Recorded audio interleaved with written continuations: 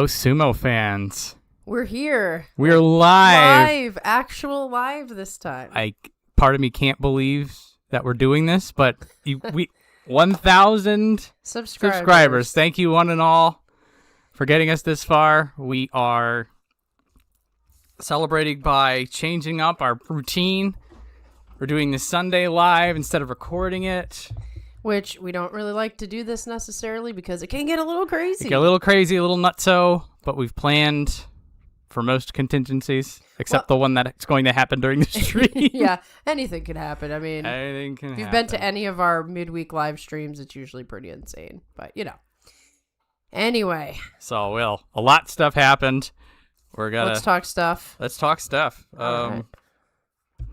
So, first and foremost, congratulations to Kirishima. A surprise, but not really, because you wanted to pick him as the Yusho winner. I wanted to, but I really wanted him to get it.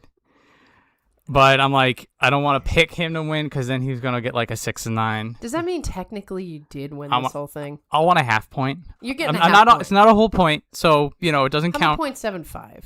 I'll take 0.75. Right. I'll take 0.75. Hello, Army. Yeah, no birthday Yusho for me by Hoshoryu. He finally beats Aonishiki. Yeah, so. That's a topic. Yeah, there is. There's so much to talk about. Normally Marie and I are constantly in contact about stuff that happens, but I think starting Saturday, and we didn't even talk about this, I think we just both had the same idea of we're not going to talk about anything until we get live so that we can have these discourses on the microphone. Exactly. There's no plan. There's some notes so we don't forget things that happen, but this is just completely off script. Whatever we feel like saying is going to come out. So I guess for ground rules, we're just going to be chatting with the chat. We're going to be chatting with each other about things. We have the normal notes that we write up for our recap. We probably won't be addressing them in order like we normally do. We're just going to sort of jump around to either whoever the person of interest is in the chat, or we just go through and be like, what do you want to talk about right now? Let's talk about this person. Right, so we can start off doing our from the top thing, and then if somebody derails it with a comment, then we'll just pivot. We'll just pivot. Yeah. Alrighty. So, do we want to start at the top? Do we want to start? Well, do we want to talk about other things first and make our way to it? All right. Well, there's lots of things we could talk about. Yeah, we could talk about top guys instead of the top. We could talk about top guys. Sekiwaki, Atami Fuji is definitely what's going to happen. Atami Fuji. There we go. He's officially real. Let's talk. Look, we will talk about Atami Fuji first. This is how we're doing this today. Atami Fuji, 9 and 6. The hype is real. He's figured something out. He has figured it out. So he beats Onosato.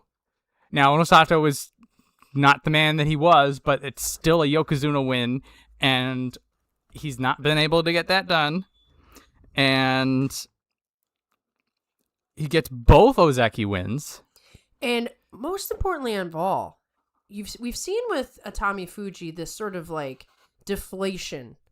Either when a match, and actually we kind of saw it on day 15. Yeah. That was back to form Atami Fuji, but that's regardless. He just looked like he wasn't going to give up no matter what, and that it was his match to win, and this guy had no business thinking he could beat him. Yep. So I think he was so upset on day 15 because if he won, he would have gotten a special prize. Yeah. But he lost. Also, the thing is that day 15 Takayasu, he will pull everything out. Because the next day he's going to be a sore mess, but it's day 16. You don't fight. Exactly. So Takayasu had nothing to lose, and so he just gave Atami Fuji everything that he had left in the tank, and that was enough to get Atami Fuji to 9 and 6. They knew what they were doing. They gave him Takayasu for a reason, to get the special prize. Yep. And so I think Atami Fuji's match with Gonayama really sort of exemplified the kind of sumo that he was doing. Because Gonayama, who was doing really well, we'll get to him. The kind of performance that we've been waiting for out of Gonayama for some time. So Gonayama gets Atami Fuji back, does a follow-up drive, but Atami Fuji stops the drive, pivots momentum, and then goes on the win with a somewhat terrifying amount of power. He is a big, strong guy if he believes in himself. He has Teruno Fuji as a coach, and he's really leaning on him to clamp those arms, to use his power, just like he used to. If anybody still in the top division has has sort of a form like Terunofuji, it would be a Tommy Fuji. It would be a Tommy Fuji. So extremely well done for Tommy Fuji. He's definitely going to be taking Kirishima's spot at Sekiwaki.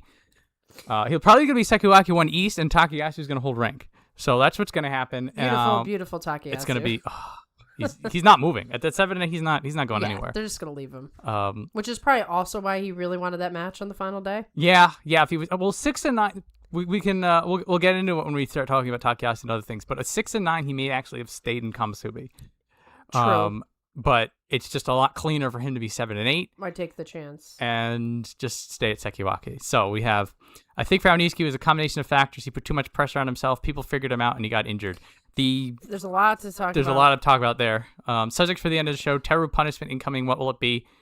I think it's going to be a very controversial slap on the wrist.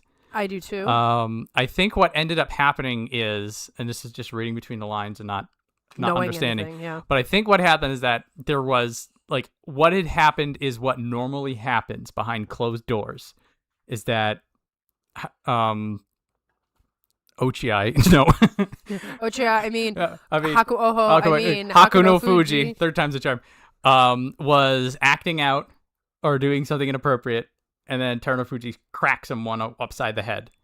But the thing is that he did this in public, so people saw. Right. And now people who are out for vengeance, we are in a new time now. You go back 10, 15 years, coaches were doing this all the time and nobody cared.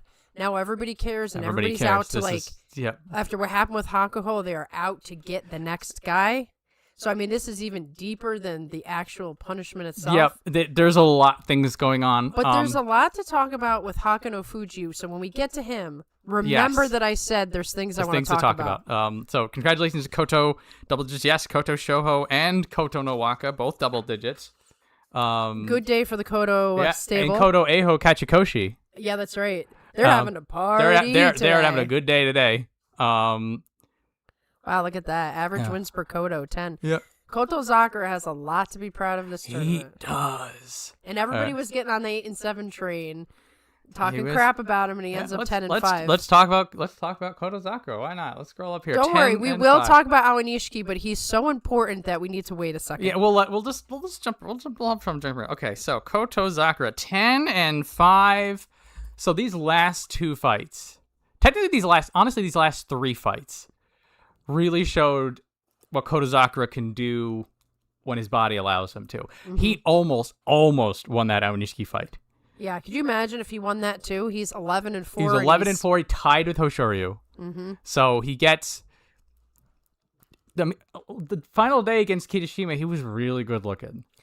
I was surprised how because usually by the end of week 2, this is where you see Koto Zakura completely phone it in. But he was the opposite of what we've been seeing. So when he loses, particularly some of these fights, it was he couldn't get his power. Hiradoumi, I think in particular, Hiradoumi just caught him clean, which there's nothing you could do. There's nothing you can do. And so those are the kinds of things that Koto Zakura he needs to brace a certain way. He needs to be able to control the flow of the match. And if he can't do that, it's done. Then it's done. And conversely, he's showing that he's evolving his game around his knees. Right. There's what I'll call there's that next level sumo sense that he's really been tapping into. There's a lot of parries. There's a lot of redirects. What about the leg trip on Hoshoryu? Yeah. Did anybody see a leg trip coming?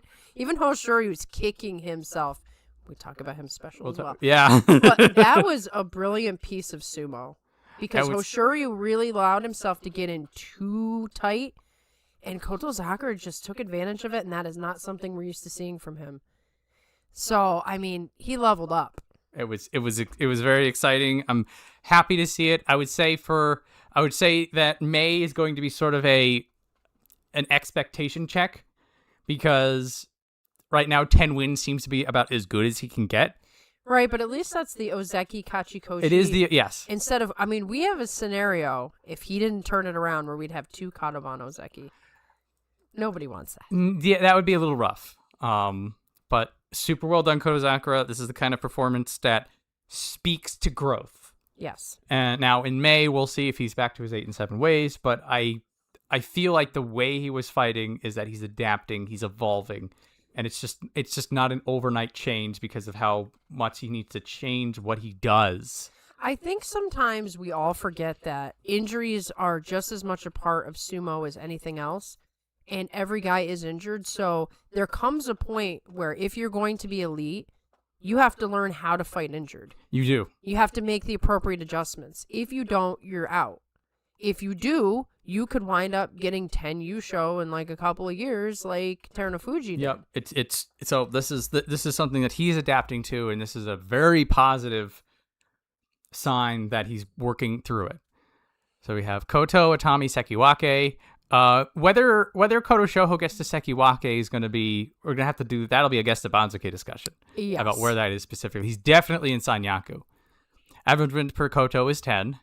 The Zack is back. Yes. The Zack is back.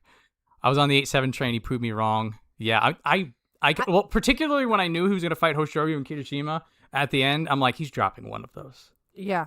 And if not both. And then that would have been the 8-7, and then he didn't. We'll go to him. Kotozaku's first day, 15 wins since his Yusho, by the way. Interesting. I didn't know that, but it makes sense because I felt like, wow, it's been a long time since we saw double-digit wins for Kotozakura. But you know what? He's fought Hoshoryu and Kirishima so many times. There is the familiarity aspect as well. So it's not like he's fighting some new guy like, what do I do? It's like, he knows how these guys fight. And he took advantage of it, and he did what he needed to do. He figured it out. It's a very good sign. Big turnaround from the last few bouts where we've been dreading Koto's last few bouts. Yeah, near the end, there was a couple of tournaments that he was just like 6-7. We're like, oh no, not this and again. He gutted it out. And that's that Ozeki pride that Kotozakura does have. Especially with the new Ozeki. He's been lone Ozeki for a while. Now you have a new one who was about to leapfrog him. It looked like, about 2 weeks ago around this time, everybody was just like, Aonishiki is going to be Yokozuna, and then Kotozakura is going to be back to being lone Ozeki. Lo and behold, what a difference a fortnight makes. And this is sumo in a nutshell. It is. Hey, look, it's always exciting. Even if it's not something you want, there's something going on. Yeah, let's talk about that sort of overall feeling of this tournament, because we came into the tournament with check marks, okay? We want Aonishiki to get his Yokozuna comeback. We want Kirishima to be Ozeki again. We want Hoshoryu to get his first Yusho. There was, what will Takayasu do? And we were seeing a resurgence of Takanosho in the last tournament. So what will he do? Koto Shoho wasn't necessarily on the radar, but as soon as the first week starts and we start to see how things are going, week 1 had potential to be like, oh, all of the greatest things. And then by day 14, the Yusho was decided. Nothing went the way it was supposed to go. Dreams were in shambles. People who we thought were going to do well were in the gutter. There was such a deflation because a lot of people had put their hopes and dreams in Aonishiki. A lot of people are Hoshoryu fans and want to see a Yusho. I think Kirishima's been under the radar for so long that while there are Kirishima fans out there, him getting Ozeki again didn't have the same oomph. Well, this is at least the second or third time that Kirishima has gone for his old rank, and it never stuck. And even if it looked like he started doing well, like something would always fall apart. And so it didn't even seem like it was going to be real until like day 11. Exactly. So that's part of it too, is you couldn't even ride the hype train with him because it's like, oh, we've been on this. We've been on this train, it goes off. But this time it stuck. I don't know if it's 100% official at time of writing. I think the thing is that like they were calling like the extraordinary meeting or whatever like meeting. That. And I think the thing is that like if they call that meeting, it's pretty much a done deal. Yeah, exactly. And he has 34 wins. There's the Yusho. He beat the Yokozuna. I mean, if they don't give it to him, what else would they have expected? He's a former Ozeki, so he can prove that he's already done it. I think if it was a 12-3 and he didn't get the Yusho, like it was a 13-2 Yusho, that I think would have made a big difference. But him winning the Yusho and also winning it by beating Hoshoryu, I think that is really there's no doubt he's back. Welcome back. Funny though, he did get the non-Yusho 12-3. It's not really a Yusho unless it's... Yeah, it's whoever wins the Yusho is the one who has the most wins. It's just that you'll have... I think a Jiryu show is like 11-4. Sometimes it's just nobody does well. Well, I just think we're, it's Kisano Sato who's deemed what's, right, not. That was Kisano Sato like saying that while staring directly at the back of Onosato's head. Now what is he gonna say? Yeah. So. But anyway, the point I'm trying to make is that while there was quite a deflation, if you go back, if you just kind of sit down and think, there were some pretty awesome things that did happen. And all of these guys, one man's loss is another man's gain. So while we had a lot of losses to guys we really cared about, Kirishima gets something out of it. They'll be back. I don't know about Onosato. We're going to have to keep an eye on him, but Aonishiki is going to be okay. He's going to be fine. Hoshoryu is going to be okay, but Hoshoryu is... Well. That's a different topic, everybody. Do we want to wait? Do we want to sit on that still? You want to wait on it still? I don't know. Let's think about it for a second. Okay. The chat is not throwing us off. So who the hell's seen Kodo double digits and Aonishiki in rank trouble? Yeah, Kodo really felt better to watch. Broadcast didn't get to use Yusho soundbite. They think the Ozeki has been confirmed, but by now, and definitely by the time, if you're watching this in the future, thanks for watching, by the way, it is 100% going to be announced. Right, like for Japan, it's like midnight now. So yeah, so while we were sitting here trying to get all the sound stuff set up, there was probably a letter, a talk, an interview.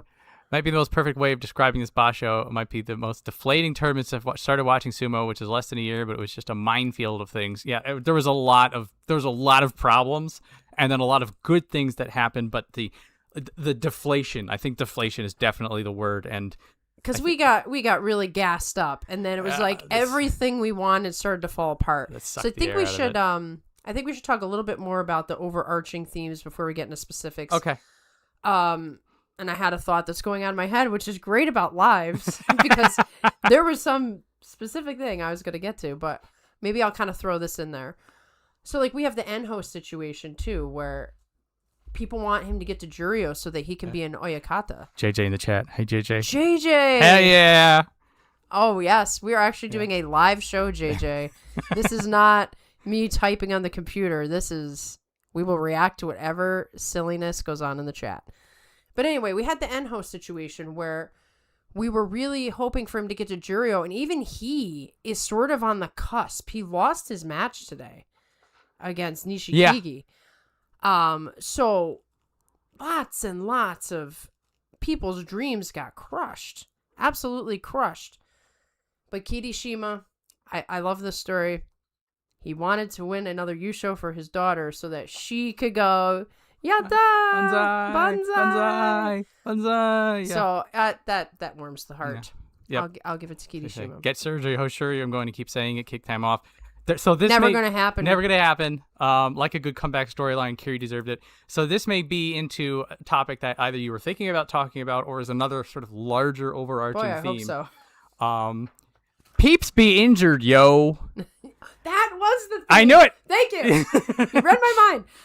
So one of the things that went wrong with this tournament is this was the injury tournament. We have these every once in a while where the walking wounded, there's so many out that some guys feel they have to be in. They might even be kind of told on the sly, Yeah. You sort of had the whole spectrum. You had some people who were out and just stayed out and just ate it. You had some people who were out, came back in, made a mess of it, and just left again. And then you had people who left and then came back and then looked awful or just barely did enough. And, the two that come to mind, obviously, are Abi. Why in the world is he fighting with a fractured vertebrae? I still don't get it. It makes no sense to me. You could be permanently damaged doing crap like that. And then you had Hakuno Fuji, which I want to dedicate a whole segment to that situation. When we talk about him, we'll talk about the injuries. But he didn't belong out there. I almost wonder if he was doing it to spite Isegahama or something. I don't want to be around you. I'm guessing there's a lot of tension between the two of them. It's possible that there is a lot of tension. There's a lot of stress. Part of me does feel that a lot of this in the controversy and stuff like that is just stuff that would normally happen anyway. And it's just blown up to this huge proportions because of... I don't want to say it now. I got to save it. I have this whole narrative for Hakuno Fuji, all right? We'll say the Hakuno Fuji narrative. But anyway, the injuries were a problem, and I think that's another part of the deflation, was that you're watching guys bandaged up, falling over. Yeah, and you're also, there's a lot of people who aren't doing well, and in the Tamawashi, he's okay, but he's fading. There's a few faders this tournament. There's some faders. There's a couple people. There's a retirement. Chiyomaru. Yeah. The great the lime Chiyomaru. green belt is gone. There's something you guys may not know, but I'm pretty sure Chiyomaru is from the original Chiyono Fuji. Like, Chiyono Fuji was his coach. We're down to only one man from the legendary Chiyono Fuji still out there, and it's Chiyoshoma. How many more years we got of him? He's on his third wind. Yeah, right. so, I mean, that's kind of a second reason that's really sad. So, lots of injuries. We'll talk about them in specifics, but that is something that will also, like, drag down the energy. Well, particularly, like, when it was, like when you have, like, Abi versus Onokatsu or Hakuno Fuji versus Onokatsu, you're just like... What you're are just we like, doing? You're like, I'm not going to gain any value from this fight. I'm just going to feel worried for both of them. So then, like, you sort of, like, mentally, like, you're sitting back, you're just like, I'm just going to wait for this match to be done. Yeah, you're and like then checking out. you like, check halfway out, through and then it the just tournament. pulls away from the energy. All right, oh, the chat's going to get away for a second minute. Where's my mouse? Alrighty. Hoshoryu with yet another low-key Joe news. Big M, did you put any thought into the Neanderthal Homo sapiens question? This was part of the live stream. I caught the end of this, but So he kept trying to put a question in there, and it kept just disappearing. But it has something to do with, like, live chat versus all chat. It just decided to filter it out because apparently YouTube thought it was a nonsense question. Disagree. I've given no more thought to it. Didn't I answer it? Didn't I say that I thought it was a little bit of both? So just for the sake of the viewing audience, and also for the sake of me, who's trying to remember this thing that I saw about 4 days ago, is this the whole thing about how there's the Neanderthal human, like, DNA line, and then there's the Homo sapien DNA line? Yeah, and the question was along the lines of, did the Homo sapiens conquer the Neanderthal, or did they just take all their women? And I said it's probably both. So the only. I mean, my only point of knowledge on this is in X-Men when Magneto uses this. Oh, I forgot all about that. Yeah, so Magneto is just like, how there's no more Neanderthals anymore. It's because the Homo sapiens went around and killed them, and then he goes like, we're gonna kill those humans, and then the mutants are gonna rule the world. Oh yes, you know what? I'm wondering if JJ was inspired by this. I thought this was an original question. I mean, it is. Well, it is. Magneto didn't, like, invent the question, but true, somebody else. But that being said, like, when it comes to that question, my immediate answer is just, like, imagining a dude in a purple spandex with a cool helmet just philosophizing about how he's gonna destroy everybody. I think John's answer is what you were really looking for. All right, there it is. Maybe I hoped. So we have absolute carnage on the dohyo. Spatio ended up being pretty mid, slow start, disappointing end of the U-show race. The injured competitors, maybe the worst one I've seen personally. It's gonna rank up there for people. It's gonna be a definitely major disappointment in recent memory. Some of the lame duck ones, when Hako is out and Kokuryu is out, and nobody was able to step up. Those are pretty lame. Or the COVID times where people were dropping out like oh flies, my goodness, and they had to bring like 8 Juryo guys up. There was not to say that they're worse, but, like, we've had bad before, and it's definitely on that rank. Yeah, It feels that way. We should do a poll at some point. Not live, but later on I might put a poll. And then there was the zombies that returned. Yes, we were talking about all the president of people returning. The general consensus is that you only protect your rank if you win. Right. So if you come in and lose, you're hurting your body more and wasting everybody's time. Yep. And so it's this risk-reward thing where if they sit out and take care of their bodies, they're just going to plummet down the chart. Mm-hmm. Conversely, if they can just drag themselves together with painkiller and duct tape and at least get a few wins, then which is what Abi did. That's what Abi did. That's what Hakuno Fuji did. That's what Onokatsu failed to do. Right. It's not good as fans of sumo. It's a little rough to watch, but I understand that also, like, this is their mentality. Right. This is their life. This is their livelihood. So that's their perspective on it. And when you're younger, because they are all much younger than me, for instance, you kind of ride off the adrenaline. You think you can do it. You wouldn't dare try to do it if you're Tamawashi. No. I mean, there's another thing is that, there's that. I mean, this is also like any sort of a fighting sport. Like, there's like that week afterwards, everybody's just in recovery mode. Yeah, like, don't even talk to me. As, they're all bandaged up. They're just resting around. Everybody. So it's not like they're just gonna keep their foot on the gas pedal the whole time, but it is a little rest. Basho, the living dead. I like that. I like that. At this point, Hakano Fuji is being held up with nothing more than duct tape and a prayer. That's what it definitely looked like. Onokatsu would be like, want to see me Kyujo again. I like that one. Unfortunately, yes, it's normal for guys to come back way too early from injury since there's no protection from in the ranks. Things definitely seem more often in the past inside the staples, but back then, state internal reporters didn't get as much access. That's whole another other thing, thing. I mean, it's really hard to keep anything a Yep. secret in this world. Chiyoshoma's 7th win. That's right. May Lord Henkashoma sidestep all his foes. He hanked somebody from Juryo. I know. God bless Chiyoshoma. Yeah. Chiyoshoma. Do you want to talk? Let's talk about Chiyoshoma. Yeah, let's talk about it. Chiyoshoma. We're Why jumping not? around today, guys. If you don't know, we're We just. haven't talked about any of the big guys yet, Yeah. so Where's that will Chiyoshoma? keep your attention, maybe. Oh, he's lower. He's lower. You'll he's lower. be There we forced are. 10 to and keep 5. listening. All right, we're gonna talk about Chiyoshoma now. 10 and 5. Signature maneuverability is back. He's rallied back up. So he's still not as sharp as he once was. There's a crispness. Like sometimes you'll lose and it'll be like, you could have won that in the past. But he did pretty well. It was that textbook like mixture, concoction. You weren't exactly sure what he was going to do. Exactly, because he could do a lot of stuff. There's lateral movement, there's oshi, there's pushing, there's getting inside, there's spinning moves. And again, he does that Yokozuna Henka. It's the professional Henka, pinky professional- up. That's So that right. so this poor schmuck, I think it was who is he? It was so insane. Where is he? Where was it? Here we go. I didn't even- Nishinoryu. This poor guy comes up from Juryo. Like, he's Juryo 4, Juryo 5. His first time in the top division, he rolls Chiyoshoma. All nerves. What's he going to do? A lateral movement. Eats the Henka. Absolutely gets thrown. He gets thrown out, like, into the crowd. I was like, oh, my God, And Chiyoshoma. Chiyoshoma just looked him right in the eye like, what are you going to do? Like, he didn't have any shame or anything.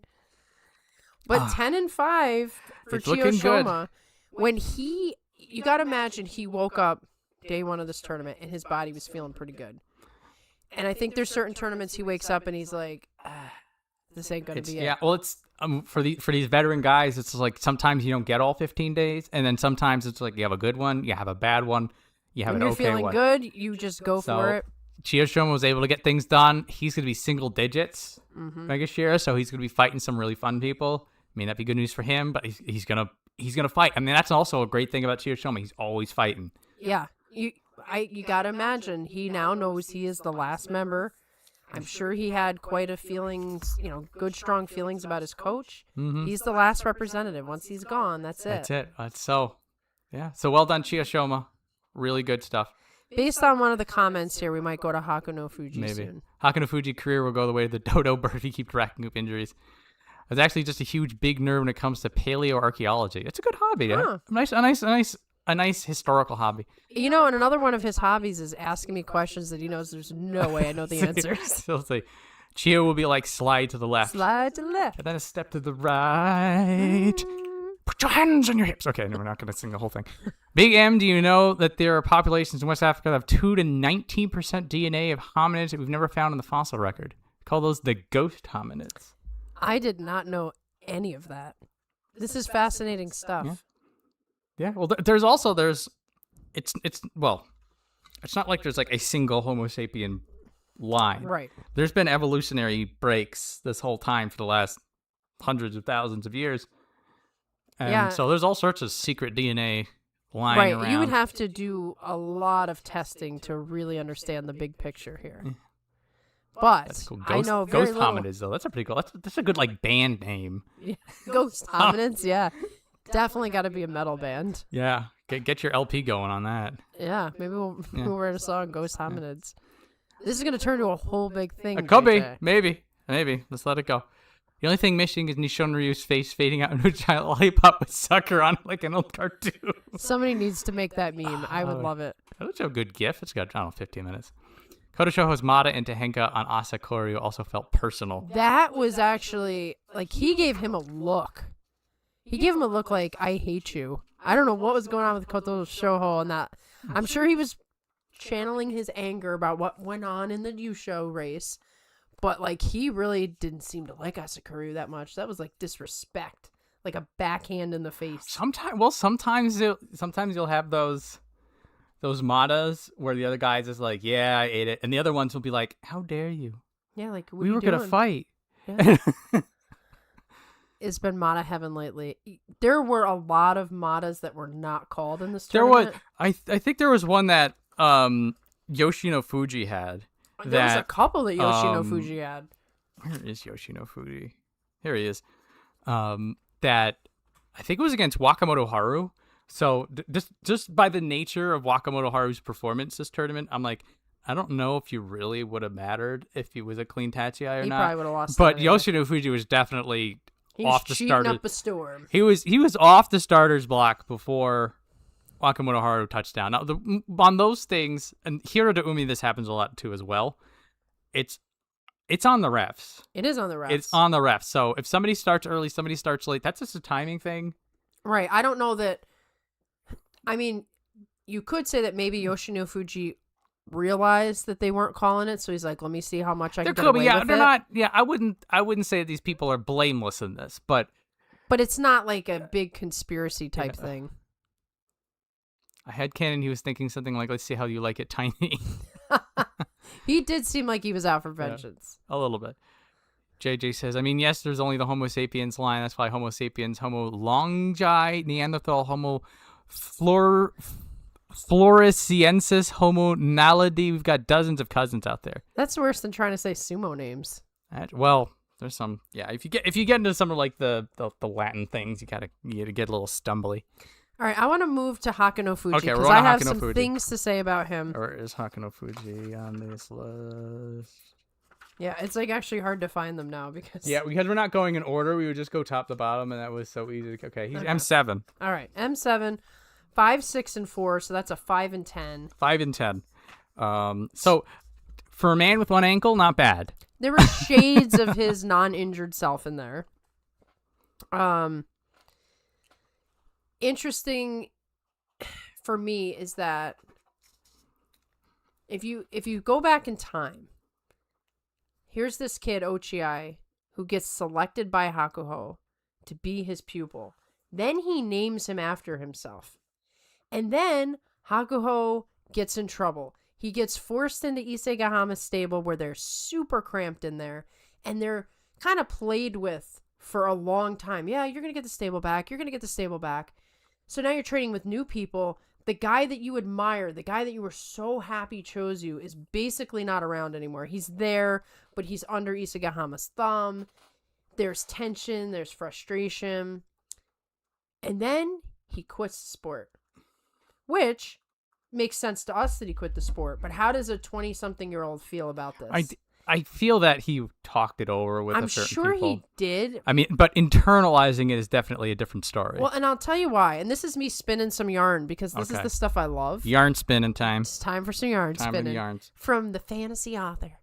Anyway, so now he's left with Terunofuji, who's now the new Isegahama. So this is a third coach. And he's asked to change his name. And meanwhile, Hakuho's just gone. He's off doing his own thing. And here this kid is just stuck in a completely different situation than he thought he was going to sign up for. The word on the street, the rumor mill, can't confirm any of this. We're going to find out in days when the full story comes out. But what I heard is the musings. Is that Hakano Fuji actually did something that angered Terunofuji. And that's why he got hit with the bottle. I'm guessing the two of them, if you were a 20-something-year-old kid and you've gone through all this, would you really like your coach after this? Like, maybe he was acting out because it's what 20-year-old kids do.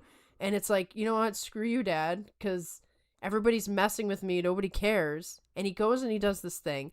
Then he gets hit. And now he's in the center of yet another scandal. And now he's super hurt. So he can't even go out and fight sumo the way he wants to. And one has to wonder, there was a little comment that I saw in an interview, so once again, where Hakuho said he called Hakano Fuji and he did not return his calls. So you almost wonder if he's like the angst out person at this point, like, forget everybody. I hope we don't wind up with like a surprise retirement, like, I'm done with this stuff. He's been through so much stuff already, though, that I think he's just going to be able to handle this kind of stuff. Like if he didn't retire, if he didn't just like dumpster down into Makushita after all of the stable stuff, and he's able to get back to M7, I think now there may be some, will he reach the maximum of his potential? I think that's where things are going to be a little bit more murky. I think that might be an impossibility at this point. And now some of that is just all of this strife he's had to deal with, and now some of it is how injury prone he is, which he already was, regardless of all this other stuff. He was already had these shoulder stuff. Now he's got this ankle injury. There's always seems to be something with him, and that's my bigger concern when it comes to this, is that, you know, all this stress, all this, you know, fighting with your master, yada yada yada. Just like at the end of the day, he's always beat up. He's always beat up. It stinks though, because you get this amazing, incredible opportunity, like the greatest wrestler of all time chooses you and then wants to name you after him, and then you're just gone. And you almost wonder, like, was that the worst thing that could have happened to him? Like, if he had been picked by somebody else, none of this other crap happens. Maybe it would have been a different situation, but it just stinks. It sucks.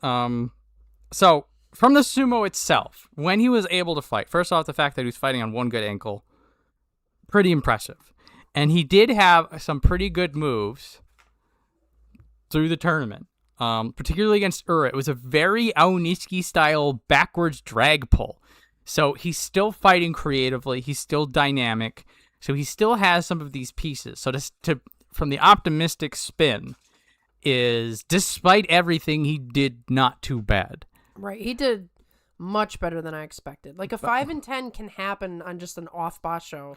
Yeah. Forget being injured. So, you know, pessimistically, we're looking at this stuff and we're just like, you know, this guy may never be able to reach his potential. This guy may be in a situation that he just hates.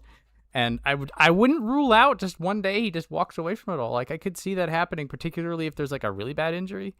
But on the other hand, he's like, I feel like if he was going to tap out, like he already should. He already would have.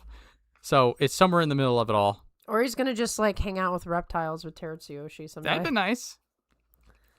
All right. So we've got, where were we in the chat? Speaking of Iwaka, another injury for Wakatakakage. Yeah. His elbow is really giving him trouble. We could talk about him when we get caught up. Couldn't imagine migrating over a mountain range in Eurasia and coming across a literal different kind of human. Well, back in the day, that's kind of what it was, because there was, when you didn't have the ability to travel, particularly like we do in the last 1,000 years. People would just be in these little pockets of civilization for centuries and millennia, and that's how you get these strains going on. Right, they're completely isolated amongst themselves, so no similar traits. Yep. Just watched Grand Sumo highlights. Papataka abides. Grand Sumo highlights is good stuff. Always is. Oh, I love Grand Sumo Definitely highlights. recommend. They came out with a new Grand Sumo Salon, and I believe that they replayed the Fuji, the wolf. Oh, one. They did? Oh, they put that out again. NHK has some good sumo content outside of sumo. Yeah, you should definitely go there and recommend. Look through all their stuff. Gonna have to cross names out on your notes so you remember to talk about everybody. I'm doing that right now. Great minds think alike. Yep, we had your yarn spin, Haku in his bedroom listening to Linkin Park. I'm here for that. Yeah. Haku needs to find a new home. Now there was scuttlebutt when the scandal first broke that they were going to let the Miyagino stable come back up and then they'd let everybody leave. I don't think that's going to happen at this point. We'll see what the resolution is. I expect it to be a slap on the wrist. And if he gets a slap on the wrist, it's going to be because they're going to find fault in Hakuno Fuji. I think it's also one of those things that it's not that he did something wrong; it's that he got caught.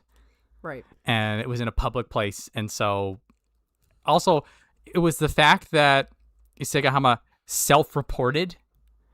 You know, it's just like when you turn yourself in to the cops, it's just like, you know, there's no way you're getting away. There's no way you're getting away with it. It's gonna happen, and so he did that. It's sort of a plea bargain. Yeah. Oh yeah. So that's another reason that I think if he wasn't self-reported, it'd be worse. And I'm pretty sure they've been talking about it already. Hakuno Fuji, just move over to my man Hoshoryu stable. Let's go. That'd be awesome. Yeah. Enho, Hakuno Fuji team up in the future. Get that elder stock. So Enho we can talk about Enho really quickly. He is. I think it's official, but it's soft official. He's going to be in Juryo in May. So here, let me They show better you. not pull that rug out from under me. Let me show you. So here we go. We go all the way to the bottom of Juryo, and we've got Kotoku-san at 4'11", sad. Very sad. Very. We have Fuji Tensei 5'10", sad. We have Shimazu Umi 2-13, injured again. This really sucks. I was hoping he was going to come back. And then we have Tsurugisho 0-15. And that's a done career. And that's a single tear running down my cheek. So we have 4 people absolutely dumpstered out of Juryo. Now, if we go over to Makushita, or Makushita perhaps. Here we go. Tochi Taikai up, number 1. Hakuyozan 5-2 up, number Okaryu 6-1 up. Enho 5-2 up. Oh yeah, he'll leave. Takatento, this loss right here meant that he's no longer a problem. Himu Kamaru got 3-4. He's not a problem. Okay. Enho's in, guys. Okay, good. That's the ghetto math. I like it. I think there was a listing. Pretty early on. I know that they will publish a list of promotees. Yeah, they do that way quick. So I think that might be already out, which may or may not great. have confirmed that. Okay. It would be a form of poetic justice if Enho gets Elder Stock and Hakuno Fuji Zelda move stable. That would be nice. Thankfully, that's what should happen. Thankfully, a couple of the other Makushita guys lost their final matches, so Ensha should be coming up. Okaryu hype. So yeah, there's some people. The people who watch the unsalaried divisions, which is not us. We barely watch Juryo as it is. Well, our rumors of some of the next new hotnesses. When we get into Juryo and we talk about Juryo, there's a couple people that look like they're pretty good. Top of Juryo was a dumpster. Yeah. This tournament, there was maybe some good news for some of our friends up here, but not so good news for them. Not so good news for them. If I was Enho, I'd want to compete in Juryo again before retiring to be a coach. It's been so long. I think he's gonna go into Juryo and then he's gonna ride it as long as he can. Yeah. And then he's gonna retire and be a coach. We'll see if he can actually do a full 15. So just good. It'll be nice to see him in the silk sash again. Yes. That needs to be the final memory of him, regardless. Right after Hakyozan falls from Juryo, Dewa Noryu is here to provide our daily dose of Dame Oshi. Did you see what he did to Wakanosho in the playoff? I want to talk about that after the fact. We're not ready for that talk. I think we should do Wakatakakage next. Okay, let's talk. Yeah. Since that came up. Wakatakakage 8-6-1. Let me get him here up on the screen for you lot. That's Wakamoto Haru. Wakatakakage. So, already looking like he was fighting pretty well. Or like, we knew that he had elbow issues because that was being reported, and there was before the tournament, like he wasn't going around to other stables, and it was because of the elbow. So the big thing is, how do you do against the people above you, right? And he was 3-4 against the Ozeki, the Yokozuna, and the Sanyaku. He doesn't have to fight his brother, which is why he didn't have that 8th fight. And he beats Onosato, which is a big deal regardless of anything. He beats Kotozakura. Which, in the end, Kotozakura looked amazing. Kotozakura looked good. And he beats Takayasu, and he beats Takayasu in week 1. Before he got the back issues. So those are some really, really strong fights, and then he just absolutely thrashes everyone else. Look at this. Look at this wall. By the time he got there, he was real banged up. It was the Atami Fuji match that really destroyed the elbow further. Because, and that's something I'll say about Atami Fuji, man, he is not afraid to go after injured body parts. Atami Fuji's power was terrifying in a couple of matches where he was just wrenching people and launching people, and I'm like, this is what he needs to do. Yeah, he may not want to do it, I don't know, but when he fought Wakatakakage, he was vicious on that elbow, and Wakatakakage resisted. And the thing is, I get it, I know you want to win, but if you're in that spot, you're done, so don't resist, just fall. So I think he ended up getting himself way more hurt, and regardless, he wins the next 5 straight. Yep. So he just crushes it, and then so at the end of that fight with Abi, like he looked like he was hunched over in pain. So I think at that point it's just like, I physically can't. Right. And he packs it in. So theoretically, he may not actually get back into Sanyaku. Yeah. I think that he will, because Takanosho is 9-6. Yeah. If Takanosho wins this last match against Gonoyama, he pole vaults over Wakatakakage. Mm-hmm. But with this 9-6, Takanosho no longer mats in. Koto Shouho does. Well done, Koto Shouho. So Wakatakakage should basically change places with his brother. Right, which is what consistently seems to happen. And they take turns. They're almost like twins at this point. They're brothers, so they're pretty close. Yeah. Sumo brothers, same stable. Yep. How fast would Hakano Fuji change that name if he could? Oh, it's happening. It could. Maybe he'll go back to Ochi and say, forget all of you. That would be hilarious, actually. That's what I would do if I were him. So Waka no Fuji and Asahi Fuji. More Fujis. More Fujis. I think one of those is the Seihakuho guy who changed his name. I think it's Asahi Fuji. Yeah, so those guys are pretty good. And they're in Juryo this tournament, so they'll be on our way up to us. They're coming up pretty quick. Good news for Fuji Ryoga specifically. You can feel his desperation to stay out of Juryo. Yeah, Fuji Ryoga. We can talk about Fuji Ryoga. You want to talk about Fuji Ryoga? Yeah. Let's jump all the way down. Let's go down, down, down, down. See, if we keep doing it like this, it'll be towards the end where we're talking about the big names. Yeah, well, it makes sense because that's probably where there's a bunch of people. So, all right, so Fuji Ryoga, 17 East. This is our first time seeing him. Big guy. Fought big. Looked big. Almost has like an Atami Fuji build, actually. Yeah, he had the power and the technique. It was that uncut gem feeling from him. Yeah, just like a little rough around the edges, not quite ready for prime time, but he had the oomph to like go for it. You know, some of the guys that come up and they are tentative. He was never tentative. Who's that poor guy in January who just got absolutely embarrassed? I don't remember his name, and he got beat. We might not remember him again because he won't be back. We got it written down somewhere, but it's not the first time this has happened that somebody comes up and they're just absolutely manhandled. I felt like the last match for Fuji Ryoga today, actually, he kind of showed like, no, I'm not ready to just be like tossed aside. He definitely. I mean, that was the comment. Good news for Fuji Ryoga. You can feel the desperation to stay out of Juryo. See, he fought for it. He wanted it. I mean, will he be able to? It might have been Hatsuyama. Thanks, Brand Flakes. Oh yeah, Hatsuyama. That's exactly who it was. So, there was a lot of his matches that were losses were actually pretty close as well. Yes. So it's one of those things that he is like almost there. Yeah. We say this all the time, and I will continue to say it. You don't know what you're facing until you actually come up here. Until you come up here, you don't know if you're ready for it. You think you've got a game plan, but the guy's a little bit faster, or a little bit stronger than you, and that's it. You just deal with it. So, and it's the top division. Everything feels different. Everything hits different. He's close to getting the top knot. Yeah, the hair's almost. He's there. Almost. Yeah, I think by May he'll have it. Also, another thing is that because you're in the top division, you are gonna everybody that you fight is gonna be higher ranked than you. Right. By nature, just by the way it works. Yeah. And I think he fought admirably. I was impressed with what I saw. I see the potential. I think he's got a bright future. I don't know if he'll stay in the top division with the 7 and 8. It's a super strong maybe. That is definitely going to be a guest to Banzuke discussion. Yeah, we might spend a lot of time on that one. We'll let some of you guys really think it through before we have a analytical discussion on that. Yeah, we'll be relying on you as we usually do. It'd be hilarious if he changed his name right back to his previous Shikona. Waka was in pain in every match. Seems like a bigger issue than they originally stated. If he had an injured elbow the week prior to starting it, elbows don't fix that quickly. No, elbows take months. They take a while. So and you're supposed to rest and do appropriate stuff. You're not doing any of that if you're a not sumo doing wrestler. That. So it just got worse by every day. Pretty disappointing debut for a mullet man. It's one of the few things I guessed right about the Basho. Well, I guess for somebody who's coming up that fast and that quick, a 7 and 8 isn't the best thing. But it tracks. I feel a lot of optimism for the future for him. Definitely not the present.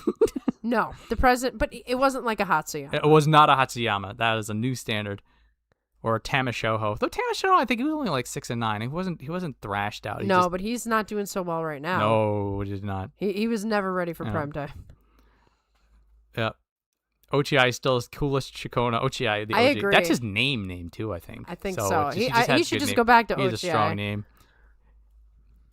Mullet Man seems like he needs some more seasoning, that's for sure. Well, he'll get it when he goes. If he does go back to Juryo, he'll probably beat everybody up.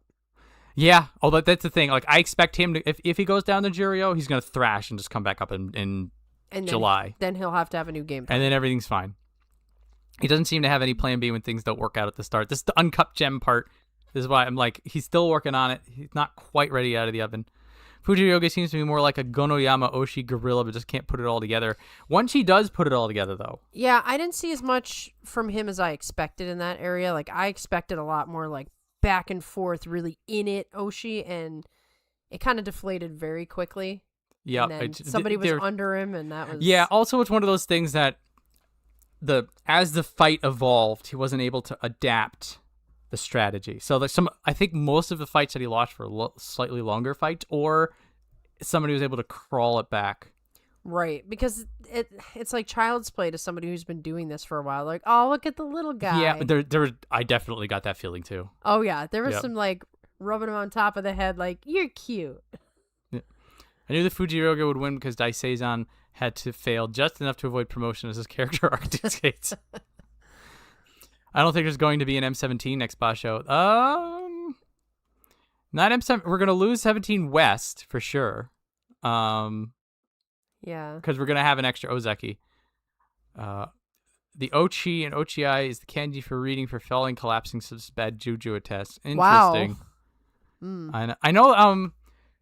There was something about Daisho a while back that his name used to be Daisho A instead of Daisho, but Daisho A has like a translation that's like a bad omen, so he changed it to Daisho. Oh, that's interesting. There is stuff like that goes on with people's names. That they'll take things and then they'll tweak the characters and stuff. They're like just researching people's Shakonas can be fascinating. You could do like a whole research paper on it. People have. I love those videos when people come out with them. Fujiroga likely stays in place at the last spot in the Banzuke. I could see that happening. I could see him holding by the skin of his teeth. But yeah, I'm looking forward to seeing him again. Whether or not he falls down in the Juryo that's what the math will have to determine. Yeah, because you see some guys and they come up and you're like, ugh, like he doesn't belong here. I feel like Fujiryoga will figure this out pretty quick, and I think with that bigger body type, once he like refines the edges, he's gonna be mixing it up. Yeah, like no problem. Right. Do you want to get some of the depressing talks out of the way? Sure, why not? Let's talk about Midori Fuji real quick. Yeah. And I am concerned about this. Yeah. So he had heart palpitations. What was the sit rep on this? What I saw as I sifted through I sifted through a lot of different things because we know what was said was heart failure. And people were freaking out because they're like, heart failure, that means heart attack. That's not necessarily what that means. So what I heard, and I think is the final report, fluid around the lungs, fluid around the heart. That's congestive heart failure. That is a condition that will kill you.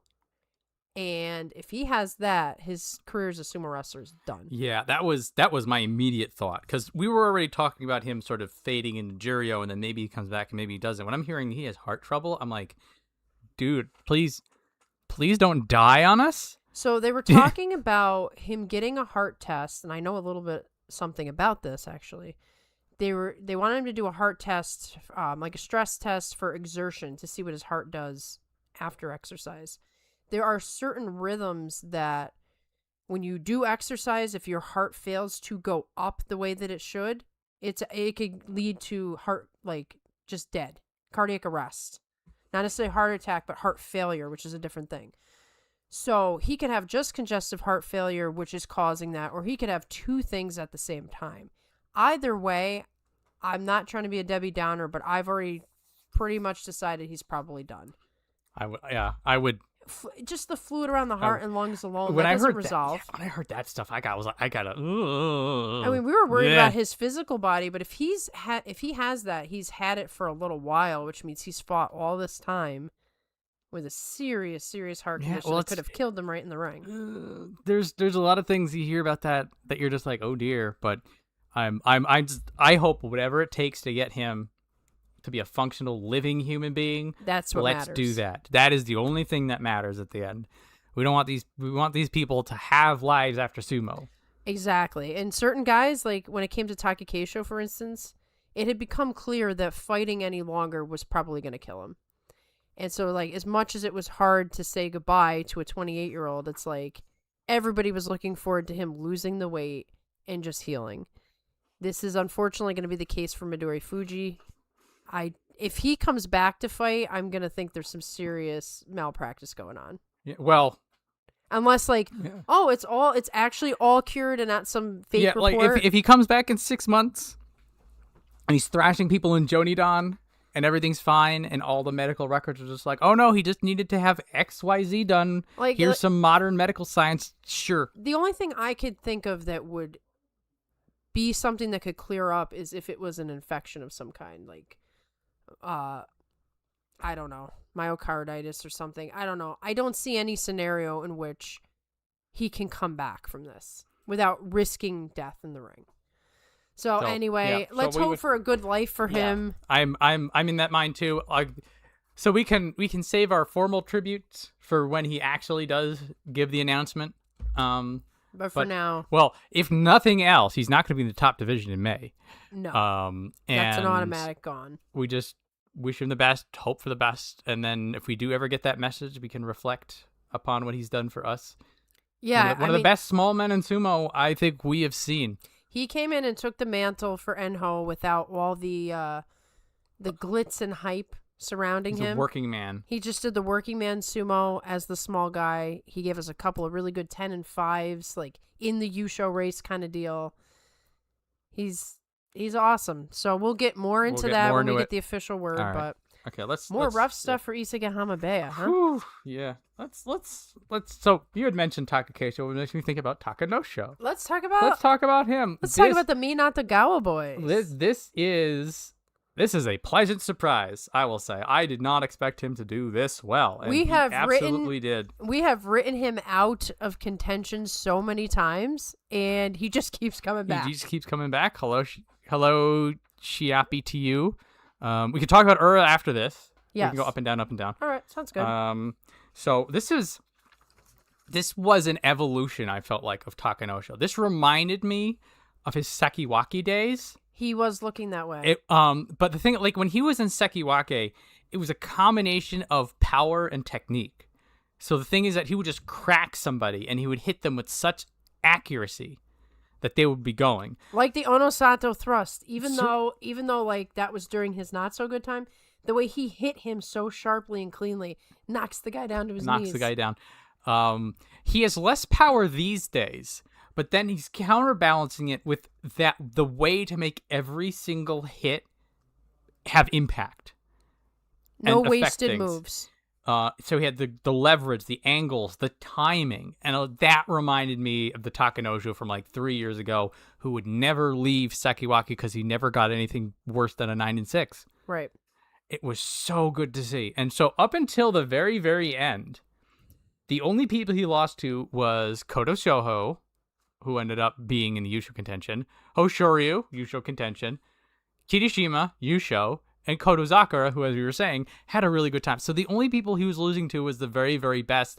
I think near the end, these last 2 days, he was sort of feeling it a little bit. Either physically or just like deflation, the theme of this tournament. Yes. So he was coming close to being in Yusho contention, and then it just fell apart when he fought the top guys. Yeah. Maybe he just took his foot off the gas. It's a little bit of that. I will give Wakamoto Haru and Gonoyama the props they deserve. They definitely won those matches, but and even Gonoyama, he was also in playoff Yusho contention. For a Wakamoto Haru. Gonoyama has my new. He has the new. We'll talk about him. And we talk about him after Ura. I don't know. Do we have a cue? You can write a cue on the paper. Good. I like this cue thing.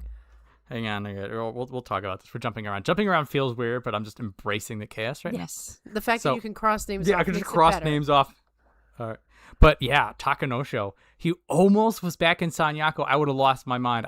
That was a dream, I thought. I really thought we were going to get the 10 and 5 on the last day. I was like, no.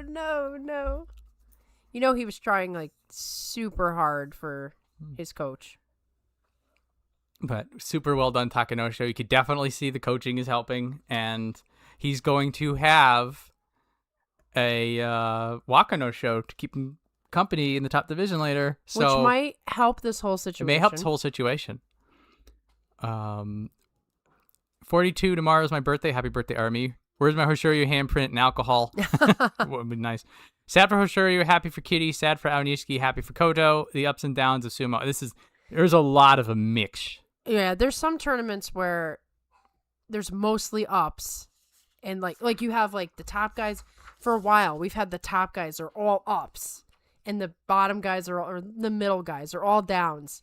This was like all over the place. All over the place. All over the place. I do love Ura. He's nuts and it's great. Ura magic is just a beautiful thing. Yeah, when we talk about Ura, which I think we're about to. I got a definite comment about Ura. Takanoshi reminds me of a quarterback charging people without arm out. Oh, yeah. He's he got does. the form. It's a form. I have a feeling Aonishiki will be pushed down hard on tour by his coach's request. Potentially. It's iffy. When we talk about Aonishiki, in a way, I think that what's happening to him now is a good thing.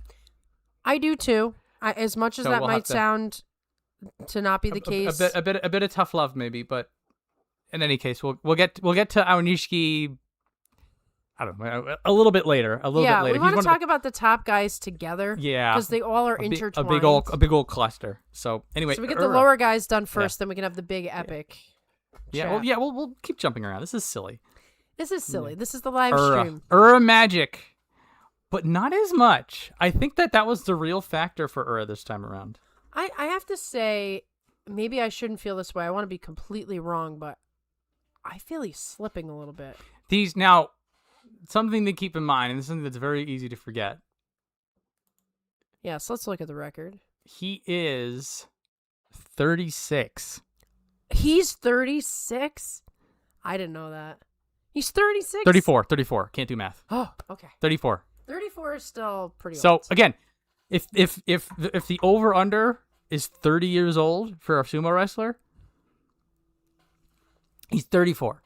And he's fighting with busted knees. Right. He's had the busted knees basically his whole career. So something to keep in mind in the back of your head. Toby Zaro is the same thing. You're like, he's how old? Now, this was the first time for Ura in recent memory that I've seen any spark fade at all. Yeah. So I'm not really worrying about this. Could be a rough tournament, but like I just felt something was missing from him. Like there was the get up and go feeling. Yeah, so he still had his magic moments. I think it was the Roga match that he does the really slick Uchari.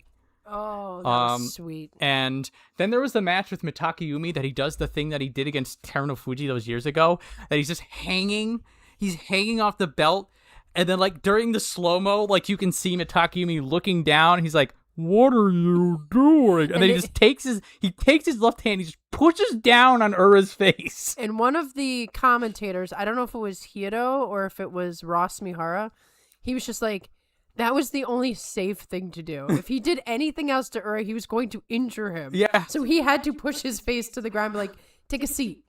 So Ura Magic's still here, and he has had this history of doing the greatest magic trick is to fight them clean. And so, like, a lot of his wins were on power rather than on technique and crazy stuff. But it was definitely, something was not there for Ura that's normally there. He's going to take a bit of a tumble down. I think it's way too early to be worried about Ura.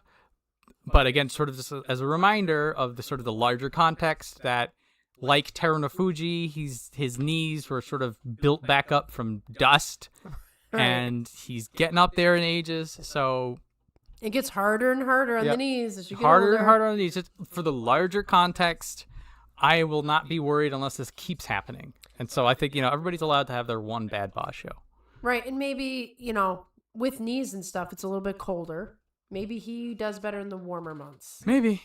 I want to think optimistically. But another note, I'm trying to remember who he was fighting. It might have actually been Roga. When he won the match, if you were somebody who was just tuned into Sumo Live, right, and you cut it off right after the match was over, the crowd was going so nuts that you would think it was either he just won a U show, he was a Yokozuna himself, or like something so incredible happened in the match. That's how much people love Ura. Keep in mind also, not only is Ura just popular, and I feel like that's not a controversial statement. No. This was in Osaka, which is his home turf, and Osaka is known for being high on the volume. So this was just the perfect mixture of crowd. And I think for poor Ura, like he actually does care about entertaining the crowd because he said so in interviews.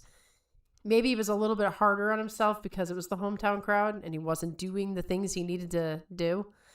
I actually was going to bring this point up. I did not hear this. This is a comment you can read in a second. I did wonder, could Ura be a little sick? Could be. We never know when a wrestler's sick because they don't talk about it. But if you're sick and then you have to fight, that could affect your whole tournament. And that could be a one-off and you don't worry about it. So maybe he was sick. Yeah.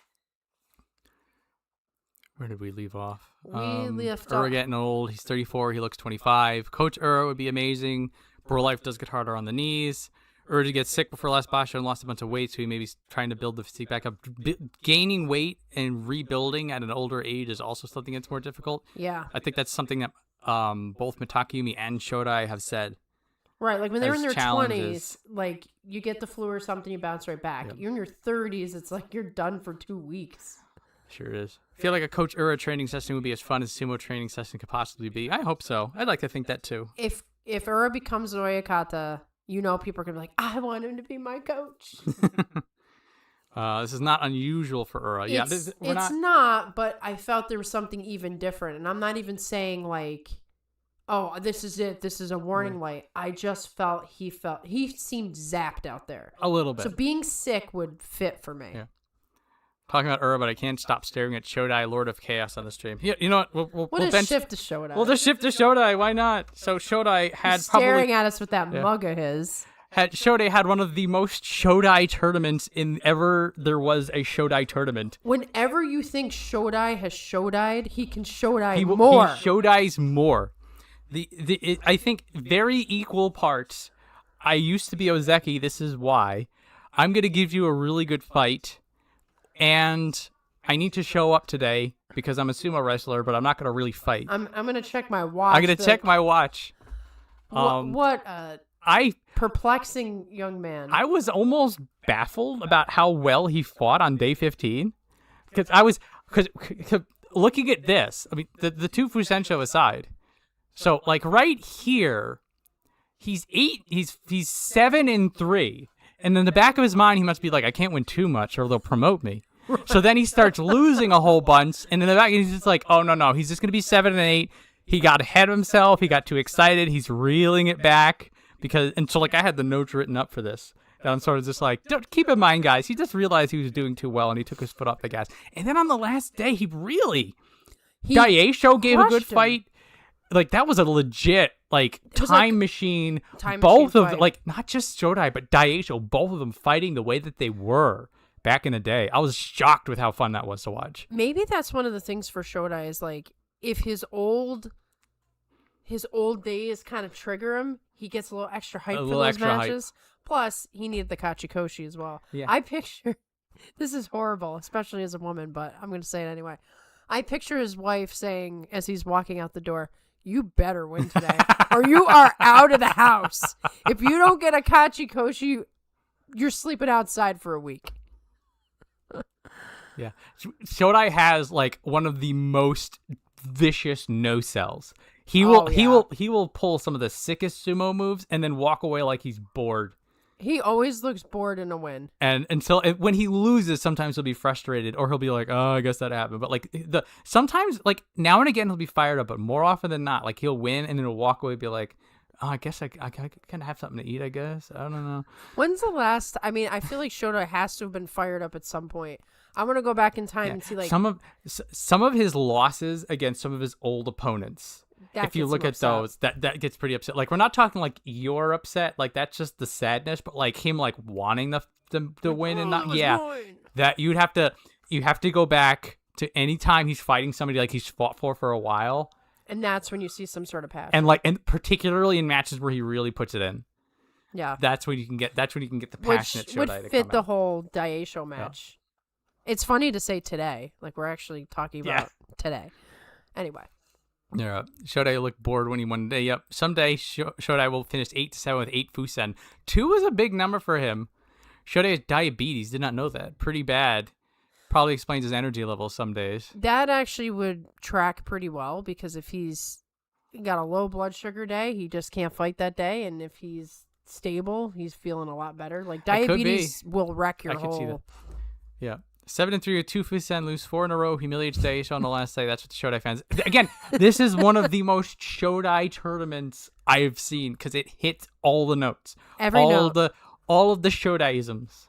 Like, we always used to talk about Ichinojo because he was like Snorlax. Like, he'd wake up one day, he wouldn't the other day. Shodai is a whole different character of that. It's a different evolution. Because there are 6 versions of Shodai. And in this tournament, we got to see every single one of them. Yep. If you're a Shodai fan, you ate well. If you don't like Shodai, this tournament is not going to change your mind. No. It's going to be like, and this is why I don't like Shodai. This is why I don't like Shodai. Exactly this. Has Ryuden broken the record for the most number of times bouncing between Makuuchi and Jiryu? I don't know what that record is. He has been up and down a lot. It feels like it. If somebody were to tell me that was a fact, I'd believe them. Just tuned, hello. As much as I love Ura, it feels the dude's sucked ass in the last year and a half, gotten into sumo.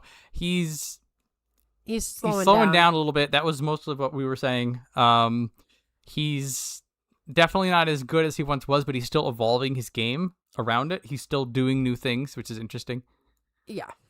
Ryuden got some nail-biter wins over Fujioka and Dewa Noryu for his promotion. It's impressive how at veteran age stamina is still his strongest trait. Stamina deep is water, his strongest his trait. gas. There are some days the only thing he has is his gas tank, And that's it is not what veterans are usually normally known not. for. Can you please throw up some prayers to keep Iron washing in the top division? He is going to be in the top division. Don't worry about that. 5 and 10. He's going to math to like 14. So Yeah, he's good. And then he's down fine. at 14, chances are he's going to he should be fine. have at least a 9 and 6. We can talk about Tamawashi next. We're gonna Sure, we're gonna tell Gonayama to I'm wait not again. I'm not crossing any out, so I'm just Yeah. I'm really going by whatever we're doing. Where is he? M9. None Here of we the go, 5 and versions 10. of Shodai involve a smile, which is also true. That's also true. He's just a stoic-faced man. So Tamawashi. So some bad news, good news. 5 and 10 doesn't look particularly good, and he does seem to be slowing down. He's getting outgunned more often, which is a little concerning because the power is like one of the last things he has going on. So there are 2 things that I will say. First off, he's done this pattern in the past multiple times. Yes. Where it looks like he's fading, and you're like, oh, the fountain of youth has dried out. Everybody say your goodbyes, and then next term he just storms back. So don't be worried about it yet until he's like 6 and 9 in May. Something else to keep in mind: he broke over 1,470 Makuuchi bouts in his career. Wow. He has a higher number than that, but I think he passed by somebody. Like there was some big landmark that he broke this tournament. So again, keep in mind just how much of a badass he is by showing up. We desperately need him to make it all the way through the year because he will turn 42 in November. And then he will represent 42 opinions. We need this. We need to have 42 opinions, so we need to have 42 Tamawashi opinions. We do need to have 42 And so we Tamawashi can opinions. so we'll have some show, I'm making this up as I go, where we just talk about Tamawashi and we just give out 42 thoughts about him. Well, you know what we could do is each wrestler, what would Tamawashi say about this guy? I love that. I love that. Mark it down. That'll be our preview show in November if he's still in the top our division. preview show will be Tamawashi. We'll just be like- Tamawashi's 42 opinions. We'll like, oh, here's Tamawashi Yokozuna one. Here's Tamawashi at Ozeki. Here's Yes. Tamawashi. It's like some people call him Koto no Waka. You know, he's changed his name a lot. Yeah. He's gone through 42 name changes. Help us remember this bit that we just came up with. Always got to make it interesting. I'll say this. I was concerned. I love the fact that we have the pattern so he could possibly come back, no problem. But like you said, Tamawashi has gotten bad records before, but he's been close in the match or like, Yeah. you know, he slowed down or whatever. He was getting blasted out. He didn't have as much resistance. He wasn't going forward as aggressively as he usually does. Once again, though, there could be other factors we don't know about, like maybe he was a little under the weather. Maybe he just woke up this tournament and something didn't feel right. And that's going to dog you all 15 days. If it's something that can be reversed, it's okay. I would agree this time it did feel a little different. Like there are reasons to be concerned. Mm-hmm. So it's like a mix of concern and optimism right here with Tamawashi instead of just being like, he's fine. But it will be a lot easier to feel that in May when he starts cracking skulls again. But until then, we're in this weird nebulous, gotta hope the best kind of an energy. Exactly. Looked back at the records. Ryuden was 3 and 6, then won his last 6 in a row. Wow. He wanted it. Past Kyoko Tenho for all-time record for the most Makuuchi bouts. Thank you. That was a stat that I didn't write down properly. Tamawashi at this rate is going for all the longevity records. So he's got to keep fighting until he gets them all. He's going to try. What would Tamawashi do? Ryuden, the nicest guy in sumo. Yeah, well. Maybe not that. Maybe I don't not. know. He's definitely a sumo wrestler. Yeah, he's a sumo. Yeah. Biggest issue I saw with Tamawashi was he was going forward a little too much and opening himself out to the slap down. Well, that's his style, is to go forward. He's especially go for the throat, try to get you upright. But, like, he had no oomph behind it. So what you see is him falling off balance. He was getting outmaneuvered a little bit more this tournament. So also, like, he would be going forward, but then people had a lateral advantage on him. Yes. So he was moving forward, and then he'd be hitting air. And they would just do, like, a little slip to the side, and he was just done. Ryuden never done anything wrong even once. He's almost at a point where he could become the man who shall not be named when you speak of this topic. Ryuden's a gentleman and a scholar. Thrashing Kodo Eho on the last day is giving the Tamawashi fans hope. I did feel hope on the last day. Yes. I was like, okay, he's beating up the newbies like he loves to do. He loves that. He likes to school them like, he does. I've been here a long time, kid. Let me show you. Listen, Sonny. And he did that. If he had lost to Kodo Eho, I might have been a little deflated on that matter. There was enough deflation in this tournament. I don't need Tamawashi going down. So we'll see. Who are the top 5 bad guys in sumo, past and present? Hoshoryu's uncle has got to be near the top. Hoshoryu is pretty up there. Hakuho is definitely a heel. Hakuho is definitely on there. He was a heel, a face and a heel sometimes at the same time. Right, depends on who you are, but we saw some flashbacks. I mean, he did shady stuff out there. Yeah, well, he would on the tail end of his career, and he has mentioned this in interviews multiple times. It's like his vision of Yokozuna was winning, no matter what, and so he would henka, he would slap people, he would forearm crush them, extra pushes. He would do whatever he wants. I'm trying to think of who else was like a bad guy. Well, thou who shall not be named, I guess, but he wasn't a bad guy in the ring. I think favorite muscly boys like Asakura will ever get up there in the rankings. We'll talk about Asakura. I can't keep kicking Goniyama down the road. I don't want to disrespect him anymore. But then we'll talk about Asakura after that. Okay, so let's talk about Goniyama, because this is the first time I've seen Goniyama looking good in years. It feels like when he first came up, this was the Goniyama that we saw, and then he's just been like hibernating for the last like 4 years or something like that.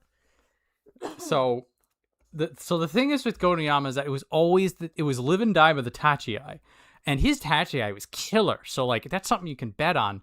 But then more and more people figured out how to survive it, and he had nothing afterwards. Right. This tournament, he had a follow-up. He had plenty of follow-up. Like, he didn't just do, like, the way he lost to Kirishima, for instance, is how he loses. Yeah, and to be fair, that was 100% him being thrown to somebody who was going to beat him. Yes. Like, this streak right here, Kirishima, Kodazakura, Atami Fuji, these 3 people are just going to beat him day in, day out. They knew what to do, and he put the pressure on a couple of them, but they're just out of his league. They're too good. They're too good. They have too much maneuverability. Goniyama did a really great job this time of sticking to his opponents, because what would happen is blast them pretty far back, maybe even to the edge, but then they would escape. And what was he going to do then? And he couldn't do anything. His fight against Osho Umi showcased that. So Osho Umi, really strong defenses. So Goniyama gets him back, and then the momentum stops. And Osho Umi's holding at the edge. That's when Goniyama does sort of an almost Hira to Umi style go for broke. I'm just going to keep shoving forward. And Goniyama really hasn't had that follow-up that we've seen out of him. Not in years. Mm-mm. Like when he came up, it looked like it was there. That was always the thing that we've harped on him. He needs this, and it shows up, and he gets a 10-5 out of it. And he gets pretty close to a Yusho. Yeah, I mean, he must have been really fired up as things got better and better for him, and it's like, oh, I actually have an opportunity. I did see, I think his name is Takekuma now, Goedo. Yes, I think. He was ringside judge, at least in the earlier matches. I don't know if he was for the whole time, but maybe having his coach around is something. Something changed with him. So there was the follow through, but there was the fire. The fire. The fire. Like, yeah, just mentioning what got me was when you could see the frustration after Kodazakura lost out of the Yusho Ray. There were a couple of times that they go to Goriyama, he's standing out like he's lost, and there's like that look on his face. It's just like, I had that. Mm-hmm. And like when we had mentioned this about a Tommy Fuji too. Like when a Tommy Fuji, there was that footage of him like punching the wall when he was leaving. I'm just like, you need that. You do. If you're somebody who has trouble finding that extra gear, getting that fire is one of the ways to figure that out. So this is very good news for Gonoyama. I am very excited for May, because if he brings that kind of fire in May, I think he's solid top 5 contender like we thought he was always going to be. But he needs to do it in May. Now, I must make this statement. A lot of people are not fans of Gonoyama, partially, I think, because many of them are newer, so all they've seen is the floundering that's been going on for years. But I'm actually a really huge Gonoyama fan because he's high school buddies with Taki Keisho, so he's listed on the list of people that I'm always rooting for, so just thought I'd throw that out there. Where did this Koto Eho come from? He's like a new Rikishi. Koto Eho had a great time of it. We can get to him in a bit. Hakuho would do anything to win elbow, yes. Tamawashi really destroyed Hakano Fuji too, so it's still there, just a matter of what he can find it for 15 days again. I'd agree with that. He who must not be named is indefinitely Voldemort. Reference to Abi. We haven't talked about Abi yet either. We're gonna talk about him. I don't think so. I can't even remember his name now. Is it Hokuseiho? Hokuseiho. Yeah, was I thought so. That's who we're referring to. And that's because of he's the cause of the scandal. He's the cause of the scandal that got Hakuho kicked out. So if you didn't know about that, we usually won't even mention his name because he is dirt to us. He's dirt. Yeah. So Gonoyama not joy level, but it's good to see him on track. I agree with all of that. So, all right. Do you want to talk about Abi or Asakuryu? Let's talk about Abi. Let's talk about Abi. A downside, upside. Downside, upside. All right. Abi. 4. He's M4. 4. There you. No, 5. Can't read. I don't need to read. It's impossible to find anybody right now. You can't find them. Yeah, so our notes are printed out over multiple pages because I read a whole bunch of stuff while I'm doing prep for this show. And normally it doesn't really matter when we're doing these because we just go from top to bottom, so it's easy to keep track, though I think hilariously one or both of us have screwed that up in the past. Oh, yeah. But yeah, now that we're jumping all over the place, we have to like rifle through our notes and we don't even know where anybody is. So Abi, 4, 6, and 5 or 4, 11. Cracked lumbar. You could see the tape. Like because I had picked Abi to win and didn't pick Kirishima because I didn't want to hex him. You and hexed Abi. Well, I know, I'm kidding.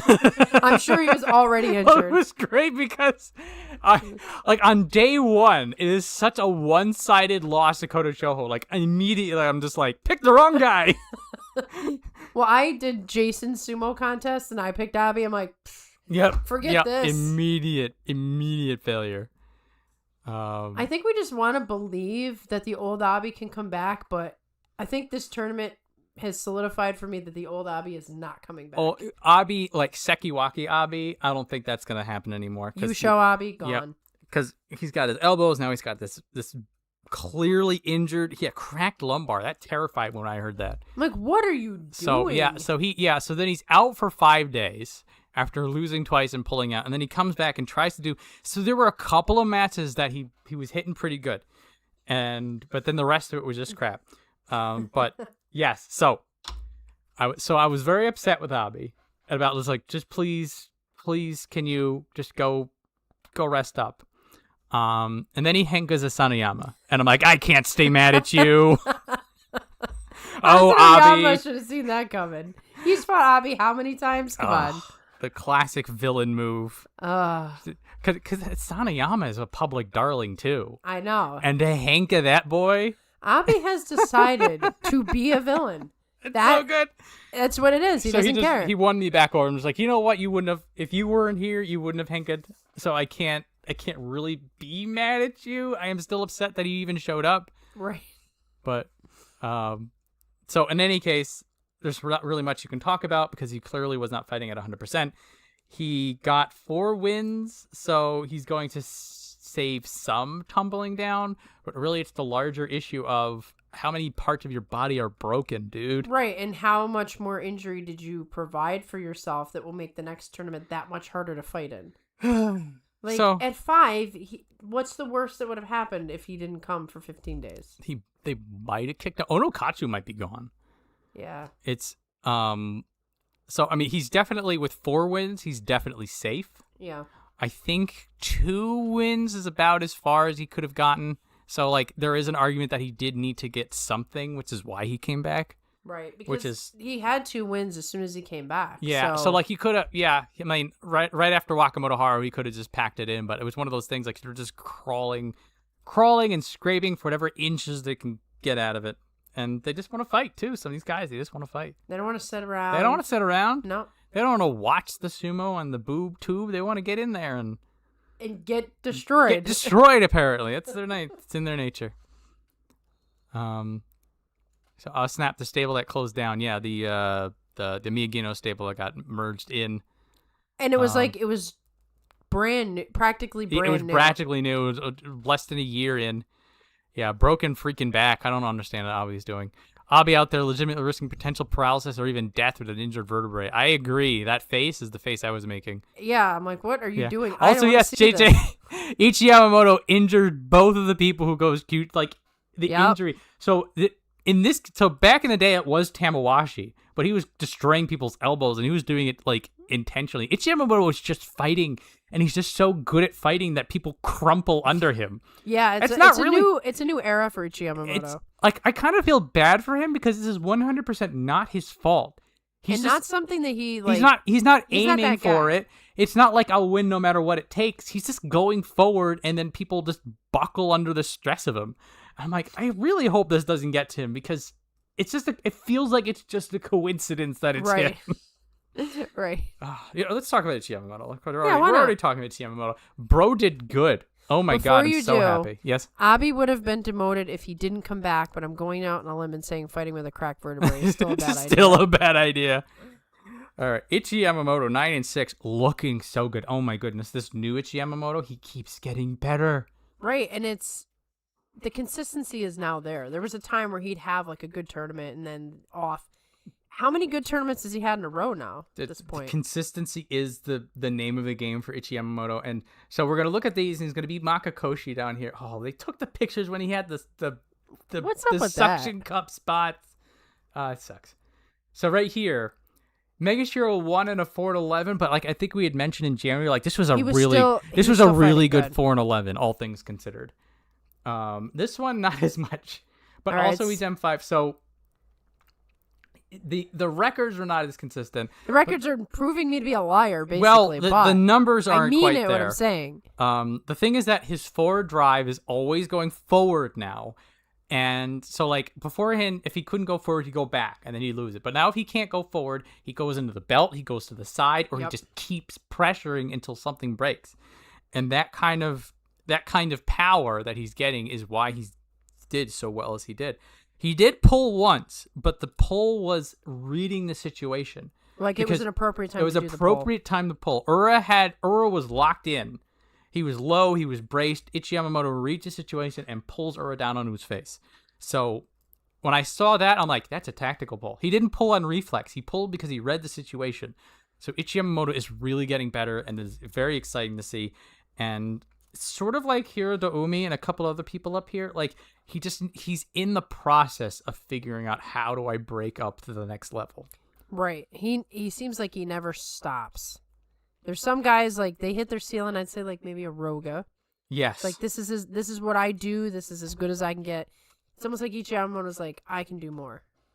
I've got more in me. He's got more in him. I get that feeling. I fully agree.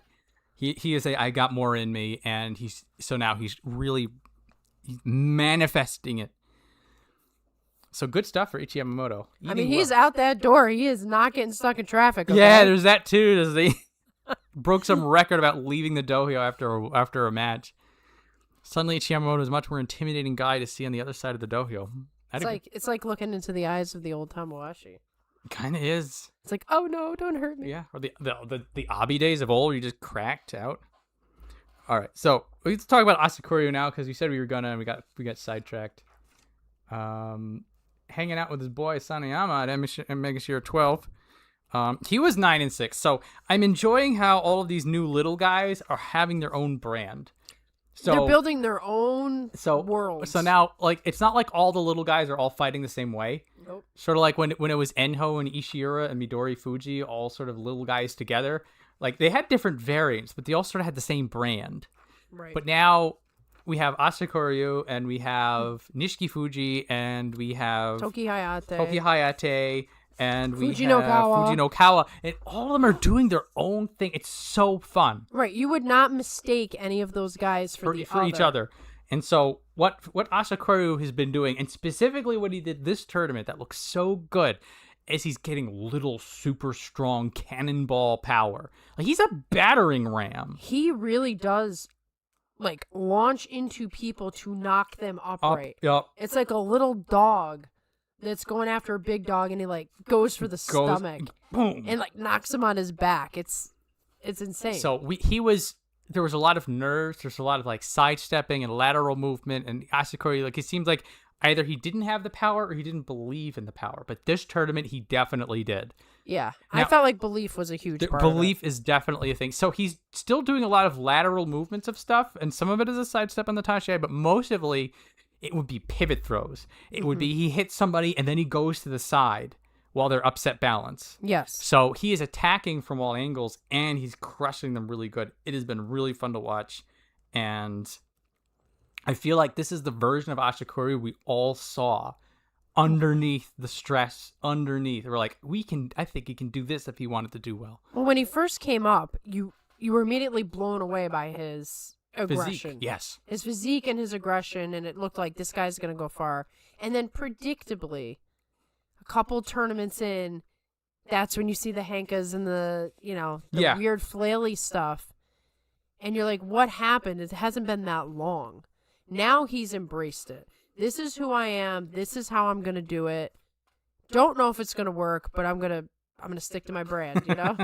You got to stick to your brand, guys. He's found his brand, and now he's sticking to it. Like, when I see him, I imagine there's a little bit of, like, he is actually intimidating, even though he's small. Well, when you hit that hard, yeah, and he looks pretty fierce out there. Like, I can imagine, like, even the bigger guys, like, ugh, he's gonna he's gonna hit me in the insides. Exactly. Like, be prepared. So, yep. Yamamoto has always been cool. Agree. Yes. Agree. The way Fujinokawa hit Oho with such a clean throw, the day 15 throw. Oh my god. Oh my god. That was a thing of Maybe beauty. we can talk about Fujinokawa next because we should talk about Fujinokawa next. Bird Lake's Takeru Fuji is getting healthier. Not back yet, but 8-7 at jury. He's getting back. He got an 8-7 on the last day. Yeah. He's still. It's still. I don't know that we're ever gonna see him the way he was. I don't know. There's a curse. There is. I'm letting him do his own thing. I'm like, he will come back to us when he is ready, and that's the way I'm looking at it. Yeah, like I watch him cautiously. I don't think about him. I'm just like, when Takeru Fuji is ready to the top division, we will see him. Until then, God bless. It's sort of the way when Hakuoho was stuck in Juryo forever. Yes. I was just like, my heart can't take waiting. I'm just going to move on. Right. And he came back to us. And now he has all sorts of new problems that we're dealing with. And it just keeps something coming. Something to look forward to. Seeing Ashikoryu getting Henka, though, has made me understand why people don't love Henkas more. It's always your guy. You can't like it. You know, it depends on the Henka. It really does. No, I've told this story before. But, like, the Henka that helped me get over Henkas was when Taka Keisho Henka'd Hokuto Fuji. And then Hokuto Fuji looks over at Taka Keisho like his dog died. Uh-huh. It was like, because Hokuto Fuji, he was like 9-0, 10-0, and he Henkas and it all falls apart after that. I'm just like, Then remember what happened the very next day. Yes, and then Wakatakakage Henkas Taka Keisho and all is right in the world again. And we're going to talk about it next with Fujinokawa. We had the most glorious Henka that has ever been Henka goodness. In life. So just to tell you, H-Tim, you're home. We have not talked about the top guys yet because we're going out of order. So you didn't miss the really meaty, awesome stuff yet. We are just talking about all the other guys. So yep, Isega Hamabeya is cursed. There's a lot of people who are injured. There's a lot of problems going on in there. It all started when the curse I'm talking about Something happened with Isegahama. Didn't he get punished? He was in the ring. He was like head judge. He was like a part of the Banzuke stuff. He gets in trouble for something, gets demoted, and ever since then, things kept happening. He brought the curse to himself. No, we're not talking about the other Takakeisho Henka. That wasn't the one that hurt me personally. People forget about the Hoshoryu or the Hokuto Fuji Henka. That's what started his villain arc. And then he did the Atami Fuji Henka, and that just got everybody all bent out of shape. Now he's lost so much weight, he doesn't look the same. So he's not the same incognito. Guy. Henka makes me smile because the comment section will be furious. All right, so we don't have footage. Do we remember the Henka for Fujinokawa? We can just go over to Fujinokawa right now. Yeah. M2 East. Do you remember what day it was for Fujinokawa, when the Henka was? It was the Abi match. So that would have been day 11. Yes. So you can look up day 11. You can go to the NHK Grand Sumo highlights, or you can go to whatever your favorite internet repository is. Yes. He might be talking about the Hokuto Fuji Takakeisho Henka. If you're talking about that one, we can't show you that one either, because that was years ago. Actually, I might have something somewhere about. Yeah. Well, the older ones you'd need to go into places that have archives. You can chat with the chat about that. Yeah, we will. We do not have a formal recommendation outside of that. Yes, we can't speak about those things. Now, that being said, they're out there. Yeah, the Japan Sumo Association does not have an official way to watch old sumo matches at present. So at that point, then do whatever you feel is necessary to see these old matches. Yes. Yes. Anyway, Fujinokawa, holy crap. Can he be stopped? So Fujinokawa, this is the tale of the record doesn't show what actually happened. He winds up with an 8-7, especially getting it on the last day. But he was dynamic. He took on the best of the best. He pulled off some of the craziest moves.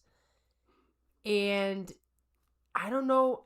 I have a lot to say about him, but let's talk about the actual matches first. Yep. So something to keep in mind from Fujinokawa. I'm just going to take a wider look at the world around him. Yoshino Fuji 7-8, Churno Umi 4-11, Oho 7-8, Hiroda Umi 7-8, Daisho 7-8. Here's Fujinokawa, his first time in the top 5. He gets a Kachikoshi in this environment. And he's way smaller than all of those guys. He had no business doing this good. No.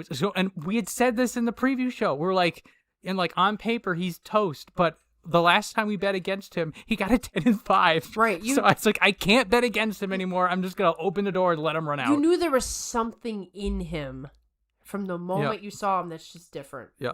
So something to keep in mind is that he gets 2 Komboshi back-to-back. Say what you want about Onosato. He still pulled a huge guy down on his face. And say what you want about Hoshoryu and about how Fujinokawa will probably never, ever beat Hoshoryu that way again. He did it once. He did it back-to-back, and now he's got 2 Komboshi, and that was his first week. Mm-hmm. Absolute madman. So when he did lose, he did absolutely launched. And there were a couple of matches that he was completely outclassed, but every single match he was in it, he was fighting, he was awesome. I will say, as I looked at his full body of work, he has a very aggressive style. It's different. It's so different from Asakuryu's style, though. Asakuryu is just going to crush into you and knock you down. Fujinokawa, as you saw on day 15, he can pivot and throw you. Oh my god, that regardless day 15. of how big you are. This was a good Oho too. So and this is after he took a couple losses after he had the highs of those 2 Yokozuna wins. Yeah. Then he gets the lows of sort of the middle section. He was 6-7, and then he beats Hiroda Umi in a very impressive reversal, and then he goes back and forth in a war of attrition with Oho, who's really good at fighting wars of attrition. You wonder with Oho though, he always rises up to the level of the opponent. Do you think he just didn't see Fujinokawa the way he should have? He choked it a little bit, I think. It a little bit. Oh, well, we can talk about Oho after Fujinokawa because they're sort of... Oh, that guy. But to your point earlier, Fujinokawa, his small man brand is that he's just never stopped moving. Right, he's the Energizer Bunny of sumo. He is just, he's thrashing, he's fighting, he's pivoting, he's way stronger than he looks. Now, while he is this age and this fresh, I think this style is going to take him places, but I do worry about his long-term longevity because this is a style that can get you hurt. This is a style where your stamina could zap out. This is a style where these guys are so big. He's fighting huge guys, like once you get up here. Yeah. He's fighting huge guys day after day after day. The pounding that's going to go on his smaller body is going to be tough. I'm not saying he can't do it. I'm just saying I get a little nervous because this is a risky style of sumo. Definitely a risky style. I picture that if Takakeisho had not gained the weight that he gained and he remained the smaller sumo wrestler that he was supposed to be frame-wise, he'd be Fujinokawa. Very interesting. So I see it. I'm gonna take this as baby Takakeisho as well. Little Takakeisho. Little Takakeisho. He's a lot of fun. I think everybody loves Fujinokawa. He's just so dynamic. He explodes with power. It's so good. He so actually good. makes you nervous when he's fighting your favorite guy. There's that too. It's just like he can beat anybody. Like if he can beat the Yokozuna back to back, if he can beat Sanyaku, there's no like in his mind. Like also, there's a fearlessness. Like he will. Yes. He must look at every single person he fights. He's like, I can beat you. Exactly. There's nothing. There's no nerves. Exactly. It's wild. So we're talking about the streaming stuff. Army's only here for the plug voting. Voting soon. Plugging soon. How does he keep doing it? Hopefully he can stick around and enjoy for real. Onosato already talking about how he wants to be out on tour. Don't do it, bro. Do you want to get Onosato out of the way? Let's get Onosato out of the way. Yeah, let's get Onosato. Let's get Onosato out of the way. This would be our first, like, real, besides talking about Kirishima, this will be our first big man. Big man. So, for better or for worse, talking about Onosato is somewhat isolated from everyone else. 0-4-11. So, at the end of January, he had that injured shoulder, but he was doing that one-arm fighting, which looked like it was working out. And so we had heard, like, the nature of his injury. It didn't seem like it was going to be fixed in the 2 months between January and March. But at the same time, we're like, well, if he did this well with one arm, maybe he could figure something out. And he absolutely could not figure it out. It was worse. He was a shell of himself. Yeah. The sort of, like, little tidbits from interviews that you got is like, oh, we thought it would be better by now. I guess it's not healing. That's a horrible thing to hear. It's like, what do you mean you didn't know it wasn't healing? Like, you're either saying that to save face or you really wanted to push it. And in light of what happened to Kisa Nosato's career, I'm shocked that he would make this mistake. I am kind of surprised that that's what's going on. It could be that they sort of just hoped to gamble on it. That we're just like, we'll just fight through it because that is a very simple thing to do. And then when it fell, I am hoping that now that it has fallen apart, that they're forced to take a step back and say, okay, what do we need to do to fix his shoulder? Yeah, because here's where we really get into the problem with injuries. Here's Onosato before the injury, just clean in house. He's young. He's gotten there so incredibly quick. I think he broke all kinds of records. If you don't let his injury heal properly, he's done. He'll become Kisa Nosato. He will have to retire. It's just a risk not worth taking, but at the same time, it's easy to take this risk because he's Yokozuna. Yokozuna has to be there. Yokozuna has to show how tough he is. Yokozuna is an idea, in a sense. Onosato is a human being with limbs that need to work. And so it's great to live up to these grand ideals, but you have to look at the individual person, the individual injury. If you rest it properly or get whatever surgery, he has the time as Yokozuna. There's no reason to do this. And we have Hoshoryu, who also needs a surgery, which is a different topic. Yeah. But you could take advantage of the fact that you have Hoshoryu and that you have Aonishiki, he's there. He'll be there eventually. So, we'll have to answer that question. Yeah, we'll get to it. It doesn't make a lot of sense what they're doing. It doesn't make a lot of sense for Onosato either. It's like, are you not taking this seriously enough? Have you not seen some of the guys who've had to retire in horrible circumstances? Like, this is your career on the line. Like, don't do this. Yeah. So, when it comes to demotion, if you're anybody but Nozeki, you get a losing score, you go down. If you are an Ozeki and you get a losing score, you're something that's called Katoban, which is sort of like you get a second chance to get a winning score because getting to Ozeki is so difficult. If you're Katoban and you get another losing score, you're no longer Ozeki. For Yokozuna, the only way to stop being a Yokozuna is to retire. So it's a sort of good news, bad news. So the good news is that Onosato has no risk of demotion. He can stay out as much as he wants. He can stay out as long as he wants. The problem is, the longer you don't perform well as a Yokozuna, the more people will tell you to stop fighting. Right, and the other factor is, let's say you take a whole year off. Meanwhile, all those other guys are getting stronger and stronger and stronger. The second you come back, and this is what happened to Kisa no Sato, you're not ready for them, and you will lose. If you get consecutive losing records, like you're not allowed to get less than a Kachikoshi without getting the stink eye. If you keep getting these records as a Yokozuna, they'll just tell you should retire. Yep. That's it. It's done. They just pressure you out.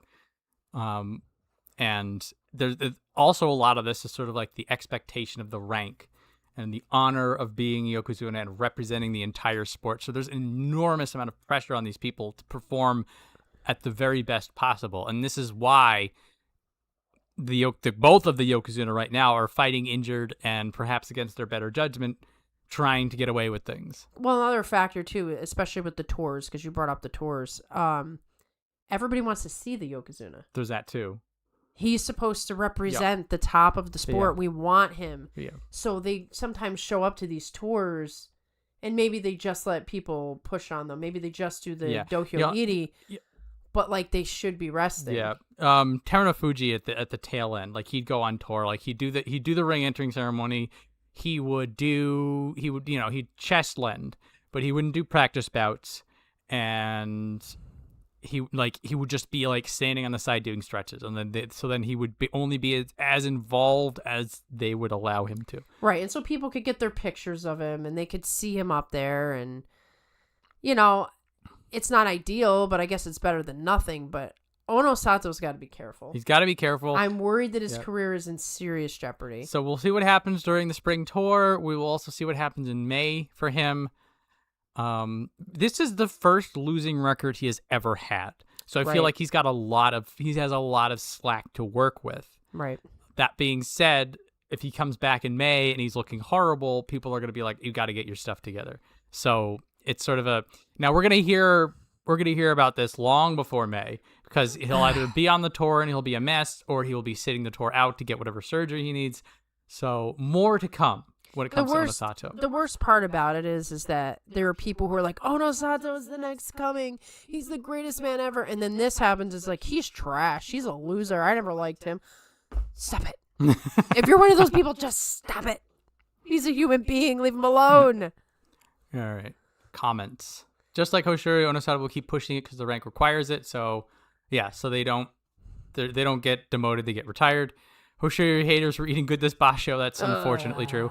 Onosato has the fastest rise to Yokozuna ever by the numbers of pro tournaments it took him to make the rank. Yes, so there is some aspect of this, and we get to Aonishiki, we'll see the other side of this, is that there's some adversities that Onosato has never fought. Exactly. And never faced. Injury being one of them. Injury being one of them. So there's some of this stuff that he needs to figure out how this stuff is going to work for him. I still, in some ways, see Onosato as like a baby Yokozuna, and not because he didn't deserve the rank or anything, but that he never went through the adversity that most guys face before they get the rank. He was just that good, that fast. Hoshoryu haters completely ignoring he's fighting with a torn meniscus. Zero credit given, but Onosato gets off. Sumo fans are wild. Sumo fans are big dumb. They have those moments. Sports in general is like this, but sumo does seem to have a concentration.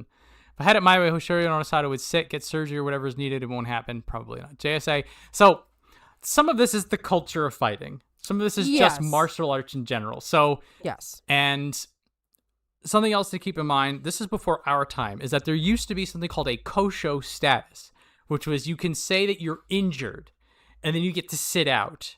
And so the JSA sort of had this consideration, like if somebody is just a busted mess, you can say, I'm kosho, and then you get to sit out the tournament and you get better. What happened then is that everybody just called kosho if they didn't want to fight.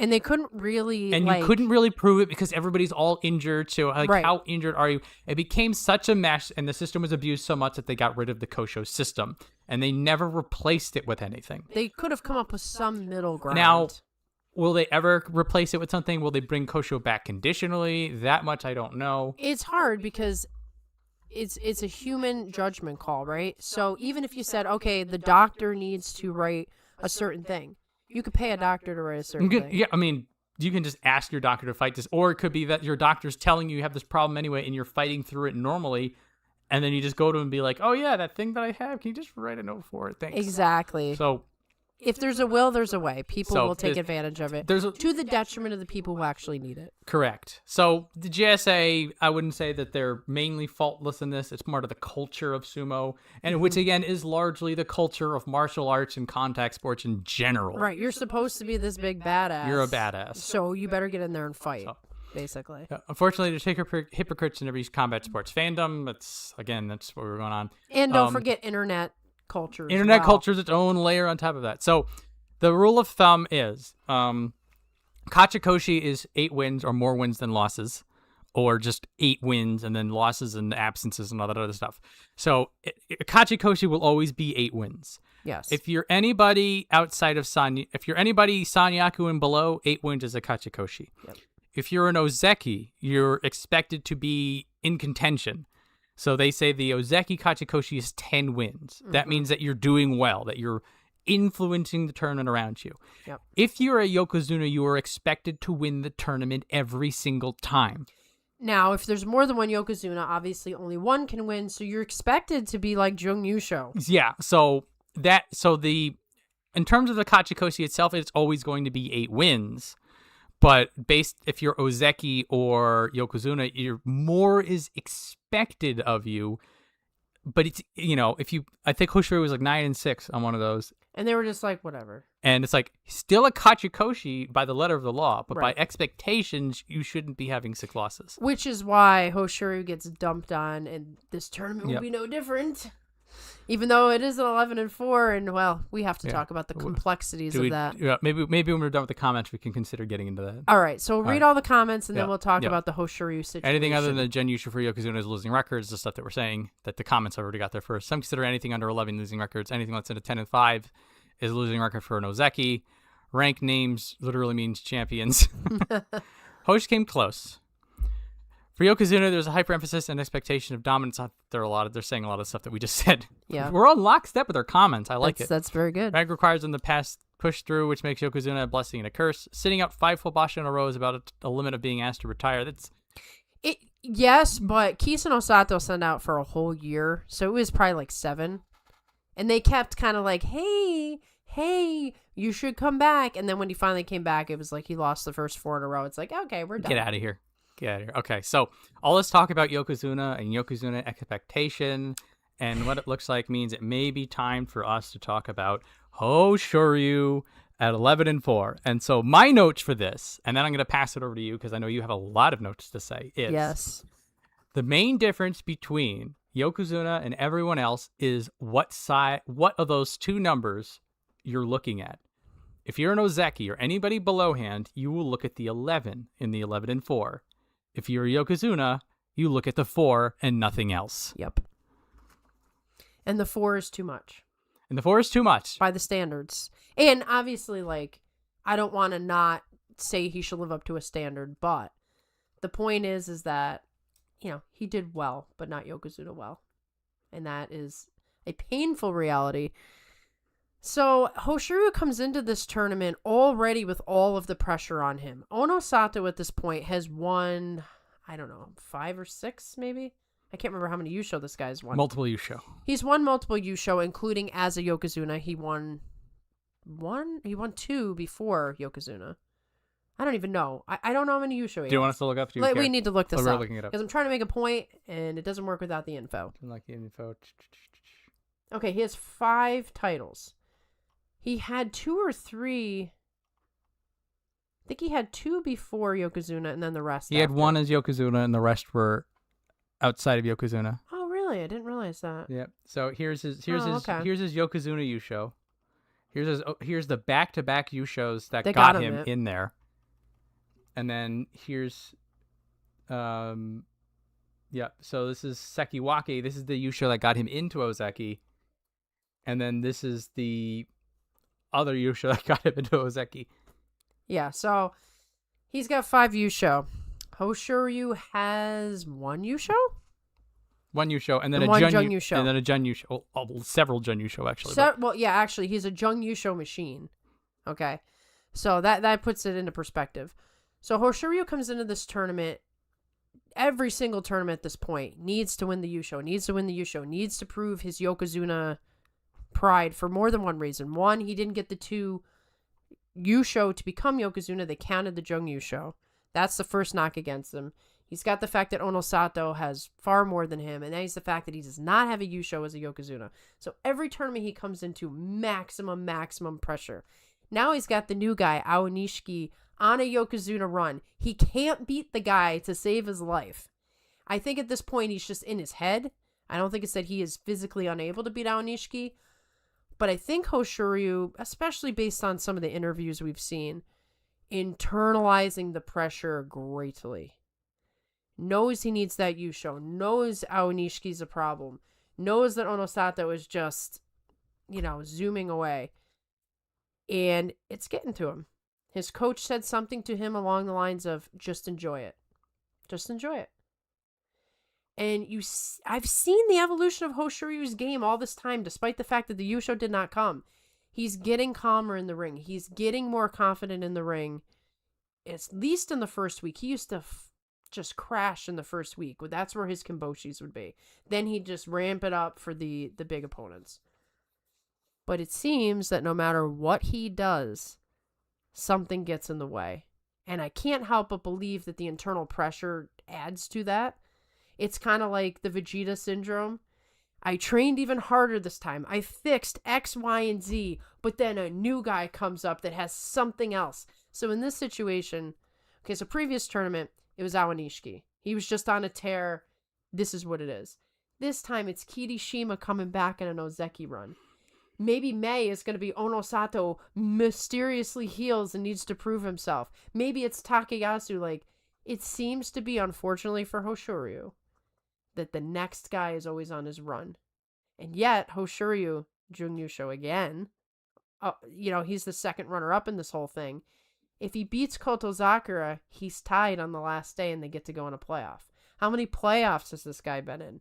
How many times has he been this close? So when you look at the idea of what a Yokozuna is, he is fulfilling that part of it. If you don't win, you're supposed to be in it. You're supposed to be threatening it. And you hear the thing, which I call the morphogenetic field, where everyone's out there. He got promoted too early. There's no such thing as that. That doesn't exist. Hoshoryu is just a really skilled guy who's too skilled for any other rank, but he's just not good enough to be dominant. And that is one of the requirements of being a Yokozuna, is the dominance. He can dominate anyone, but he can't dominate everyone in a single tournament. And like I said, these little factors, he's kicking himself about the Kotozakura leg trip. How many times has he beaten Kotozakura? Okay? He didn't see it coming. And all the different things that the mind can do to you, if he's got all these machinations of how to win a fight, you sidetrack one little bit, you're done. It's a game of inches, and unfortunately for Hoshoryu, it's not that he's missing something, it's just he is who he is. I think he is Yokozuna level. You could compare him maybe to Kakuryu. When Kakuryu's fighting Hakuho, they kind of left Kakuryu alone because Hakuho just won everything. He won everything. But Kakuryu would get so close. He was in it all the time with Hakuho and would lose right at the end. Hoshoryu is good enough to be Yokozuna, but he's not Dai Yokozuna. And I'm just hoping that he will continue to make his adjustments. That these frustrations that he feels will eventually subside and he will make progress. He does seem to be someone who's always making progress. Beating Aonishiki today. So huge. huge. Huge. You can look at the record. You can say he didn't get the Yusho again. He blew it against Kotozakura. But what does he do on the final day with all that disappointment? He beats the guy he couldn't beat. And beating Aonishiki, who was 7-7. So like, who needed that win. So if Aonishiki didn't beat Kirishima, if he was going to be 6-8, I'm like, Hoshoryu's got this in the bag. Mm-hmm. But then Hoshoryu loses to Kotozakura and Kirishima wins, or Kirishima loses to Aonishiki. I'm like, oh no, Hoshoryu's going to hack it. Right. I went in with that mindset. So did I. And the fight was close and it was back and forth, and Hoshoryu goes to the throw and Aonishiki blocks it. I'm just like, oh no, what happened again? And Hoshoryu just a little extra. Just had that little more that he wanted it more than Aonishiki did, and Aonishiki goes out. The look on his face when he walked away from that said everything you needed to see. It was like, yeah, so what? It was, I needed it, but so what? He wanted that Yusho. I feel for the guy. I really do, because he is so close. He is so good, and it's just not good enough. Just not good Vegeta syndrome, my friends. Vegeta Incarnate. and Frieza, okay? If you don't know Dragon Ball Z, I'm sorry, but if you do, you understand what I'm saying. There is a frustration as a Hoshoryu fan, because on paper this was the time. Yes. Onosato is out. Aonishiki's sucking wind. Who else is going to get Who else could possibly is how you think. Now this is, and it's his long time rival Kirishima. Yep. They've been fighting each other since the kid days.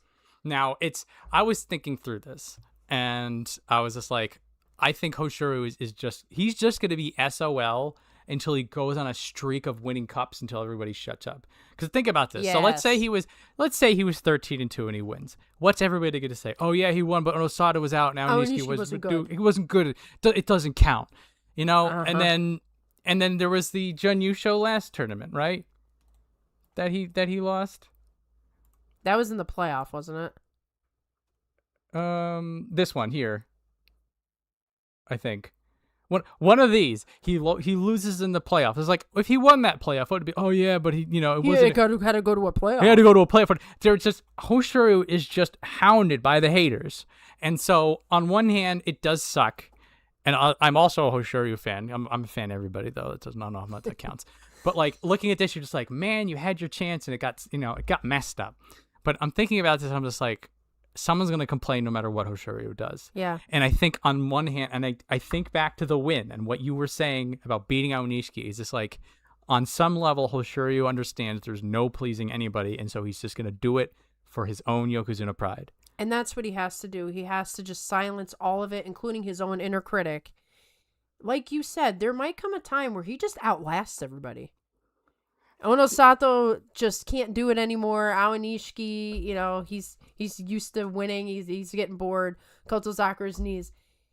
He just can never give up. And that is his brand of sumo. Just constantly evolve. All right. Even if he got a 15-0, they'll never shut up. Something's gonna happen. All right, we're behind in the comments. Comments on there. You needed to get that out. I wanted you to have that moment. Yeah, I appreciate that, John. I've been holding that in for like 7 days. I don't think he was promoted early, but I think there's a decent amount of guys who will cause issues. I'm with you on that. You also need to look at how he dominated the others. Hosh dominated. When he dominated a lot of guys in this tournament. He does. And again, that's part of how good he was fighting. And then really, he loses to Fujinokawa. Fujinokawa fighting really, really well. Daisho. The Daisho match is a killer. That one's a little bit rough. And then Kirishima and Kotozakura, those are people who are supposed to be fighting him well. Right. And Kirishima and him have a long history. It happens. Even if Onosato retired now, I don't think you could say he was a weak Yokozuna with 5. Onosato is not going to retire. And also, if he did retire now, he's still a very dominant sumo absolutely. Wrestler. Finally beat Aonishiki this go around, so I think he's figuring it out, and I agree with that. Folks will always add, but only one is a Yokozuna, because there are so many haters and there's so much negativity. It's incredible. It is a suffocating amount of hate that goes on for these two people, both of these Yokozuna. I don't understand like where the Hoshoryu hate started, because if he has a mean squinty face, I don't get that, because like I said, Hakuho was vicious out there, and people are like, cool. Hoshoryu was actually pretty tame. Compared to the way that some of these other people were. Asashoryu, his uncle, maybe some of that has dogged him a little bit. Yeah, Asashoryu was a gangster. I don't know what to say, but Hoshoryu was like a tame young man. You see him in the tour footage, and everybody's his friend, and they're joking around. Hoshoryu plays Smash. He's my friend. I am. Hell yeah. Yeah, he plays video games. Like, he hangs out with old ladies and white rice patties. I mean, what do you want from him? People are weird. That's my answer. You people, you haters are weird. Mega Shodai Yusho. God bless. What a. I want it now. I want it. I want to Shodai Yusho bad. I really do. It will be hilarious. Aonishiki was hurt, or maybe he had an argument with his girlfriend. We could talk about Aonishiki next because everybody is entering an action. Let's go through the comments. Hoshoryu had 6 Jun Yushos out of the last 8 tournaments, if I'm not mistaken. So yes, this is Maria's point, is that he's in contention. It's just that he's not winning it, which is arguably also important, but it's not like he's faltering. Right, and the thing is, Ozeki is just such a tenuous, crazy position because all it takes is an injury and you lose a certain amount and you're just done. The pressure alone, like the pressure's taken off of Hoshoryu with this injury. He has a torn meniscus. That is only going to wear away to some point where he's in trouble. As an Ozeki, that ruins everything. But as a Yokozuna, he can get out there and fight and not be as concerned. So that's the difference. That's why he got promoted too soon is a silly thing to say. It's a silly thing to say. He wants to be Yokozuna. Hoshoryu just needs 15-0 and everybody will shut up. It's true. We have not had a Jin Yu show in a while. No, we have not. That would be nice. It would be nice. Who was the last one to get a Zen show? Terunofuji? Hakuho. I think Terunofuji got one. We won't be able to see. We won't be able to see. He's gone. Yeah, they wipe him clean. They purge him. Terunofuji may have gotten one. Hakuho did in his last tournament. That was a wild Which was a tournament. wild 15-0. I think that was JJ's first tournament, actually. And then Terunofuji might have gotten a 15-0. But outside of that, no one else has. So that is another aspect to this conversation, is that there is a frustration that nobody is that dominant. Right. Nobody is that dominant. And so people are waiting for the next one, and the fact that Onosato isn't living up to that and Hoshoryu hasn't been able to yet. Part of the frustration that I understand. Yeah. Now, with that said, this is why we have a Hoshoryu. Onosato's out. The pressure's taken out off of him now. Hoshoryu's got to be the Yokozuna. I mean, think about that. There are similar vibes to the Takakeisho journey. In this whole thing. Oh yeah. I'm like, how did this happen? Takakeisho and Hoshoryu are very different fighters, and somehow I found myself in the same type of fandom. The same energy. But I have less, like, let me fight the haters. I'm just like, whatever, say what you want. You're annoying and boring. I can't say anything about his head-to-head with Onosato that he seems to have under control, but getting the Yusho right is out of his grasp. It's exactly it. They all think he's mean. He's definitely not. I can't see anyone going 15-0 unless Aonishiki keeps improving. Aonishiki and Onosato do seem like they would have the chance to do it before Hoshoryu, just from the way that they look. I want a Hoshishiki. Are we talking Aonishiki? It's either that or a Hoshoryu Aonishiki Shishi 3-way playoff. Which come on. When we're done with all these top people, we can go right into Shishi and just completely counterbalance it. Yes. Didn't Onosato get crazy close to his Zen show before Hoshoryu stopped him? Yes. He got a 14-1. The reason that Onosato did not get a Zen show Yusho is because of Hoshoryu. Which is very Yokozuna to do. Very Yokozuna to do. You can win the Yusho, but you cannot get the Jun Yusho until you beat me. I will not give you the Zen sorry, show. Get out of here. Nope. Okay. So, we were mentioning him before and all this. Aonishiki. Let's talk about the man himself. If you really wanted to hear about Aonishiki, you had to hang on for quite some time. Well, we're 2 hours in. We're not too far in. But yeah, compared to what we were before, this was definitely be in the opening half hour normally. Oh, yeah. So, Aonishiki finally shown to be mortal. And I'm still... When you told me now there's Aonishiki haters, part of me still doesn't believe that. Still, how... If I told you there were Ura haters, that would be more unbelievable. There's not. I about There's to gotta say... be somebody. I know. My reflex was to say nobody hates Ura, and I'm thinking about it, I'm just like... Somebody does. There's somebody that's like, I don't get it. He's just stupid. I don't like pink. All he does is flail around. He's not dominant. I'm physically repulsed by this. But so it did seem that there was something that happened to him. So it's not that Aonishiki like forgot how to do sumo overnight. It's that there was a physical issue, there was a mental issue, or there was some sort of a spiritual pressure of the moment finally got too much for him. I think there was a colliding of all things on all sides, especially as he continued to fight. That also added to it, right? Things aren't going right. Things have always gone right up until this point. His like lowest score was like a 10-5, way down. And then he was like 11-4 is like crazy. 11-4 machine, that was his deal. This is his first opportunity to get, kind of knocked off course. And just remember, he is a different level of talent, or he's a different level of celebrity, not talent. He's a different level of celebrity than most sumo wrestlers will ever be. The entire international world was focusing on him because he is Ukrainian and all the things that are going on with that. And he was doing so well, and he's so young. He had way more pressure. All the sponsorships he's already gotten. Like, you don't get sponsorships before you're even Ozeki. He's the guy that everybody wants to talk to. He's the guy that everybody wants a piece of. He's the guy that they probably didn't leave him alone. His Ozeki promotion woes were way harder than anybody else's. He was probably on more tours, more interviews, sleeping way less, training way less. And yes, we know he is hurt. Something happened with the toe or something. He got hurt in this Basho. It's all normal, but it's also not. Like all the extra pressure he has that other guys don't, mixed with the fact that he's 21 years old, going on a Yokozuna run, he's still 7-8. Why is everybody expecting him to be a something? Why can't you just enjoy the ride we're on and appreciate what he's done and let him be 7-8 at Ozeki? It happens. So yeah, he'll be Katoban. I think this is one of the safest Katoban clears I've ever seen. Yeah. In May, I think he can get 8 wins. I don't think that's even a consideration. The injury's probably minor. Probably minor. And also a lot of it would be the nerves. Seeing him lose, and then he would have those moments that it took him a second to get back up. That is a guy who is feeling the pressure of the moment. He looked like he was carrying the world on his shoulders when he lost some of these matches. So, and the thing is that, and somebody had mentioned this in the comments before, like when Aonishiki was able to get it together, he was fighting exactly the way that we remember it. Exactly. So it's not like there was some faltering. It's just that things didn't pan out for him this time.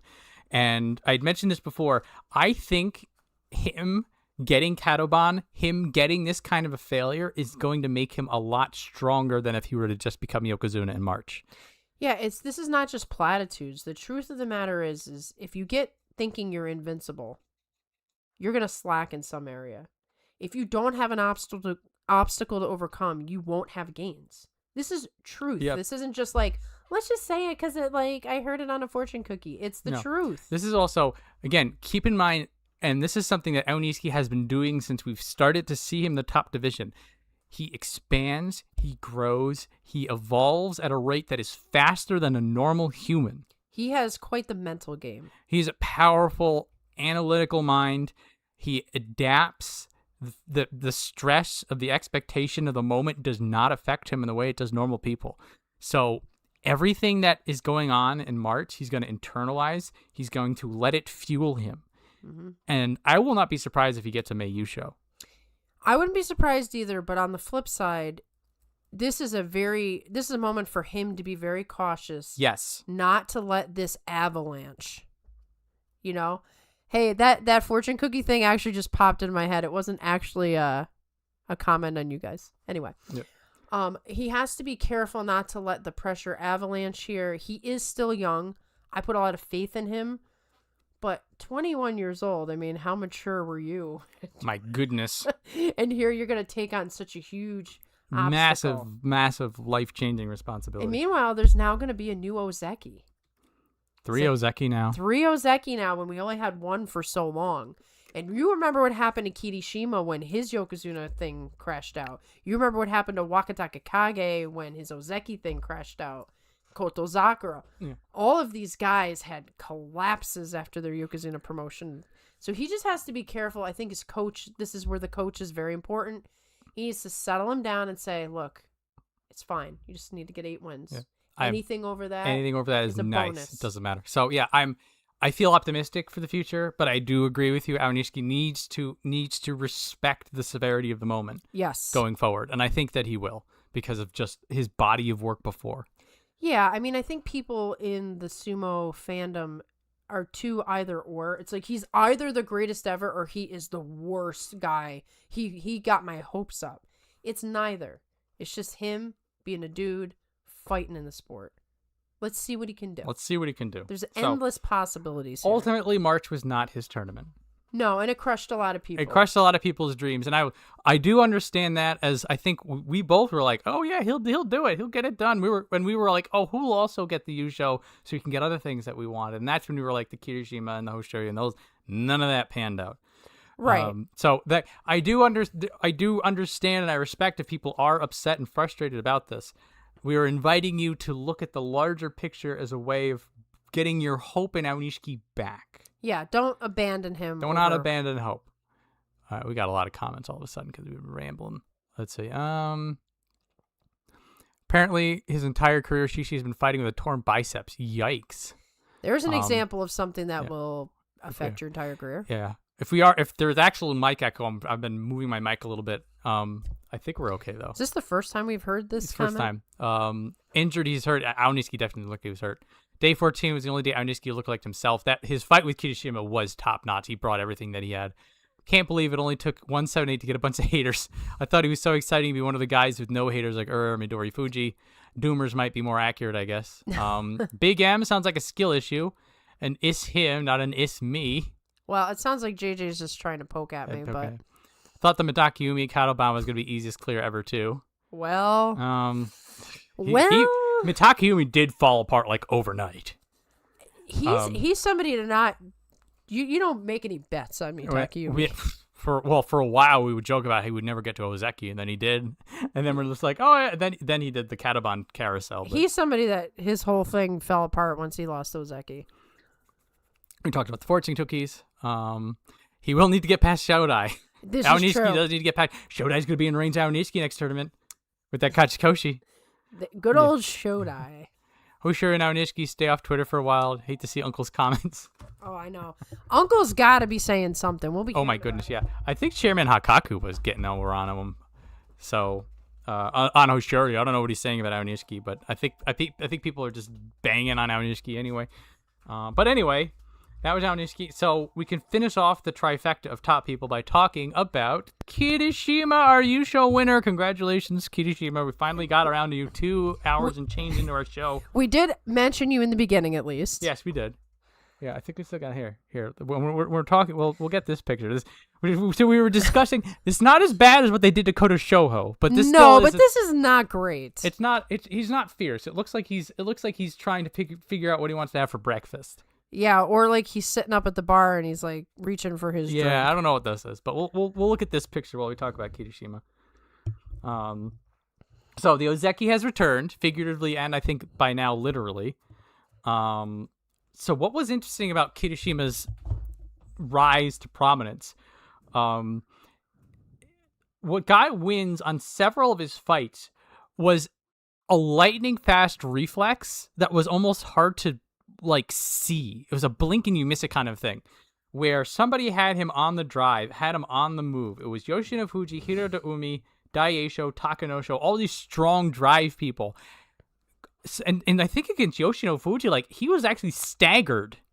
His foot slipped. Yeah. And in the moment, Kirishima's tactical mind figured out, or actually, on some levels, he was unconscious. There were some matches that he had this huge tactical brain. He was just outmaneuvering people. This crazy muscle memory of. But there were some of his reactions that were it was all body. It was all just sixth sense. He knew what to do, how to do it, and so he got a win in a situation that it looked like it wasn't going to work out.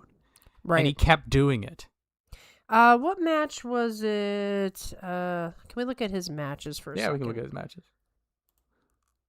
Look at that wad of white. I know. It was that Gonoyama match where he looked like he was kind of on the ropes, Yes. which would have been a huge deal if he lost that match. Yeah, he was on the ropes. And the thing is that Kirishima, he wasn't just like completely dominant all the time.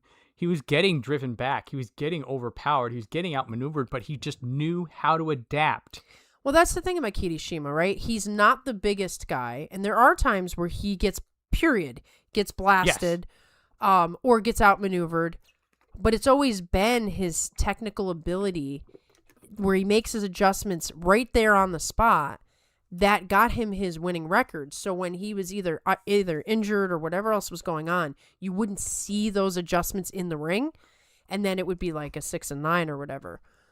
This time he was crisp. Everything was exactly the pinnacle of what Kirishima sumo is. This is some of the best Kirishima we've seen in years. You could feel it. You could feel that this was his tournament. Like there got to a point even before the Hoshoryu match where I'm like, he's winning this. Like, you can tell that you just see it in his eyes. Granted, though, losing those last two matches, the Aonishiki one, Aonishiki was supposed to be Yokozuna.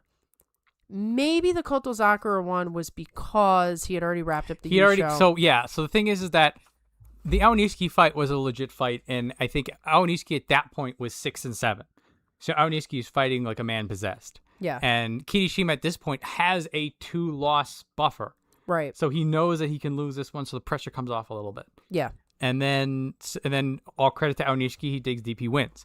Then and they had mentioned this, I think all 3 of the contenders lost, and the Yusho was clinched on everybody losing, which was kind of silly. And then on the last day, he's got no skin in the game. He's already won it. You do, like...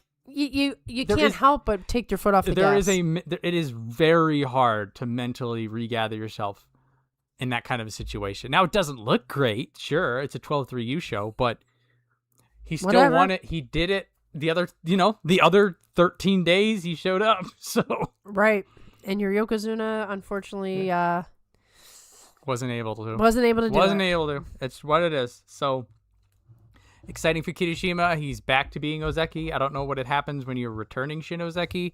I don't know if it's Shin Ozeki again, but we'll find out. Probably not. He has regained his rank, which is something we have not seen since Terunofuji. Right. And Terunofuji did not stay in Ozeki very long. He did not stay in Ozeki very long. The time we saw it before that was Tochinoshin got up to Ozeki, dropped for a little bit, and I think he got it a second time. He might have gotten it a second time off like the Ozeki Wake. Yeah.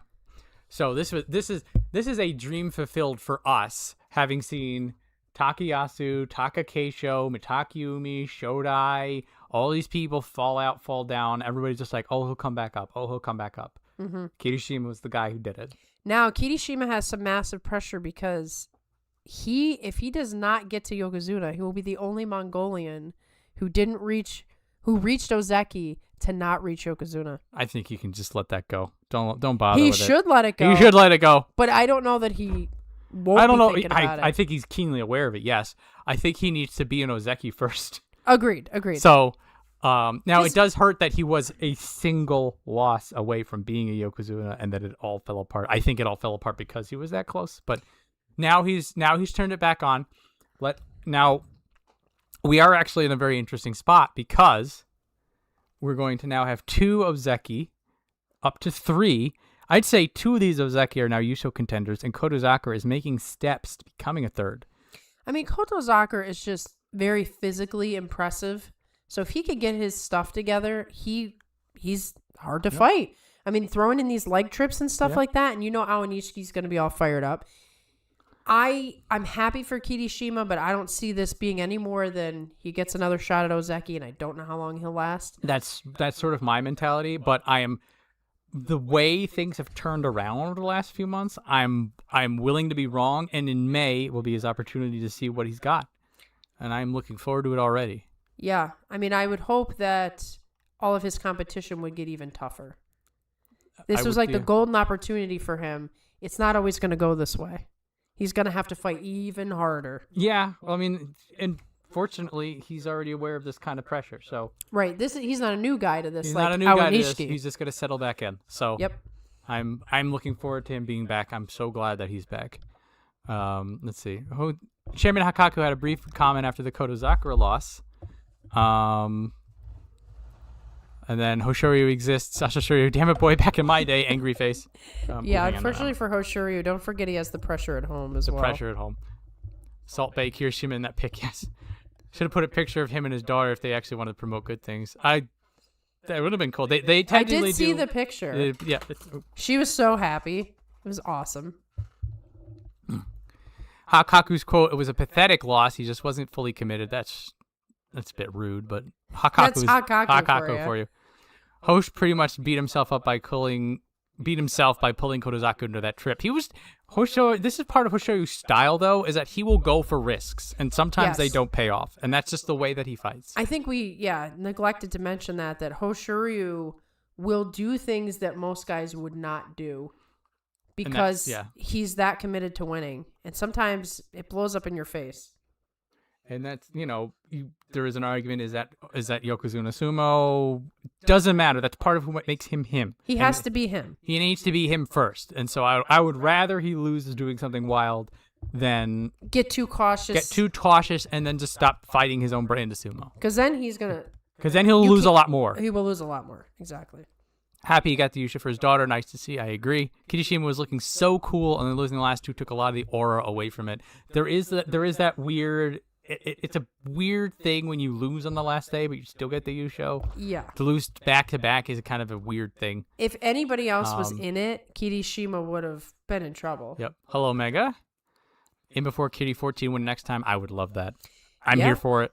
Then he'd go on another Yokozuna run. He would. Just right off of being Ozeki. That would be wild. That would make July insane. I know. And then it would fire Aonishiki up. Everybody would get fired up. There's a lot of people to get fired up. Kirishima should let it go, but there's no way a competitor like Kirishima will let it go. I agree. Yeah, thank you. Actually read my mind. Gonna say, it's been long enough. Been a little bit. I don't see Kirishima being Yokozuna material. If he had beaten Terunofuji and gotten Yokozuna, I still would have disagreed because it would have been a 12-3 Junyu show. That seems like a weak Junyu should be promoted on. Well, there's aspects of Kirishima that just don't look as spectacular as some other people. Like, as much as people love to hate on Hoshoryu, he has some spectacular sumo. Kirishima has more stable sumo, I would say. He's making little adjustments in the ring. He's doing little things that don't stand out incredible, but they're very skilled moves, those little adjustments. So he doesn't stand out, and he reminds me of his master. I don't know what Kakuryu's Oyakata name is. Oh, something. Hang on. So, I mean, that's the thing is he's just an understated wrestler. He's not flashy. Otowayama. I am never going to remember no that. way. No chance. The O names are tricky. So, I mean, who knows? I don't necessarily expect him to be Yokozuna, but I can't rule it out because he is stable. The injury concerns would be the biggest challenge for him. So, hopefully that neck is healed enough. We know that Takakeisho's neck never did heal, so I hope it's not that kind of injury. Weak. There we go. Okay, so who are we doing next? We've gotten all the top guys. Oh, we haven't done Takayasu. I'll talk about Shishi. Oh, Shishi, that's right. Where are you? 11 East, 6 and 9. Shishi, our beloved ogre. So, he actually didn't look that bad this tournament. He didn't, even for the 6 and 9. There was a couple of times where Shishi did regular sumo. He did sumo. He looked like he belonged out there. The most dangerous thing I've seen out of him in a while is getting low. Yes. He had a low drive, and so when I saw him, I forget which match it was specifically, but multiple times he was doing a grapple and going forward, and he was slow. He got that base of power right into their chest, and I'm like, dear God, there's no force on earth that can stop that. Right. This man is a massive monster. So if he can get his technicals under control, which he might do over a 5-year period of time, he's going to be challenging for people to face. And this is the thing that we've been noticing about him is that he's been winning on raw physicality and just a really good instincts of balance and he positioning. is very balanced considering how awkward his movements are. He's extremely balanced. He's hard to move.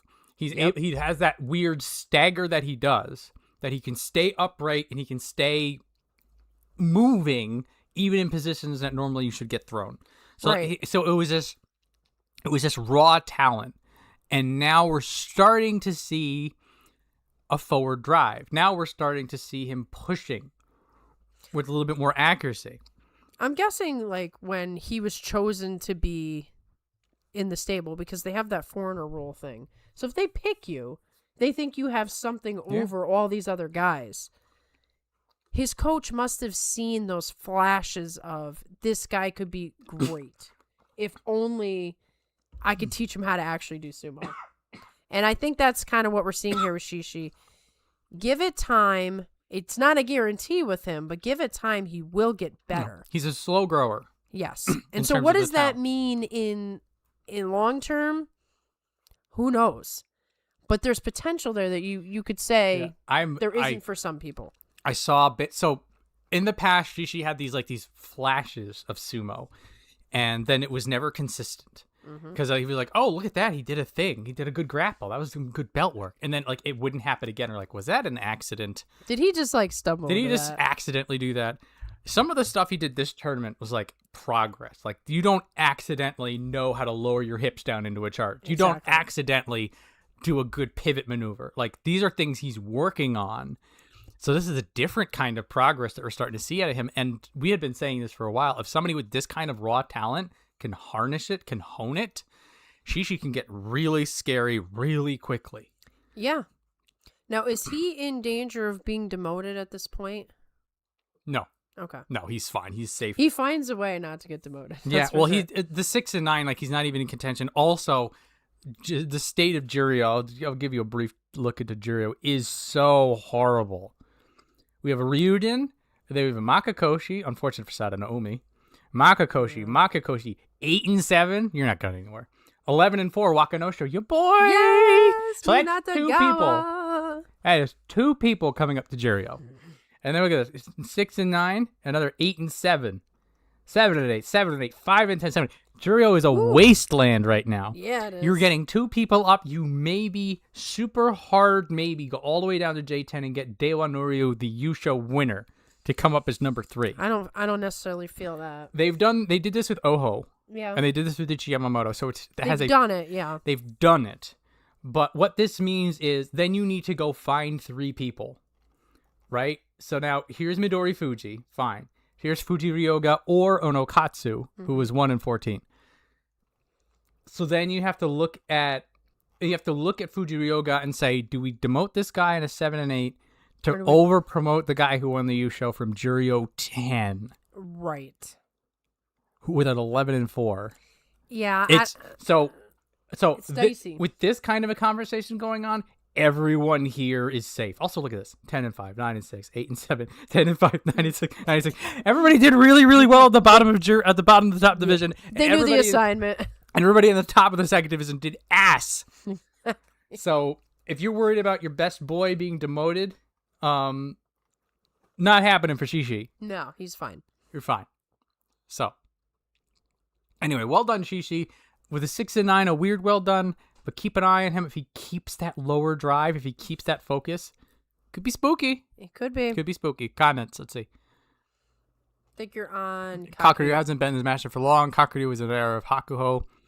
Ryoga seems to be stuck at lower Megashira. Host made fun of him for taking so long to reach Sanyaku.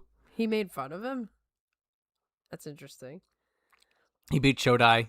Shishi did beat Shodai. That was a match I was looking for. Yeah. Shishi is best in the scramble. Like this is the true. way he harnesses that weird energy is pure instinct. It's a raw. It is a raw instinct. It's like watching a wolf hunt. Oh yeah. Like that is not something that is taught. That is something that is understood on an instinctive level. Right. If we're doing like he almost gets fired up by we're scrambling. Like it's like I don't know, like chasing a rabbit or something. Shishi's like gets very predatorial. It is. It's good. It's and again, like these are the positive qualities in Shishi. Right.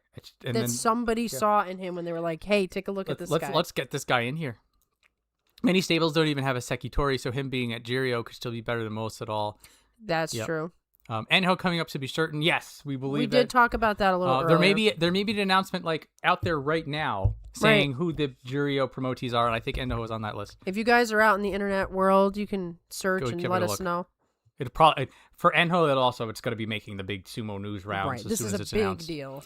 Funnily enough, despite all the issues Sagahama Bay is having now, they still have more Sekitori than every other stable right now. It's still more on the rise. They do still have a lot of talent in the Sagahama despite everything. Hoshoryu and Roga are friends. They were in the same sumo group. I think Takeru Fuji is part of it too. Roga, the less successful of the group. Ah, interesting. Let's talk about Roga. He come out a few times.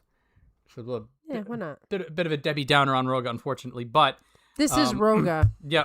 Well, this is worse than Roga. This is worse than Roga. That's the problem. He's 5-10, so he was already finding his ceiling around here because like he was climbing up slowly. He got injured, he fell down, and now he's climbing up slowly again. So he was already finding his ceiling right here. The problem here is that a lot of the issues he was having in prior tournaments is that people were denying him his favorite stance. They weren't letting him set in. What happened to him this tournament is that he was getting into his favorite stance and he was losing anyway. Mm-hmm. It was a real bad scene. And the problem with it down here is that we have this churn of people that he's going through. Right.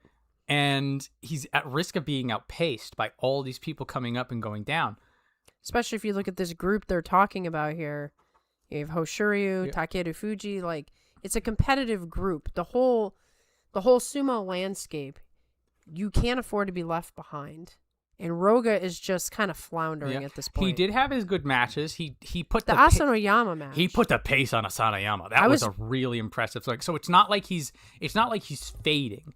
I think it's just he's getting outgunned. He's getting outmatched. Yeah. And so he needs to figure out how to adjust his game to get better. And this isn't to say that I had expectations of him going, it's like he's not going to be an Ozeki. No. He's not that kind of fighter. Not everybody needs to be that kind of fighter also. We need people like Roga who are just really good middle of the pack. Somebody to test your strength against. He's got good grappling. I like him still, but just this is a very upsetting tournament to be a Roga fan. Yeah, the best way to put it is he just didn't show up. He just didn't. Yeah, he didn't make an impact. Yeah, exactly. It didn't matter one way or the other if you fought Roga. He didn't come up in any conversations at all. Here he is next to Gonoyama, which is, oh, look at that. A nice little inverse thing going. There's an inverse. Gonoyama hitting all the notes that he needs to, looking really good. Gets in the Yusho race. Roga struggling with everyone. Except Asanoyama. It was a good match. Look, sometimes, and this may be like a mental thing. Like if he comes back after this, he'd be like, I had that one good match. Some days, and sometimes things just don't work out. You do everything right, it just doesn't pan. Then you think back and just like, at one time I did the thing and it worked. Maybe that's all you need. You have to take that forward. You take it forward.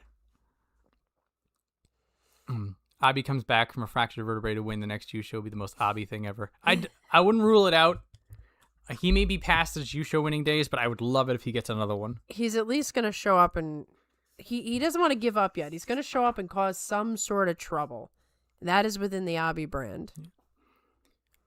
All right. Well, if we want to talk about how many guys we got left?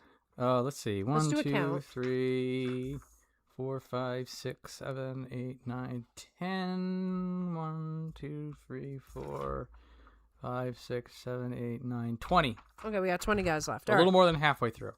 Probably more than halfway through because we talked about a lot of people that take up a lot of time. Yes. So now we're kind of hitting all the. I'm wondering if we do the plug challenge in the midst of this or at the very end. That's why I'm asking, actually. I'll let you think about that. And we'll go to the next guy. Takayasu. We mentioned him before. There's a good one. Go around to him. So, this really exemplifies the way that Takayasu is right now. If Takayasu has a back, he's an absolute menace. He's a Yusho threat. He's someone you do not want to face. He's somebody you do not want to face. Look at that. And he's a complete and utter beast and beautiful to watch. If Takayasu doesn't have a back, he's still strong and dangerous, but it's really easy to dictate pace and to throw him around. It's really a shame that he lost that Wakatakakage match because he could have had an 8-7 based on winning straight through in the first week and basically losing in the second week. How many times has Papa Taka had a losing record and still kept his rank? So he is. Many. I'm going to bet that Takayasu is going to hold rank at Sekiwake. I believe and so. that Wakatakakage and Kodashoho are just going to fill up the Kamasubi. I think that's what's going to happen. I think that they have been so generous to Takayasu and in the Banzuke committee. Honestly, I can't think of a better person to give favor. Right. He's earned it. He's earned it. Let him have it. They're all very lucky that Kirishima got Ozeki, though, opening up that spot. Certainly is. Because somebody was going to get the door slammed on him. Yeah. Now, even with a 7 and 8, Takayasu would have just been in Kamasubi. Yeah, he would have stayed in Sanyaku. He would have stayed around. But this is, I mean, it was a very Takayasu tournament. When he was on, he was fearless. When his back problems came up, then it was like, there were a couple of matches. I think he was it the Wakatakakage match where he crashed out and hit his back? Potentially. The Oho match was like really the beginning of the end, though, because that was the Torinaoshi. Oh, and then, so like the first match was really good, really fire, and then the second match, Oho just runs him out because Takayasu was tapped out. Nothing left. And then he's got to fight Hoshoryu the next day. So it was a bit of a rough time for Takayasu, but he still, just never gives up that Ozeki level. He never gives up, and yeah, like right here, 5-0, 6-1. You're just like, is the dream alive? I know, but Takayasu. He's 36, 37 at this point. I mean, he's done incredibly well. To get himself back into the Sanyaku is just insane. 36. 36 years old, and he's still fighting at the level that he's fighting at. If he didn't have a busted back, I mean, my goodness, what would he do? So you just gotta... Everyone forgets about week 2 Takayasu. Yeah, we try to. The hope gets strong in week 1, and then everything falls apart. There was a couple of times where his back held out the whole 2 weeks, and those were like some of the. You're like, is it time? It's happening. Nah, it never happens. I mean, coming back to Ozeki is never gonna happen. No. There's just the one thing we want from him now. Yes, we can't even speak about it. We cannot speak about it. It's too sensitive. Come back home to Kamasubi, Mr. Takayasu. He might now. They could potentially have. Kodashoho leapfrog to Sekiwake, but I feel like Takayasu just holds rank at Sekiwake. Yeah, I don't see them. We'll see we'll figure it out and guess the Banzuke. Stay tuned whenever the hell that is.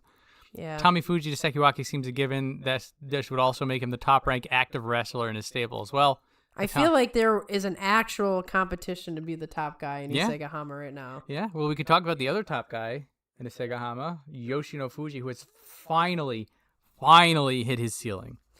He's a struggle bus this time. And he was an 8-7 on the last day in January, and we're like, he's just barely hanging on. And so then the question for March was, can he figure out how to get that extra little bit?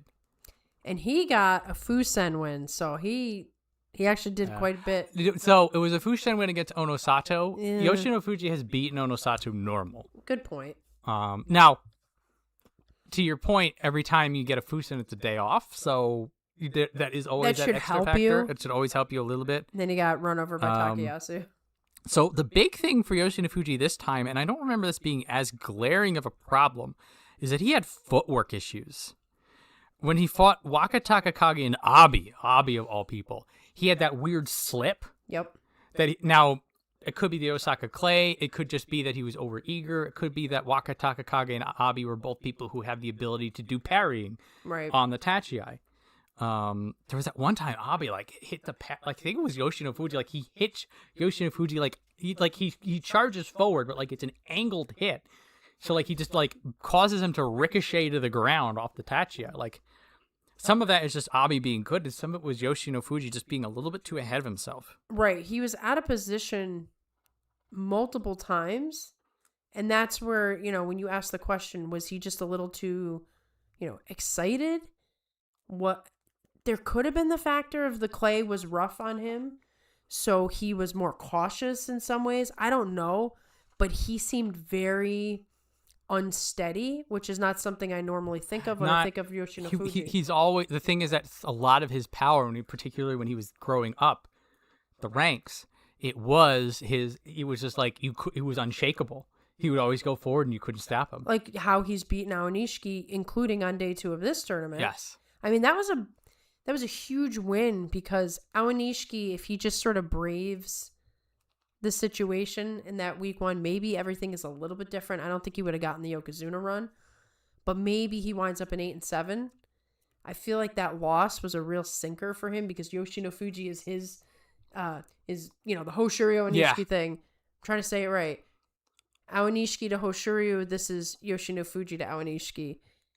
And then all of a sudden he just looked really off. Looked a little off. He came for Aonishiki and then he disappeared for a little while. He won't go far down with a 7 and 8, but he's now moving down. Again, this is his first Makakoshi in his career. Yes. So it took him to Megashira 1 to have this hit. Which hopefully, like we were discussing, he learned something from this and he just comes back completely different in May. But, so a little unfortunate, but again, also 7 wins up here is still pretty good. And yeah, so Tommy Fuji's top dog in a Sekahama. Yoshinofuji losing like that back-to-back days was rough. That's the thing about it. It's just like, oh man. You get all excited about the Aonishiki win, and then it's just like... Then it falls apart. Yeah, even with like having a Fusen in there. It's like that should have been the rest you needed to fight Takayasu. Nope. Should have been, but... This is not your tournament, buddy. He's still going to be in range of the Sanyaku come May. He just needs to fight a little bit harder. He'll probably get Maegashira 2. 2. If he doesn't hold rank, honestly. That's what I was thinking. I'm like, he could hold. He could hold. But we will see. We will see what the future brings for Yoshinofuji. Hopefully, this is one of these regroup moments. Yeah. The sting of failure does seem to motivate you a little bit more, but we'll have to see what happens. Tommy can make an Ozeki run. I think his knees and other injuries will keep him from going higher. Well, let's... I mean, with a 9 and 6, you can technically consider that an Ozeki run if he does really, really well in May. He would have to do extremely. He would need like 11 wins in May for that to be a thing, or 12 wins in May. But I think just seeing a Tommy Fuji break the Sanyaku curse is pretty much good enough for him for now. Right, got to take your small gains, particularly for a Tommy Fuji. He needs the gains. He needs the confidence boosters. Let's get Wakamoto Haru just out of the way. Yeah. 3 and 12. He had a rough time of it. So the two big things that Wakamoto had sort of in his brand of sumo is that legendary ring edge defense and the ability to create and build forward pressure. Mm-hmm. He had neither of those things, and so he gets absolutely manhandled. Maybe he was injured, but he looked like Onokatsu. He looked like the guys who didn't belong in the tournament. Yeah. So one of his 3 wins was in Uchari against Hirota Umi. Which was pretty sweet. So it's just like, he's not all gone. No. He's just mostly gone. A couple of failed sidesteps, too. I think he does like a really horrible Henka on day 1 against Aonishiki. And so it felt like even from the get-go, he knew something was wrong. Right. He just was not feeling right. Maybe even days leading up into the tournament. You can kind of tell when it's like, this is not going to be a good one. So it was not a good one for him. And, I mean, we always say this. Somebody has to draw the short straw when you're up here. And it's going to be somebody from Kamasubi or somebody from one of the top 5 of Megashira. And it was, Wakamoto Haru was one of them this time around. So he's going to get thrown down the list. If he ends up at like M4, M5, that's a pretty good place to be Wakamoto Haru, to be honest. Oh, yeah. Because both of the Waka brothers, they just let everything just roll right off their back. And if he's that far down for somebody who's almost a career Sanyaku guy, he's going to rebound pretty quickly. Right. Assuming there isn't some serious injury, but I doubt it because he so. Moved pretty well. He just had nothing. Yoshinofuji didn't deserve a Kachikoshi after so many slip Yotoshi. Tommy and Kodo can put runs together this year if they have found consistency, but I just find it hard to believe. We need room to believe, I think. Yeah, I agree with that. There's just not enough. Yes. Wouldn't that be nice? Ura, hell yes. Ura fans in the house, let's hear it. If Ura ever won a Yusho, I think sumo channels would crash with traffic. Agreed. I think there'd just be like crashing of cars too. It would be some sort of like rip in the space-time continuum. It would be a wild time. Probably be an absolutely great Yusho interview too. Oh, the best. Oh man, I can't believe this worked. Exactly. It'd be viewed like 100 million times. Wakamoto Haru was not there. There were 3 days where his ghost wrestled for him, though. Yeah, pretty It much. does feel that way. All Yeah, right. I didn't know. I couldn't understand what I was watching. It didn't seem like him. It was like another. I think his ghost is the best way to put The it. ghost is probably a good. He didn't resemble anything like the wrestler he is, and it didn't necessarily look like you saw Wakatakakage with the elbow. You'd understand that. You didn't necessarily see what was wrong, so it's like, what is happening? Not an injury we could see. I mean, it could have been an injury. Yeah, but we some didn't see ankle, anything. foot kind of thing. I mean, he's beat himself up over the years. I've said this way back when he was doing well. Having risky moves like the Uchari be your winning move is a recipe for consistent injury. Disaster. Yep. Yeah. Either a really horrible injury that no one can ever forget or just tearing up your lower body. So it has come for him, and he is older. He's over 30 at this point. Long gone are the days of his, Ozeki runs and stuff like that. I think he's going to have to settle for, top 5 at the best. Yeah, I mean, so also just being a career Sanyaku is really rough and is a good accomplishment. Being able to stay in Sekiwake and Kamasubi is a trial. It's a trial, yeah. We always mention about how, you can be on an Ozeki run, and this has been Kirishima's problem. It was Wakamoto Haru's problem. It was his brother's problem. It was Takanosho's problem. It was Daieisho's problem. The curse of being in Sanyaku. You can't get promoted any higher. You're getting beat up by the top guys over and over again. One bad record, and you're thrown out back into the rank and file. And you have to start all over again. So it is a rough place to be. And so the fact that he's been able to stay in there, him and his brother have been in that mix for this long, this consistently, tells how good they are. Exactly. Or everyone you show Wakamoto Haru, Ura still too low to start his Ozeki run. Technically, yes. Yes. He's the Yokozuna of our hearts, though. He is. He doesn't need the need actual role. And this is another thing, is that very, particularly when you have people like Aonishiki and Onosato, who are these huge superstars, like just being on 42 Opinions, being in the top division is the accomplishment for a lot of people. That's the best they may ever do. And you're in the pro leagues. You are the best in the world. Right. Like, think of all the guys who are in Juryo for 15 years or worse. Yeah. Yeah. Well, the thing is, being in Juryo, being a salaried wrestler is still a cool thing. By and large, it's like 80%, 85% of all the wrestlers never get a salary. Right. You're in the top 15%. So you're an absolute badass if you're up here. Waka should be proud of the injuries if he's already bounced back from in the past. Great career if it ends today. I agree with that. Waka was a time when the Waka was never getting there. Would have bothered me more. Yeah, you do sort of get used to the idea that, this isn't going to happen. We had a mourning period for both of their Ozeki runs that I think that we've both worked through. Yeah, I mean, there was a time where, it hurt your soul to watch Daieisho lose again to Kirishima. Again. And now it's that's Daieisho. It's over. Let's talk about Daieisho. You brought him up. Yeah, why not?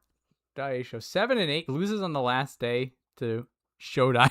Oh. The Ozeki Shodai shows up. We had mentioned this before when we were talking about Shodai. That was a spectacular fight. This was the old days, that match. So this Daieisho, this post-injury Daieisho is what I call the tactical Daieisho. Now, Daieisho's secret sauce when he was a Sanyaku mainstay was that he had a really good, keen sumo mind. But the thing is that he would just smoke you off the tachi with incredible power. Mm-hmm. He does not seem to be able to get that power back, but he still has the mind. Yes. So he's going to come up with different ways, and it's, of course, with a pusher thruster, it has a lot to do with the timing of parries and, the angles that you hit somebody at. He has to rely on that a lot more because the power is gone. It's a weird thematic reversal to the way it used to be. So back when Daieisho was the guy who would never stop being Sekiwake, he would beat everybody in power. Like we would talk about. This was more of a thing when Takakeisho was around. We could talk about the pecking order for Oshi, because we had a lot of Oshi specialists. It was Takakeisho, it was Daieisho, it was Takanosho, it was Abi, it was Gonoyama. We had that chunk of people. And the thing is that whenever they would fight each other, it'd be like whoever was stronger on the win. push would win. So then Yep. there was this pecking order, and Daisho was always near the top. Right. He was usually number 2. Nowadays, he's being beaten on power, and many of his losses here are against stronger pusher thrusters. Here's Takanosho. Here's Hiroda Omi. Here's Atami Fuji, who was pushing him out. So now he's losing on power beforehand when he would win, and a lot of his losses are when he's outgunned but is able to use parries and sidesteps and redirects. Of note, and we were mentioning this, he has that weird Houdini escape versus Hoshoryu, which by no means should have been physically possible, but he was able to, with his sumo sense, ride the edge of the ring while guiding Hoshoryu away from him. Yeah. And that is the kind of sumo that Daisho is capable of. And God knows it's been done to him so many times. Which is also what makes this so weird. Right. It's almost like he's adapted his enemy's strategy that they used against him. He's turned into his own worst enemy in the way that he fights. Yes. Now with the 7 and 8, he's unfortunately not going up. He's going back down. But I think that top 5 is about where Daisho is now in terms of his That's his skill new home. level. I would love to see him back in Kamasubi. I think that's a really good goal for them. I think it's possible. It's possible, but I think right here at M4, like I feel like this is where Daisho is evening out. Once again, I would like to see how I think some of these guys, I'm not sure which ones, will perform better in the summer months. Because the colder weather, the damper weather, if you're recovering from all these different things, either arthritis or joint flare-ups or anything like that, the warmer weather, you're just looser. And you need to be able to move, and you need to be able to heal. Somebody out of these damaged folks we've been talking about is going to have a great summer. I'm already predicting it. Yeah, Maybe it's Daisho. I would agree with that. Yeah, the injured, the old hands. Somebody always has a good time of it. Could be Tamawashi. He could come back. Oh, Tamawashi could have a good summer. Don't cut him out. We do have one big name I think we haven't spoken of, and that's Koto Shoho. Let's talk about Koto Shoho. Might as well. There he is. 11 and 4. So he and Koto Zakura both had a very similar power of the sixth sense kind of a sumo. His fight against Aonishiki was absolutely gangbusters. Aonishiki had him moving back. Koto Shoho, while moving back, was parrying at Aonishiki's speed and pace. And then he's able to land a parry while moving back to get Aonishiki, like one of the bulldogs, off the scent and then out of the match. When I saw that, I was like, holy moly. It made it seem like, oh, wow, Koto Shoho is really going to make this competitive. And he did until the final. So he was hungry, but he wasn't hungry enough to beat Hoshoryu. And he wasn't hungry enough to beat Atami Fuji, who are two people who also had really good tournaments. So these are good people to lose against. Yeah, but the Atami Fuji match has got to really irk him. It probably stings him, but he did not look happy. No, because the truth of the matter is he should be able to beat Atami Fuji. Granted, this is a different version of Atami Fuji. Yeah. But Koto Shoho has a Yusho behind him. Atami Fuji does not. He has a very close opportunity. In theory, he should have been able to beat him, and then he keeps himself in this whole race. He was the only one who could chase Kirishima at that point. So it was disappointment for all of us, I think. Yeah, I mean, that's also part of the deflating nature of it that we were discussing. So, in January, when we were talking about Koto Shoho, he had that 9 and 6, but we weren't really convinced. Mm-hmm. This tournament felt more convincing. He's definitely out to prove that he's not a one Yusho guy, that he's got a lot in him, and that he's supposed to be. I remember when he first came up, he made some pretty declarative statements on his top division. He was debut. the new hotness when he came up. Yeah, and we were on that train. He was going to conquer the world, and it just different things went wrong for him. In this tournament, I don't necessarily think I'd say he found a more consistent style of sumo. He just refused to lose, if that makes any sense. It does make sense. Because I don't see him, of all the fighters on here, I see him as actually the least consistent that is also successful. And this is sort of what he will need to prove in May. Because he had his Yusho, and we're like, oh my god, he's figured it out. And then he fell back apart. Mm-hmm. And then we're like, well, we've been burned before. We're not going to. And so in November and in January, when he's regrouping and he looks like he's back to his winning ways, we're like, we don't believe you. Right. After this performance, I go to May and be like, okay, it's a clean slate. Maybe you got something. Now's your time to figure this out. Something I was thinking about. I'm always trying to think of these X factors. What did Koto Shoho's performance that got him the Yusho and his performance here have in common? Brother energy. Koto Eiho was in the top division both times. Yes, it seems, and we talk about these sort of intangibles, these things that are outside of wrestling that matter. It really does seem like having his brother in the top division matters to him. He doesn't want to get outstripped. And good news for Koto Shoho, Koto Eiho got a 9-6. Right, and so you have Koto Zakura with the 10-5, Koto Shoho with 11-4, and was in the Yusho race pretty much up until day 13. And you have his brother with a 9-6. They can all finally not be the sad stable, because it's been pretty sad in there for a while. It's the happy stable. Maybe they can go forward together. And maybe they can, start a little thing of their own to go against Isegahama. So this is very good news with that kind of momentum. Now, in May will be the real proof to the pudding. Because in May, both Koto Eiho, Koto Shoho, and Koto Zakura will now need to make proof on these promises that their performances are making. And so that's going to be one of those hope versus despair moments next tournament. Yes. I would love to be a fly on the wall in their stable sessions. I'd like to see how Koto Shoho and Koto Zakura train together. They probably go at it. Yeah, Koto Shoho is a very aggressive... Strong.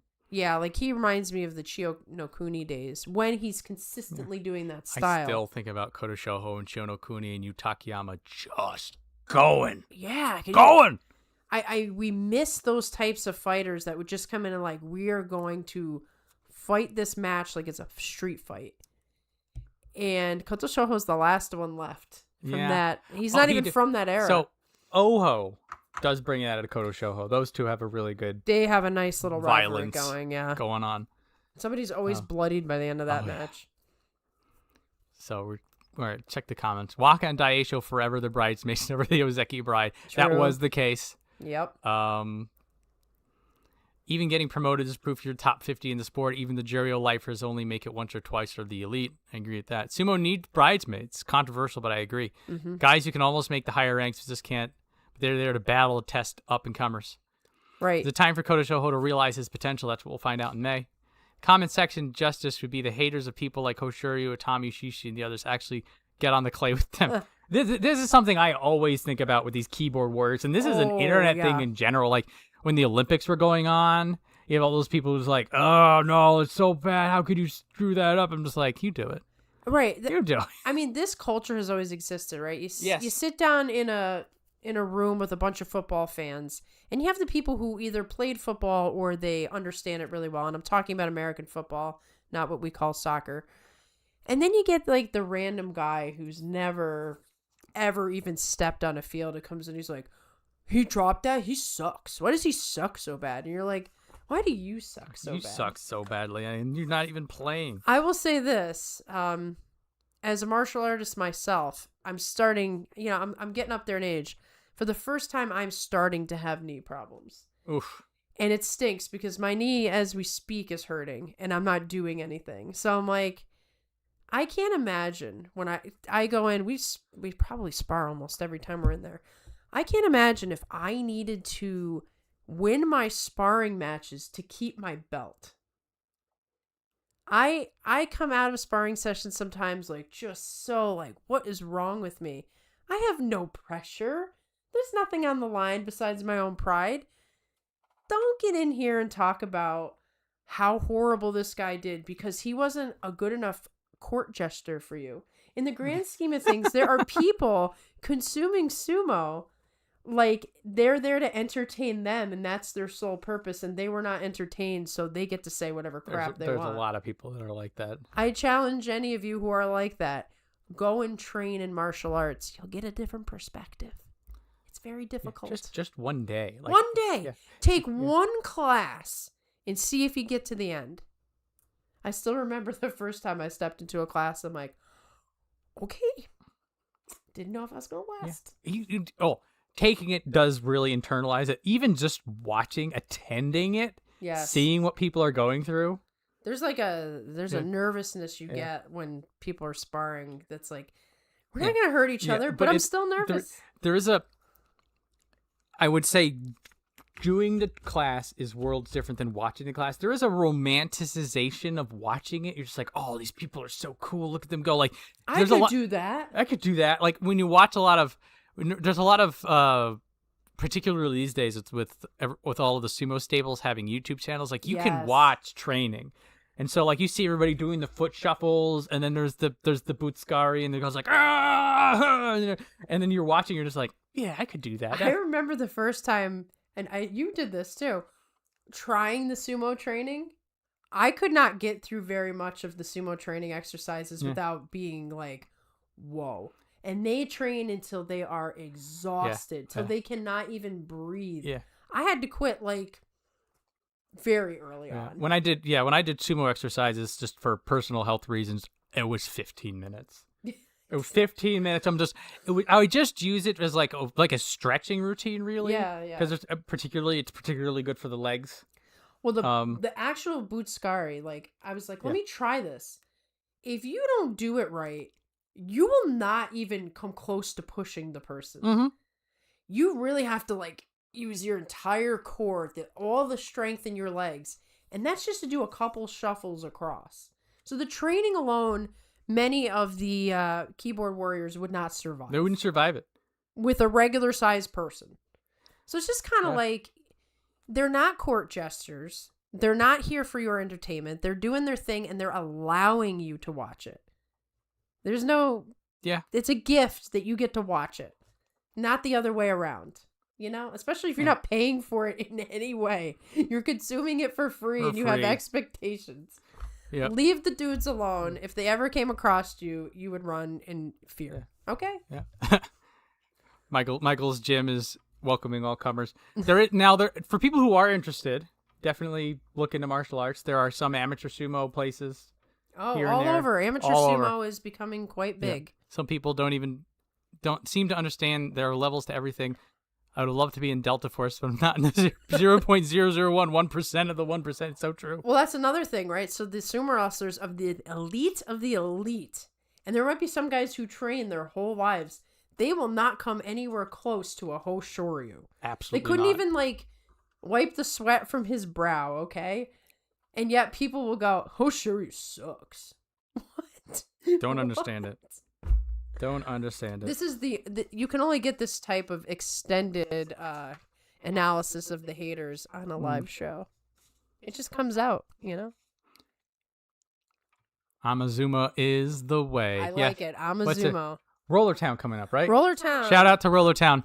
Dallas Sumo Club, April 25th, I believe. Yep. If you wanna see what the amateur scene is about, I think it's internet. They get people from more than just the U.S. Oh, they get people from all over the world. All over the world.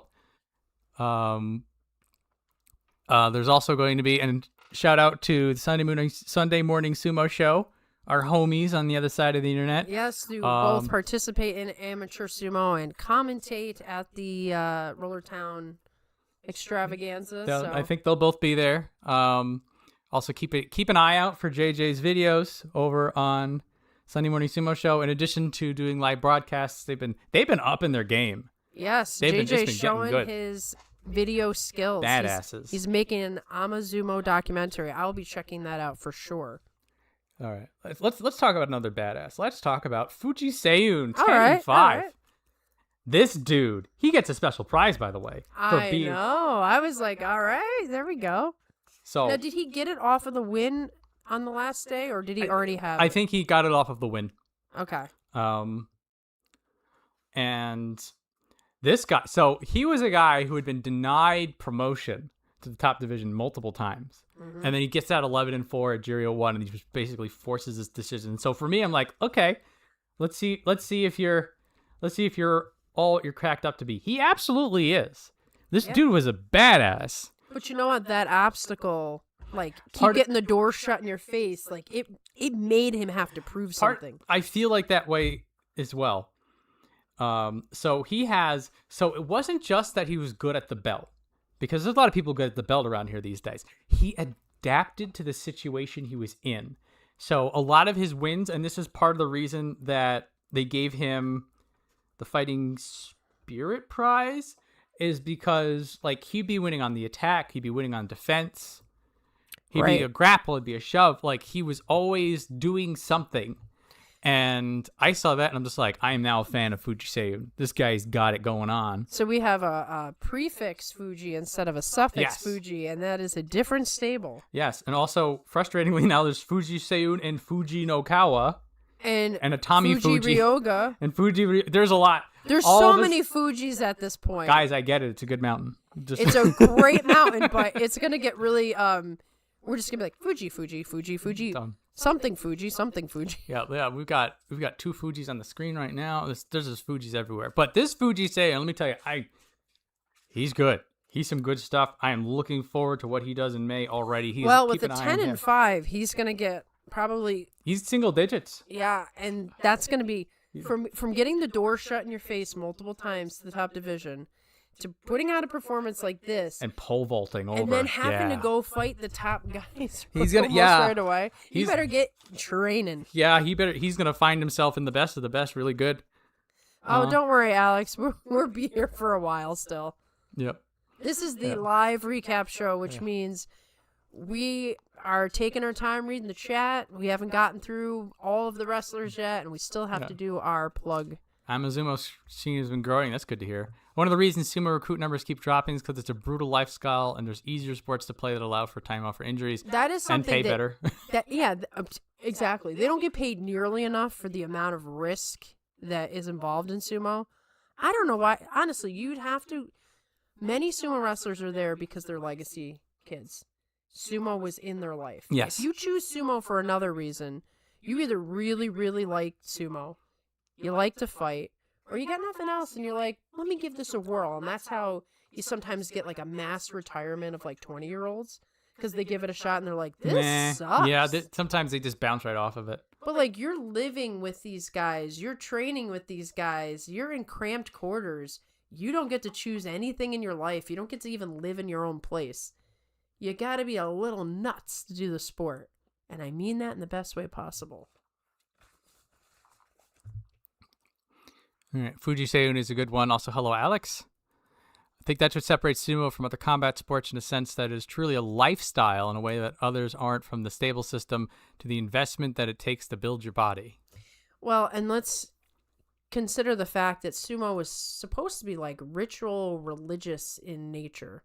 So it has its whole ancient context that other sports do not have. It really is its own thing, even though it can be categorized in the martial arts field. Yep.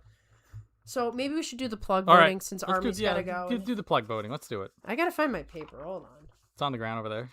All my papers went flying. Here we go. Yeah. Dude, again, guys, whenever it's a live scene, it's never that well.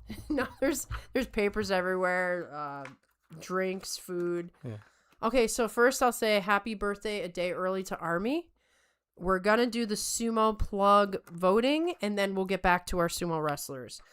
Okay, so what I have for you is 4 different voices, and I actually wrote scripts this time. When I am finished with all 4, you tell me in the chat which one is the best. I'm not making any promises that we keep it, but I'm just trying something new.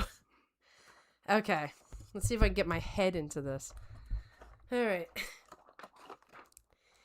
Welcome to 42 Opinions Sumo, the best sumo podcast in Sumo Land. If y'all like what you've heard, please like, comment, and subscribe. Bless your hearts. That's number 1. Number 2. Hi. Thanks for listening to 42 Opinions Sumo. If you can, please like, comment, and subscribe. Did I do that right, John? You did it all right. Thanks. All right. That was number 2. Number 3. You're listening to 42 Opinions Sumo. What? I can't read all this nonsense. I'm tired. Just like, comment, and, do the thing. That is number 3. And finally, the one you all love or hate. Okay, like, listen. I've been doing this plug forever, and I know that you've been ignoring me, okay? So this is the last time I'm going to do this unless you vote for this plug. You are listening to 42 Opinions Sumo. It's like the best podcast ever. So please like, comment, and or subscribe. You know you want to. Come on, for me.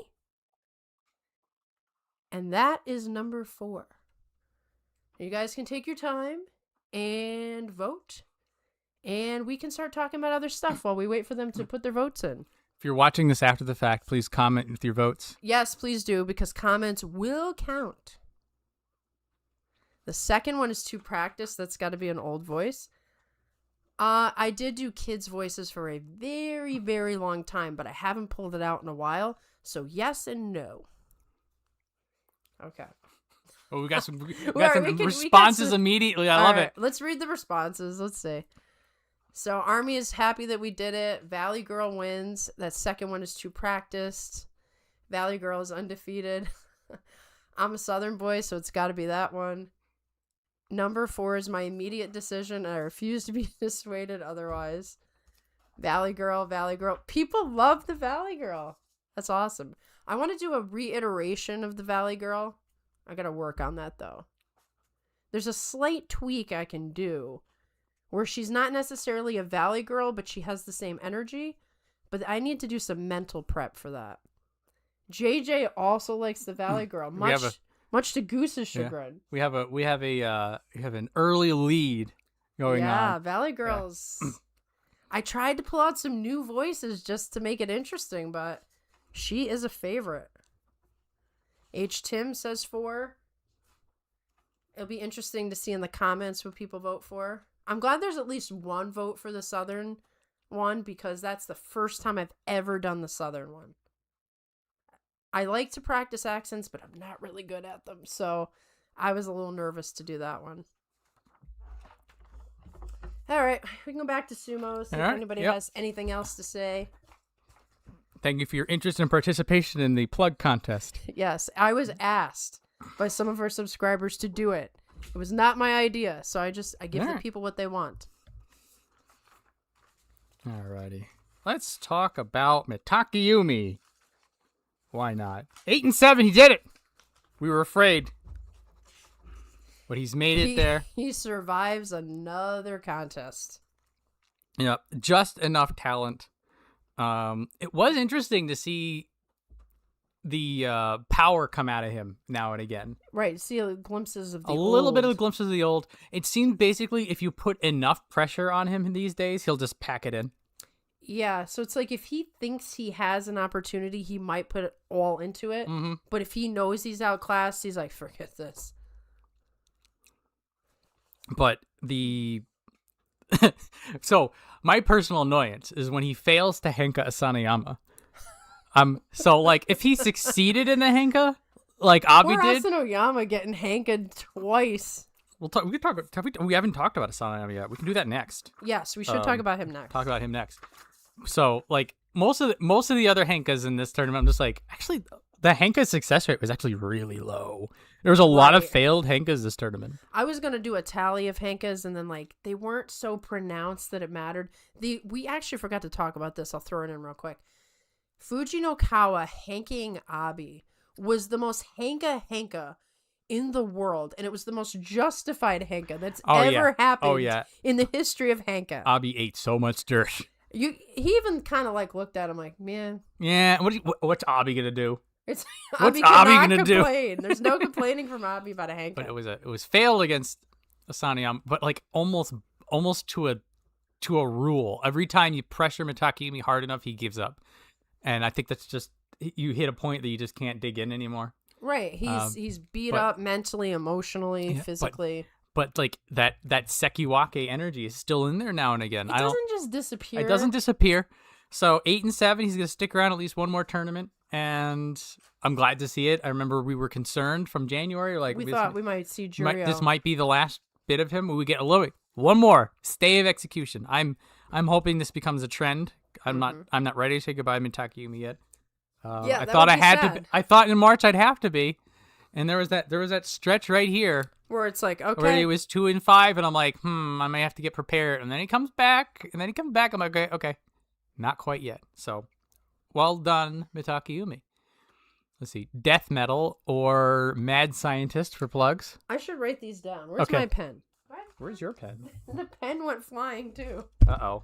All right, we're on pen watch. Pen watch. You can read more comments. Oh, Okay. I found it. You read Okay. comments. The Henke is so close to working too. It almost beat him. I went to a mono E. I think there used to be a time where people couldn't even as much as budge Mitake once he got to his preferred stance. He was a rock. There was nothing you can do to him. Watch Abi got to do. He passed the Hank on to the next guy is what happened. That's true. Not wrong. All right, I'm going to have to get ready for dinner. Happy birthday, Army. Thank you for 42 opinions. Thanks for hanging out. Hoshoryu wins next U show. I don't think either of us are going to give up on Hoshoryu. Don't worry about that. I will never give up on Hoshoryu. I will be his #1 fan until he's gone. Until he's gone. Then he gets to be a coach. Unless Takakeisho's guys start coming up and then my loyalty gets tested. Well, Wakanosho. If Wakanosho becomes like a real star, Hoshoryu might have to take second place. Well, I still won't give up on him. The X factor is how cool Wakanosho is. True. Correct. I mean, not he has the right choice in master, so he's got that going for him. Well, what it is that we all saw the Sumo Salon together. Takakeisho's dream is to rise up the next Yokozuna who's a pure pusher thruster. So, if any of those guys ever come up, I'm rooting for Takakeisho's dream. Yeah, well, rooting for the dream, just that's a given. But like, you do need the aura too. You do. If you don't have the aura, it's just not right. So, just putting that out there. All So right. I got to write down these plugs that people want. Write down. Yep, there was Mad Scientist and Death Metal. There's actually a couple others I was working on, but they didn't make the cut for this contest. Yep. So there will be others. Yep. Wakanosho has been impressive. He's one to watch. Yeah. Well, that'll be our May. Yeah. Is getting introduced to Wakanosho. We'll see what he's I'm about. pumped for May. May sounds fun. May sounds like it's gonna be a thing. All right. So let us talk about Asanoyama. He was 12 west, so I scrolled up. There you are. 8 and 7. So he's another moderate but decisive Kachikoshi. They give him Yoshino Fuji on the last day, which is uncalled for. That was an amazing fight. I'm glad to watch the fight. But why the hell is an M12 fighting an M1 on day 15 when neither of them are fighting for their records? What the hell, Maria? There's two ways you could look at this. Oh, Cave Woman plug? Okay, Cave Woman plug. There's two ways you can look at this. Either they wanted to show respect to Asanoyama, the former Ozeki, like you can do even better. Or the flip side is they're still trying to jab at him. He's 8 and 6. What are you doing fighting somebody who's M1? I don't What? know. Maybe they don't like the guy. I mean, I want to throw hands. I know. I'm ready to throw hands. I don't like this at all. I saw that, and I'm like, because also This is like the second time they did to him last tournament, They too. did. So they might be holding a grudge. Hakak was holding a grudge. There's dude. There's somebody there who is a piece of garbage. You know what it is? It's probably the fact that Asanoyama should have made Yokozuna in their minds, and by their Let him get his thing. they did it to him. I mean, they didn't do him any favors. We'll put it that way. They didn't have to do it. You give some guys a slap on the wrist, and then you punish other guys, and it's not Look, I don't get bent out of shape about a lot of things, but what they're doing with Asanoyama, right. They're continuing. I am unhappy. This dude has gone through hell 3 times. Let him Leave go. him alone. Leave him alone. Look, he's clearly building, not at the fast pace that we wanted, but he's still building. That 8 and 7, he got 8 wins on day 12. Yeah. It's decisive. It's not. He's taking his time. He's It's not taking like his time. He's building up. He's not fighting at Ozeki level right now. He's not even fighting at Sanyaku level right now. But he's improving. He's getting better, and like pieces of what made him an Ozeki are still in there. It's because he's smart. He knows he doesn't want to get hurt again. He knows that the last time he got himself up to Sanyaku again and was hurt and had to go all the way back down again. Like, just leave him alone. I don't know what's wrong with people. I don't know. I'm getting upset. This happens in May. I'm gonna get on another bender about this. You know it's gonna happen in May. And I'm gonna get into a bender about They it. can't stop themselves. I don't know. I'm getting really worked up over this. But he did 8-7. He looked good in his fights. Even when he was losing, he had some really good matches. Minus the Abi Henka, but that was just funny. Again, that's funny. I have to take a step back. That was the funny Henka. I was like, that. You know what? As an Asanayama fan, I accept that it was a good Henka. Hey, Abi had to make up for the Fujinokawa. He did. He passed it along, like Monster said. Exactly. So well done, Asanayama. He's not going to get too much higher up, but let him go. Let him cook. This is better than nothing. This is more Asanayama than I thought we'd ever get. Right. This is not like a Tomokaze return. This is an Asanayama return. Yeah. And something to keep in mind is we have the Asa Bro Force going on. Yes. We have Asanayama, we have Asakoryu, and now we have Asahakuryu. A good segue, perhaps. Somewhat planned, but thank you. 10-5 M16 East. So last tournament, it was at 8-7, but like he was like 7-4 or 7-3, and then it was 8-7 on the last day. So it wasn't convincing. It was a bit of a roller coaster, but like he had pieces of things that we thought were pretty cool, and we're like, let's give you another shot. This tournament, him and Fujiseun both were really putting out the business, and they were looking like badasses. Well, I think for Asahakuryu in particular, first of all, you do have like the little force going on. Yeah. Like, let's all do good All together. do good together. But also, he knows what happened last time, and is like, I need to put out more. This is the thing, and there are some people, like they struggle, and then they keep struggling. You have your Shonan no Umis. Yeah. And that it's just, they're good, they're talented, they're cool, but the pressure, they just can't deal with it. Right. Asahaku, he thrived in it. Yeah, and I can't help but think that having Asanayama is an inspiration to see him come back again and Yes. again and again. Yeah. I feel a little brother energy. He may not be his brother, but I feel the brother I energy. get that. There's a brotherhood there, if not a actual sibling. So Asahakuryu, he can do a flex. He was grappling dudes and just like physically moving them. He doesn't look jacked, No. but like it's sort of like the way that Takara Fuji was jacked, and that he was super strong, but you didn't see it until he was flexing. Exactly. And he's the same way. Is like he's got a lot of muscle. Who did he move? Let's see. I have it written down. Kinbozan and Osho Umi, two massive people, and he just lifts them. It's like, you can't lift people like that. You gotta imagine you're seeing a version of the training that's going on in that stable in that match. So we're talking about the Koto stable partying. The Asa stable is also partying right now. Well, I wrote this as one of our headlines for the live show. The Asa is the new Fuji. The Fujis are getting beat up. The suffix Fujis. Yeah. The suffix Fujis are getting pretty beat up, and all of a sudden the Asas are rising. That's true. It is time to start chipping away at the Isegahama, I think. Well, I'll tell you what, Asahaku is going to vault up there. He is looking good. I'm super looking How forward. close is he going to get to Asurayama? So he's going to be about Megashira 11-10. Which is about where Asanayama's going to be. So they're going to be lockstep again. Yeah. And they don't have to fight each other. Now, something else to keep in mind while we're looking at this. Roga, 5-10. Shishi, 6-9. Osho Umi, 5-10. So, Tokyo Hayate, 5-10. Tamawashi, 5-10. Ura, 5-10. Osho Oma. Asurayama might get a big jump. This is what they were saying. Like, we have this huge cluster of people in the middle of the Banzuke who did badly. And so, and this is going to be Shodai's problem, by the way. Is he's 8-7. He's gonna get the promotion he didn't want. He's gonna get the promotion he didn't want. So like you can go here. Oh, there's still space. Oh, there's still space. Oh, Abi, there's still space. Daisho, there's still space. He's gonna get launched. And so the same thing is gonna happen to Asanayama, and the same thing could happen with Asahaku. Maybe he takes Asurayama's spot. Could be 12. Maybe it just goes right up to 12. So that's something to look forward to, because I think Asahaku. I'm ready for a new dynasty here. It's going there. And then, again, on top of that is Asakoryu, who we were mentioning earlier. So all three of them are just going to... We got the Kotos and the Asas, and they're just rising up. Rising up. to challenge everybody. And this is, you want competition. You want multiple stables with badasses. Yes, you don't want one stable with everybody. You don't want pure they don't dominant. fight each other. They don't fight each other, and then it's just boring. Well, the question is it both Onosato and Hoshoryu that really don't have anybody in their stables? Like, Meisei is just done. Oh, well, there's Shirokuma for Onosato. He's middling Jiryo at this point.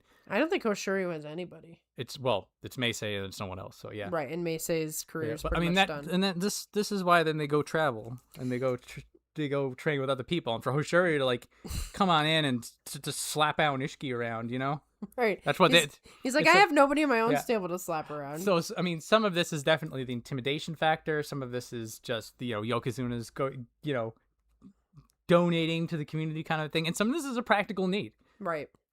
So we've got all that going on. I should now dub Wakanosho as the baby battle hamster. I like it. Some people, I didn't get to see much of his matches, but some people compared some of his tactics to Takekeisho. Asanayama will get a nice promotion for his 8 and 7. Sanayama's rise has been quieter than everyone would have hoped. It's a little sad. I will agree. When he showed up initially, I was hoping for more. The first tournament, I'm like, just get a Kachikoshi. And then he got a 9 and 6. I'm like, okay, now I'm hoping for more. And then he got another 9 and 6. I'm just like, I'm going to hope for less. And I got what I did. Get less. I did get less. But at this point now, I'm just like, I was like, I'm not going to put a pace on you. You go at your own pace. He needs to do it at that pace. But I would agree that I had to lower my own expectations once he was in there. Ashashiryu, Asakoryu's little brother, is on the rise too. He just stumbled to 6 and 9 at Jiryo too. Is he in the same stable? Because then we really got something going. Let's find out. It's the Takasago stable.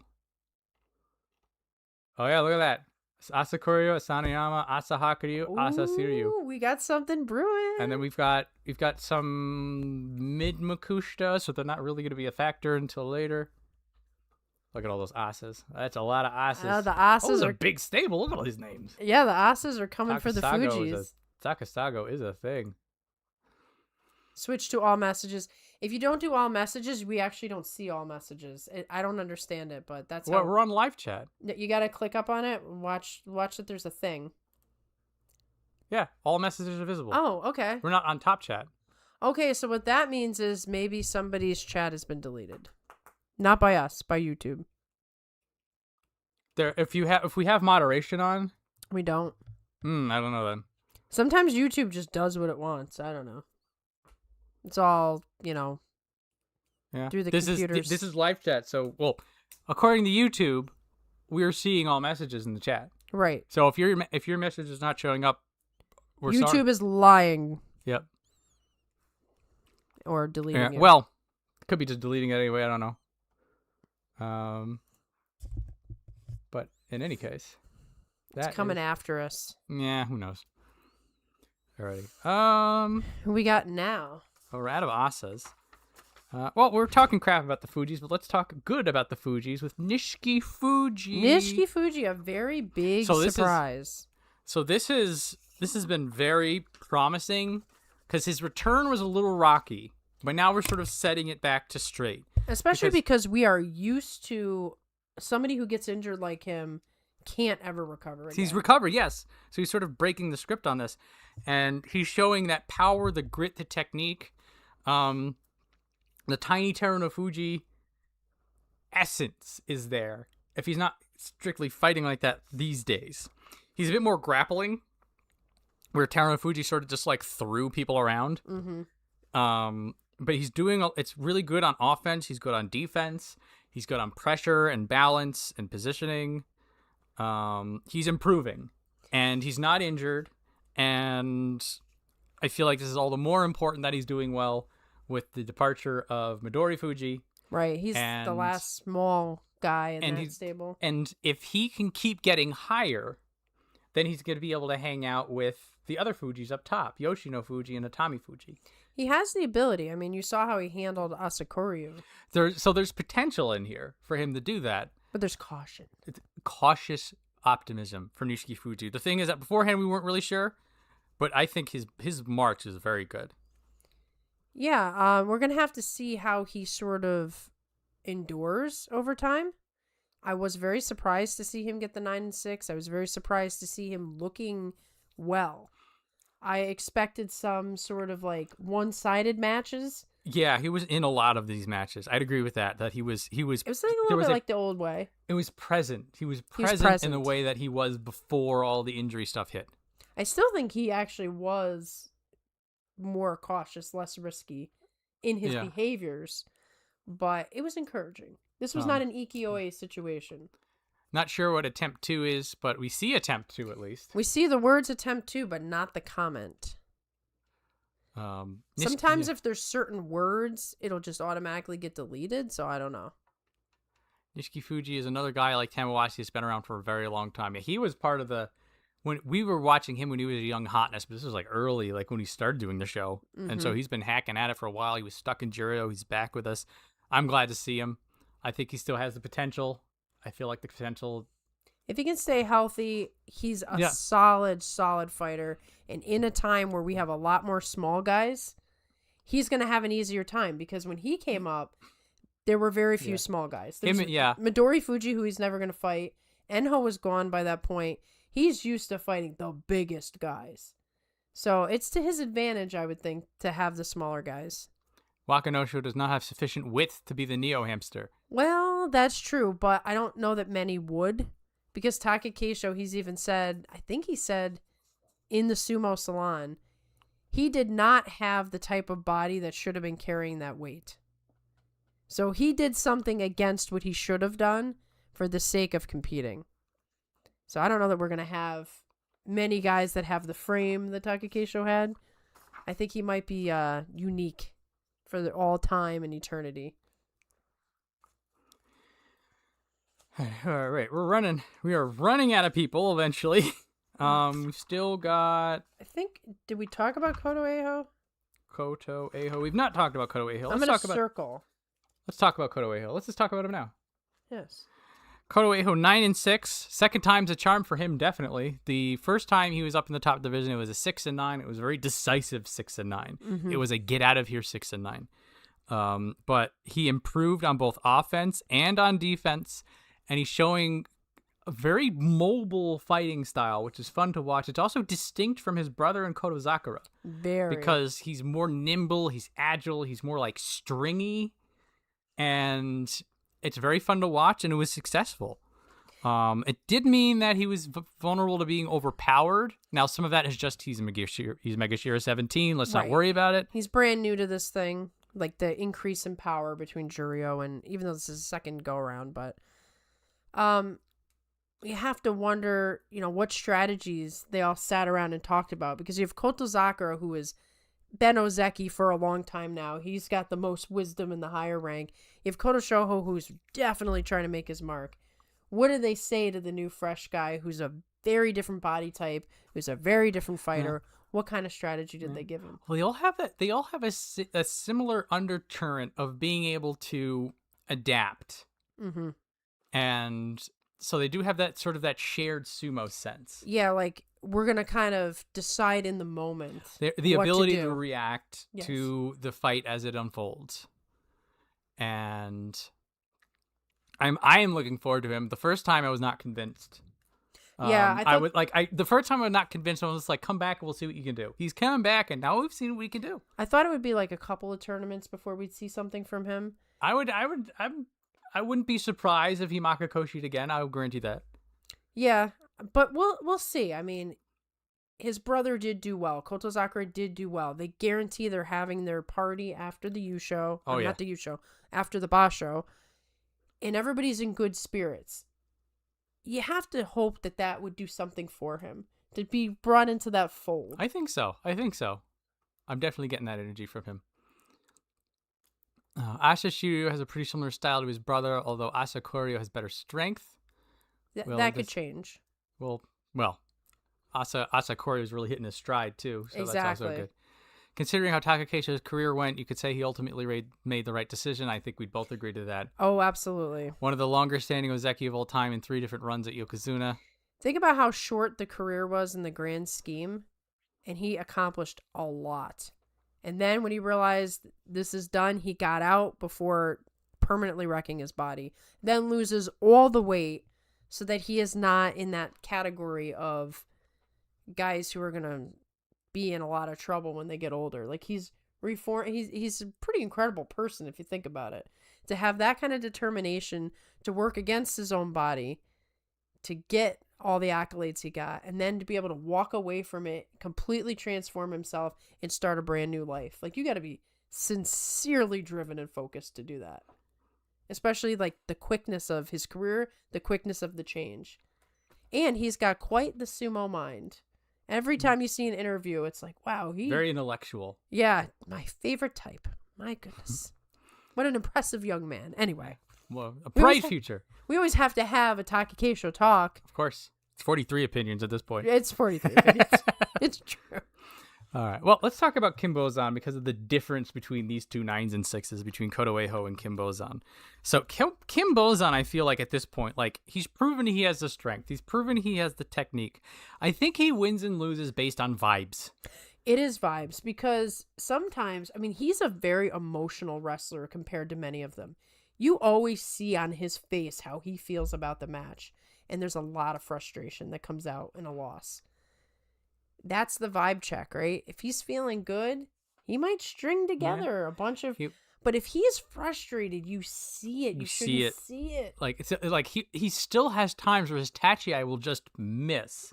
And then there are other times that his Tachi will just blow the other person out of the water. I think it was against Fuji Seiyun. He's just like, you're not participating in this match. Right. Fuji Seiyun, over. Who had made his debut on being able to get in and suffer through adversity to get to his brand of sumo. Kim Bozan says, get out. And then there are other matches that people just knock him out of the ring. And there are matches where he just is weird and off balance. It's just like, he can do good sumo. But, like, there is a third element that is beyond talent and is beyond power that he is suffering to the whims of it. Right. And that's the vibes. And that's such a human thing, right? Yes. Sometimes we look at these guys as like pure machine based on how technical they are and how consistent they are. But human beings have bad days. Human beings have flaws that they take into the ring with them. And Kim Bozan, he shows them. The other guys are bringing him too, but we don't see him. Yeah. We see what's going on with Kim Bozan. He's a very human wrestler. You know what? I like that comparison. Yeah, I have a hard time disliking him because there's a purity in the way he just brings himself out there. And when he wins, he wins. He wins. He does it, and you feel it. Yeah, his losses are painful to watch because, like you said, he'll miss. He will screw up the technique. He will be somewhere he shouldn't be. And of course you're frustrated because it's like, what are you doing? You can do better. And he knows he can do better. Like, whatever happened in that moment to make him off kilter is the thing he's got to fix. But, you know, he's got the spirit too. We always talk about the spirit. He does. Is not lacking in... If there is something he has, more than strength, more than technique, it is will. He has a will to win, even if it's just not working out. So, good to see Kim Bozan with the 9 and 6. It was not a 9 and 6 that felt convincing, but it's a 9 and 6 just the same. Mm-hmm. I was concerned particularly with this 3-loss streak right here, because at that point he was 4 and 5, and I'm like, no, don't leave. And then he just pulls it back. He pulled it back. So, a bit of a roller coaster ride for Kim Bozan in the end. Kotozakura didn't have a meteoric rise. When he was Koto no Waka, he had his troubles for sure. Mm-hmm. When he became Kotozakura, there was that moment that everything looked like it was going to click together, and then his knee said, nah. Yep. Kim Bozan fighting while fasting for Ramadan is cool. Oh, he didn't know he was practicing.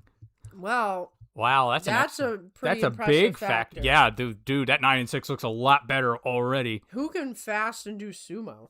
You have to eat. This guy. You have to eat in the break of dawn. Mm-hmm. And that's super rough when you get up and you do practicing all day. Yeah. Because then also what happens, because you eat right after training and then you nap right afterwards, and that's all part of the routine. And this is all throwing the entire oh my goodness, the whole routine off. Yeah, I mean, we'll give it to him for that. He gets huge props. Hard to ever predict Kim Bozan. At this point, there's not much to say except hopefully he gets his moments in the sun here and there. I'm starting to get to that point myself. Yeah, he's just streaky enough.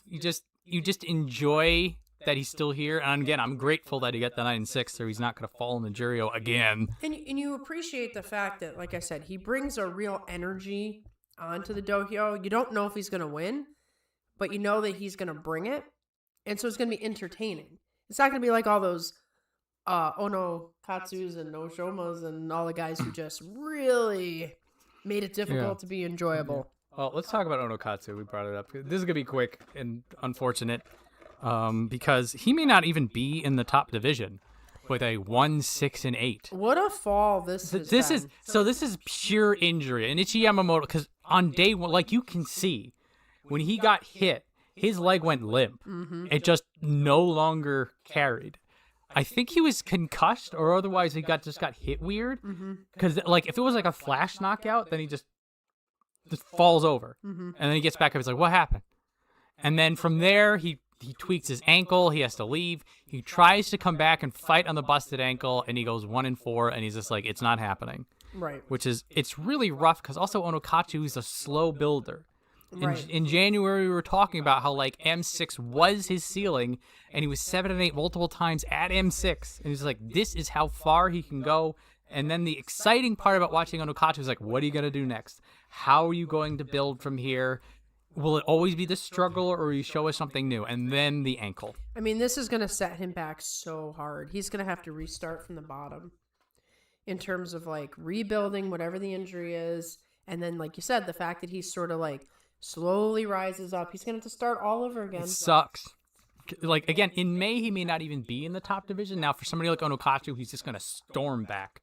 But it's going to be September, November before he's at M6 again. And that's just it's such a rough prospect. From that context, you understand why he came back, even though you really don't like seeing it, even though he was clearly a shadow of himself fighting on that busted ankle. Like, he just couldn't get it done. It's very unfortunate. So I hope he heals up. And again, if it was like just like I'm doing air quotes, a clean injury like that, like it's not chronic, it's not habitual, it's just thing breaks, fix thing, back to it. Right. But a chronic injury, that's a whole other strategy. Other thing. I do know that some Muslim athletes get a dispensation for training, but I don't know if Kimbozo gets it or not. See you, Hobgob. Hey, nice to Bob. see you. Onokatsu is getting demoted. If Fujioka lost on the last day, it might have been different, but Onokatsu is for sure gone. That's unfortunate. It's 2 p.m., so he hasn't eaten. Well, JJ, we're sitting here eating cookies. It's You should have gotten some cookies. Yeah, we knew this was going to be a long one. Cookies and iced tea. It's excellent. Normally I go into these sort of just like, because we aim for 2 to 3 hours. Right. And so usually I'm sort of just like, all right, I'm gonna get fed, I'm gonna get hydrated, and get the whole body thing sorted. I come here, we do the recording, and then I go back home.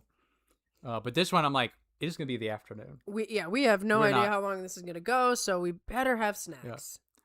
Yeah. Good night, Caro. Thanks for staying up.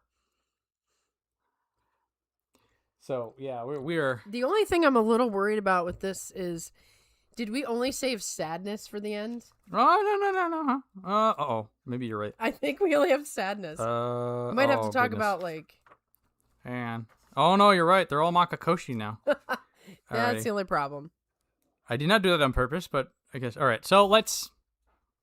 Yes, Bob, you are right. Sunday in Lent is like, eat all the desserts you can, because you're going to go through the rest of the week. Staring down a package of Fritos. Good choice. Fritos are good. We were thinking about chips, but we were like, don't make a lot of noise. Yeah, I was like a potato chips is like, it's such a safe pick. It is. You're just like, who doesn't like potato chips? Particularly in our friend circles. You potato chips. I'm just like, because every time you eat it, like the both of us were eating cookies like while on the mic, and you just couldn't hear it. If we were eating chips, like we'd all have to lean away. Right, and then they'd be like, "What's up with your sound issues? What's wrong with you people?" Yeah. Oh, Mike's gonna make a quick store to get drinks. Crazy that 4 of the 6 divisions had playoffs. There's a lot of playoffs. Yeah, that was nuts. I actually got to see most of it. Won't surprise me if they spare Onokatsu instead of Fujioka, but that's not what I'm picking either.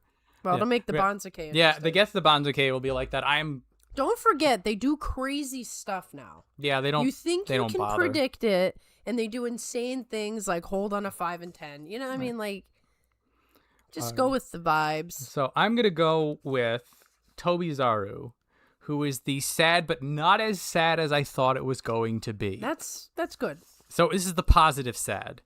But it is it's part of the long, slow goodbye that Tobizaru is giving us. If it wasn't for these these 3 wins in the last week, which was definitely him digging deep and knowing Like, that this the is time the is end coming. of my 'Cause, career. some of these matches here, in the end, was the most Tobizaru we had saw. The rest of the Yes. tournament, he was faded. He was defensive. The biggest thing, though, is that there were a couple of times where he was defending, but he was just holding on. He was just blocking. He was not advancing position. He was not looking for the win in that way that Tobizaru always does. Right. This was a shell of the man. But he hung on as best as he could. I thought this was going to be our goodbye. I thought Yeah. he was going to be gone. But he dug deep and he's like, I'm not done yet. So, good news, or I guess for some people, bad news. Right. Some Tobizaru- people want him to Well, be demoted. good news, bad news, bad news, good news. The 6 and 9's not looking that good. He's going to be on the brink for May. He's probably going to be gone in May. But Yeah. we get him one more tournament, and he gave us there was a couple of fun leg kick stuff going on there. Yeah, he went. Who was it? He just kept going for the leg kick, and then he actually succeeded. It might have been Roga. It was either Roga or it might have been Koto Eho. I One of the can't two. remember. But like he just kept kicking. It wasn't working. Finally gets the kick. That was so Tobizaru. It was peak, and so that's why it was good that we got a piece of him this tournament. Exactly. Even if in May we don't get anything, you we'll have gotta to keep the memory Gotta alive. keep the memory alive. Guys probably went over it, but it feels weird that Kiri lost the last 2 days after getting the show. We did talk about it. It felt like the momentum sort of got pulled out of him a little bit. And Also, it added to the deflation of the overall tournament. also all credit to Kotozakura and Aonishiki in those last 2 days. They fought really well. So Yeah. So at Alcohol least is- they were good matches, even though it was like, this isn't quite what no, we... it's not the way you want to win it. Definitely, Yeah. if you had to choose, the alcohol in the CT is only getting worse. Never Maybe you gets should get some better. food.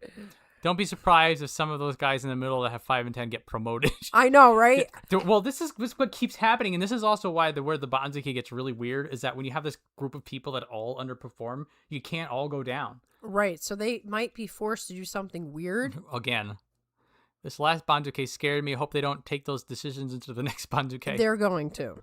Best This has one- been multiple Banzukes of weirdness. Best one was the kick on Tamawashi. It probably yes. was Tamawashi. It was a where- naked kick. Yes.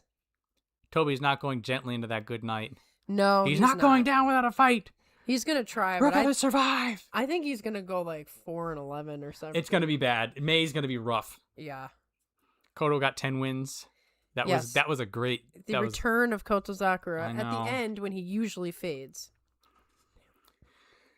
Alrighty, who's So we have Toki Hayate left. We have Let's do Toki Hayate's right here. Let's do Toki Yeah. Hayate. So this is another Makakoshi butt because this is Toki Hayate's career high rank, and he's definitely a slow grower. yes. He was very quiet this tournament. He was though. quiet. Also, he was imposed upon. Mhm. So like in contrast to Fujinokawa, who is a firecracker, and Asakoryu, who is this huge amount of power, and Nishiki Fuji, who was able to sort of grit it out. Toki Hayate was the small guy who got bullied. Exactly. And that's just unfortunately what his lot in life was this tournament. He's always kind of had that stigma a little bit. He improved himself, and now like I think he's gone to his ceiling. This is his ceiling, yes. And expect this. Like he's gonna have to go up another level if he wants to be in the single digits. He's not ready for this. So this is why this 5 and 10 doesn't really concern me, because this Toki Hayate is somebody who he's slowly growing into it. Like for the longest time, he was just barely clinging on to the bottom, and then he figured it out, and then he had that glow up, and then he figured everything out, and now he's gotten up to this point. So now he just needs to figure out something new, Right. and whatever that new thing is going to be what he does in May and July, and So I think he would probably like a not a horrible demotion, but a decent demotion, so that he can work his way back up again, but he's surrounded by 5 and 10s. Yeah, so I don't think his demotion is going to be that bad. It's and not. He was in some of his fights, and the ways that he win was on his brand of sumo. It's just that it wasn't his turn. Sometimes it's just not your tournament. It's just, it's not that you're injured. It's not that things are beat up. It doesn't work out, and that's the way it was for him. And he doesn't have to worry about fighting the top guys, so... Yeah, I mean, so he's gonna fall down. He's gonna regroup in May to get back to his winning ways. I'm not worried. This is just part of the process. This was actually supposed to be a good time for some of these lower guys, like the 1 through 5 in the middle, because there weren't the top guys crushing them down. Wasn't crushing him down. So if you're not in the category where you have to face one of them, next tournament you'll be okay, because I think they're going to come back with a vengeance, quite frankly. I think he's definitely one who can. Yeah. From first glance, Fujiseo and Chiyoshoma and Asakura could be getting some fat promotions, yes, because we have all these people who are 5 and 10, and then here comes the 10 and 5s. Love me some Fujiseo, been following him forever. Yeah, Fujiseo had a really, really good tournament. We were talking about that. I do remember, you guys bringing him up. Because he, here, where is he? I'm just going to point at this again, just to make the point. There you are, Fujiseo. Because I mean, they follow Juryo, so they know more about this stuff, but this is what was going on with him. So, Juryo 8, 9, and 6. After Juryo 2, 4, and 11, so he gets up to that point, and then it fails. So then he brings himself back up. So, Juryo 5, 10, and 5, but there's not enough room for him to go up. Right. And then Juryo 1, 8, and 7. They deny him from Juryo 1, just because of the way things are, and that's what got him to do the 11 and 4.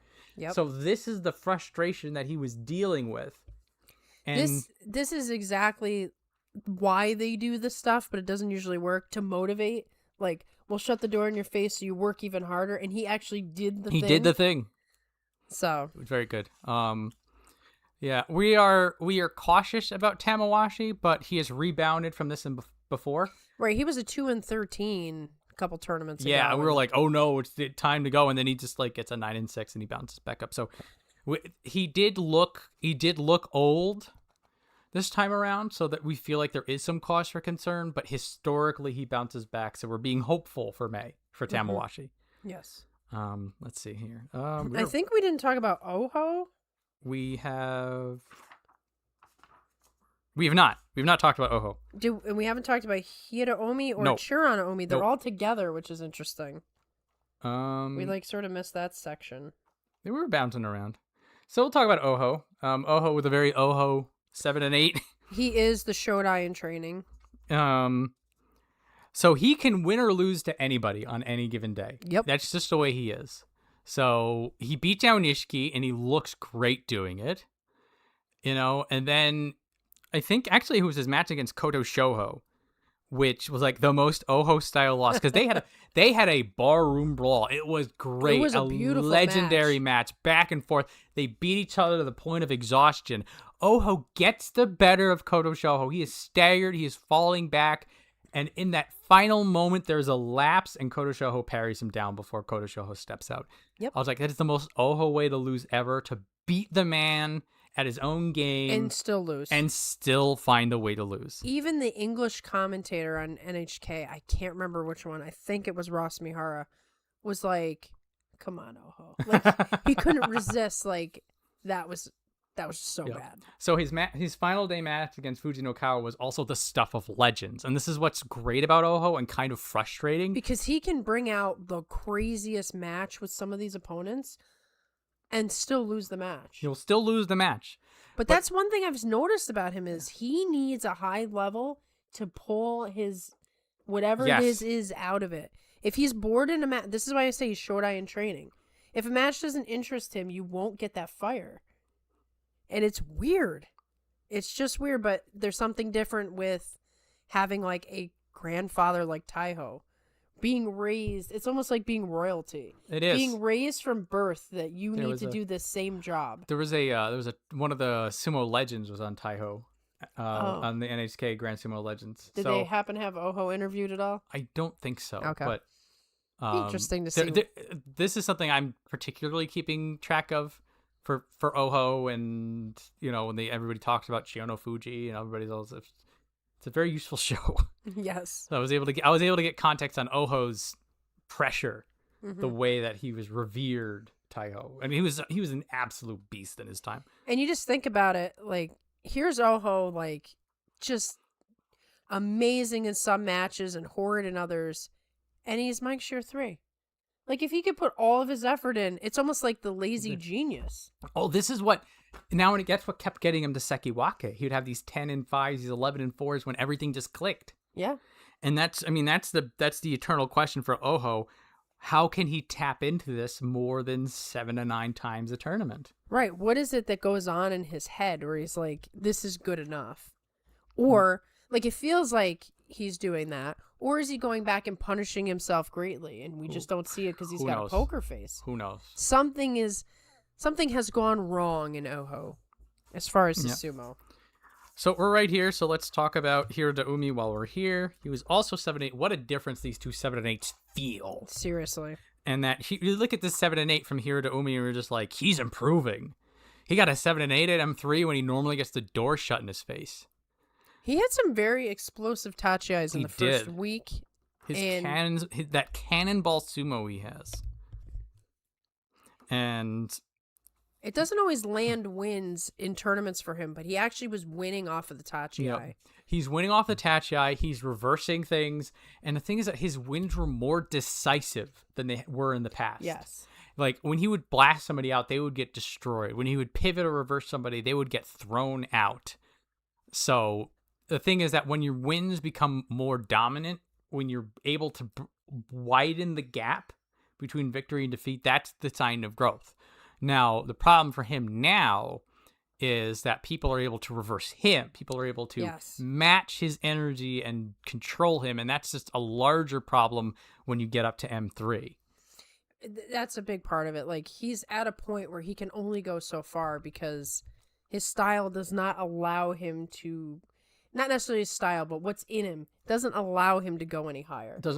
So it's good to see that he is showing signs of improvement, where at this point earlier on, he'd get a 4 and 11. Now it's a 7 and 8. Yes. So it's still a 7 and 8. Also, in this environment, he may not even move. He may hold he might where hold. he is. Both these guys might hold. So he's just going to be able to fight this again, and then he gets another chance. And if he's still improving, then we'll get more of him fighting the very best. It's exciting. Yeah. We have Churana Umi. Let's see. Just comments came out about. Oh, yeah. We got to do the comments. Let's see. Tamawashi did beat more longevity records through bad Basho aside. Kodashoho floating getting better and better. Shot-eye in training. There was a disturbance in the force. Welcome back, Michael. We've been over this. Taiho possesses Oho, but he can only do it half the Basho. That's probably the most plausible explanation there is. Fujinokawa's victory felt written in the stars the moment he was matched with Oho on the last day.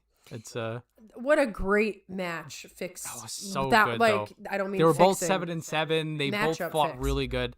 Hello, Alex. Sorry that you're at work. Fujinokawa, holy cow, put an exclamation mark on a great Basho. He was giving every fight 100%. I'm loving Fujinokawa. He's, if you're a Fujinokawa hater, you're just a weirdo. He's a weirdo. He's beloved by his style. Michael has Arizona tea. Arizona tea is a solid choice. We have Pure Leaf that we're drinking here. I do like the raspberry flavor, John, just so you know. It's good. Lemon is good as well. Yeah. Do they have raspberry? I don't know the Pure Leaf does, actually. Yeah. They have peach flavored. I don't know if they sell cans in 6-packs of Arizona.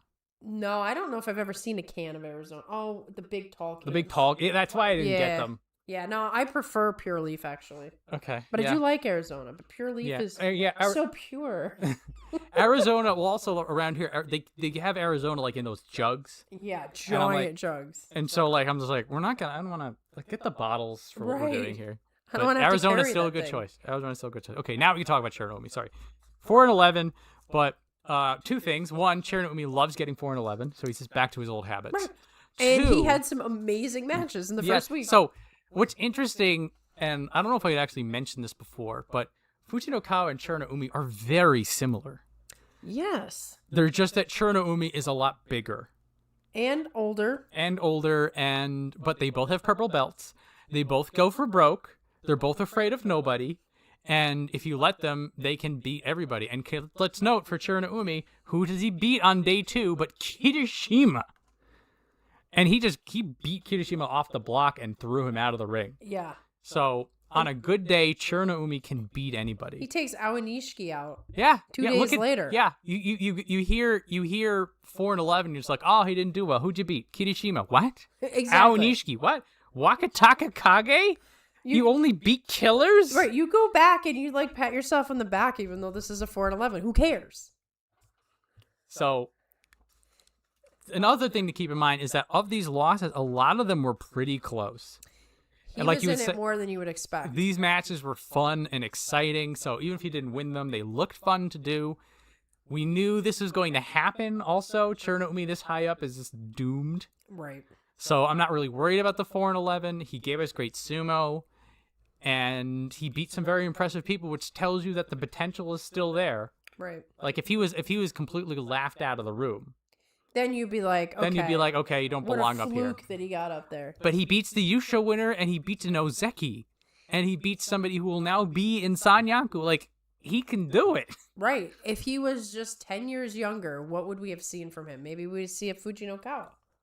That's why I think these two they're very similar, and so I enjoyed watching Chirona. It was fun watching the back-to-backs in the first week with Fujinokawa and Chirona. Yes.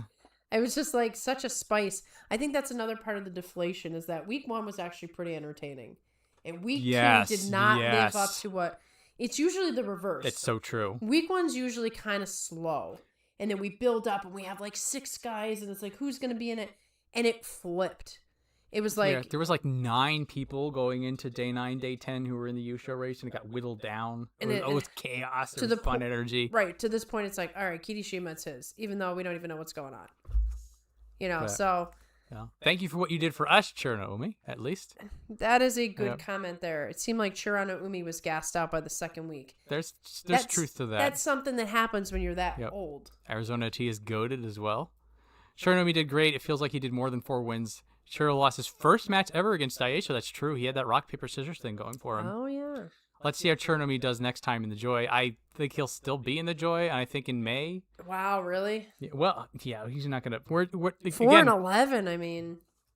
So that'll be... Well, maybe he'll be like making sure 6, but I mean, look at 4, 5, 11, 4. Like, a lot of people are going up.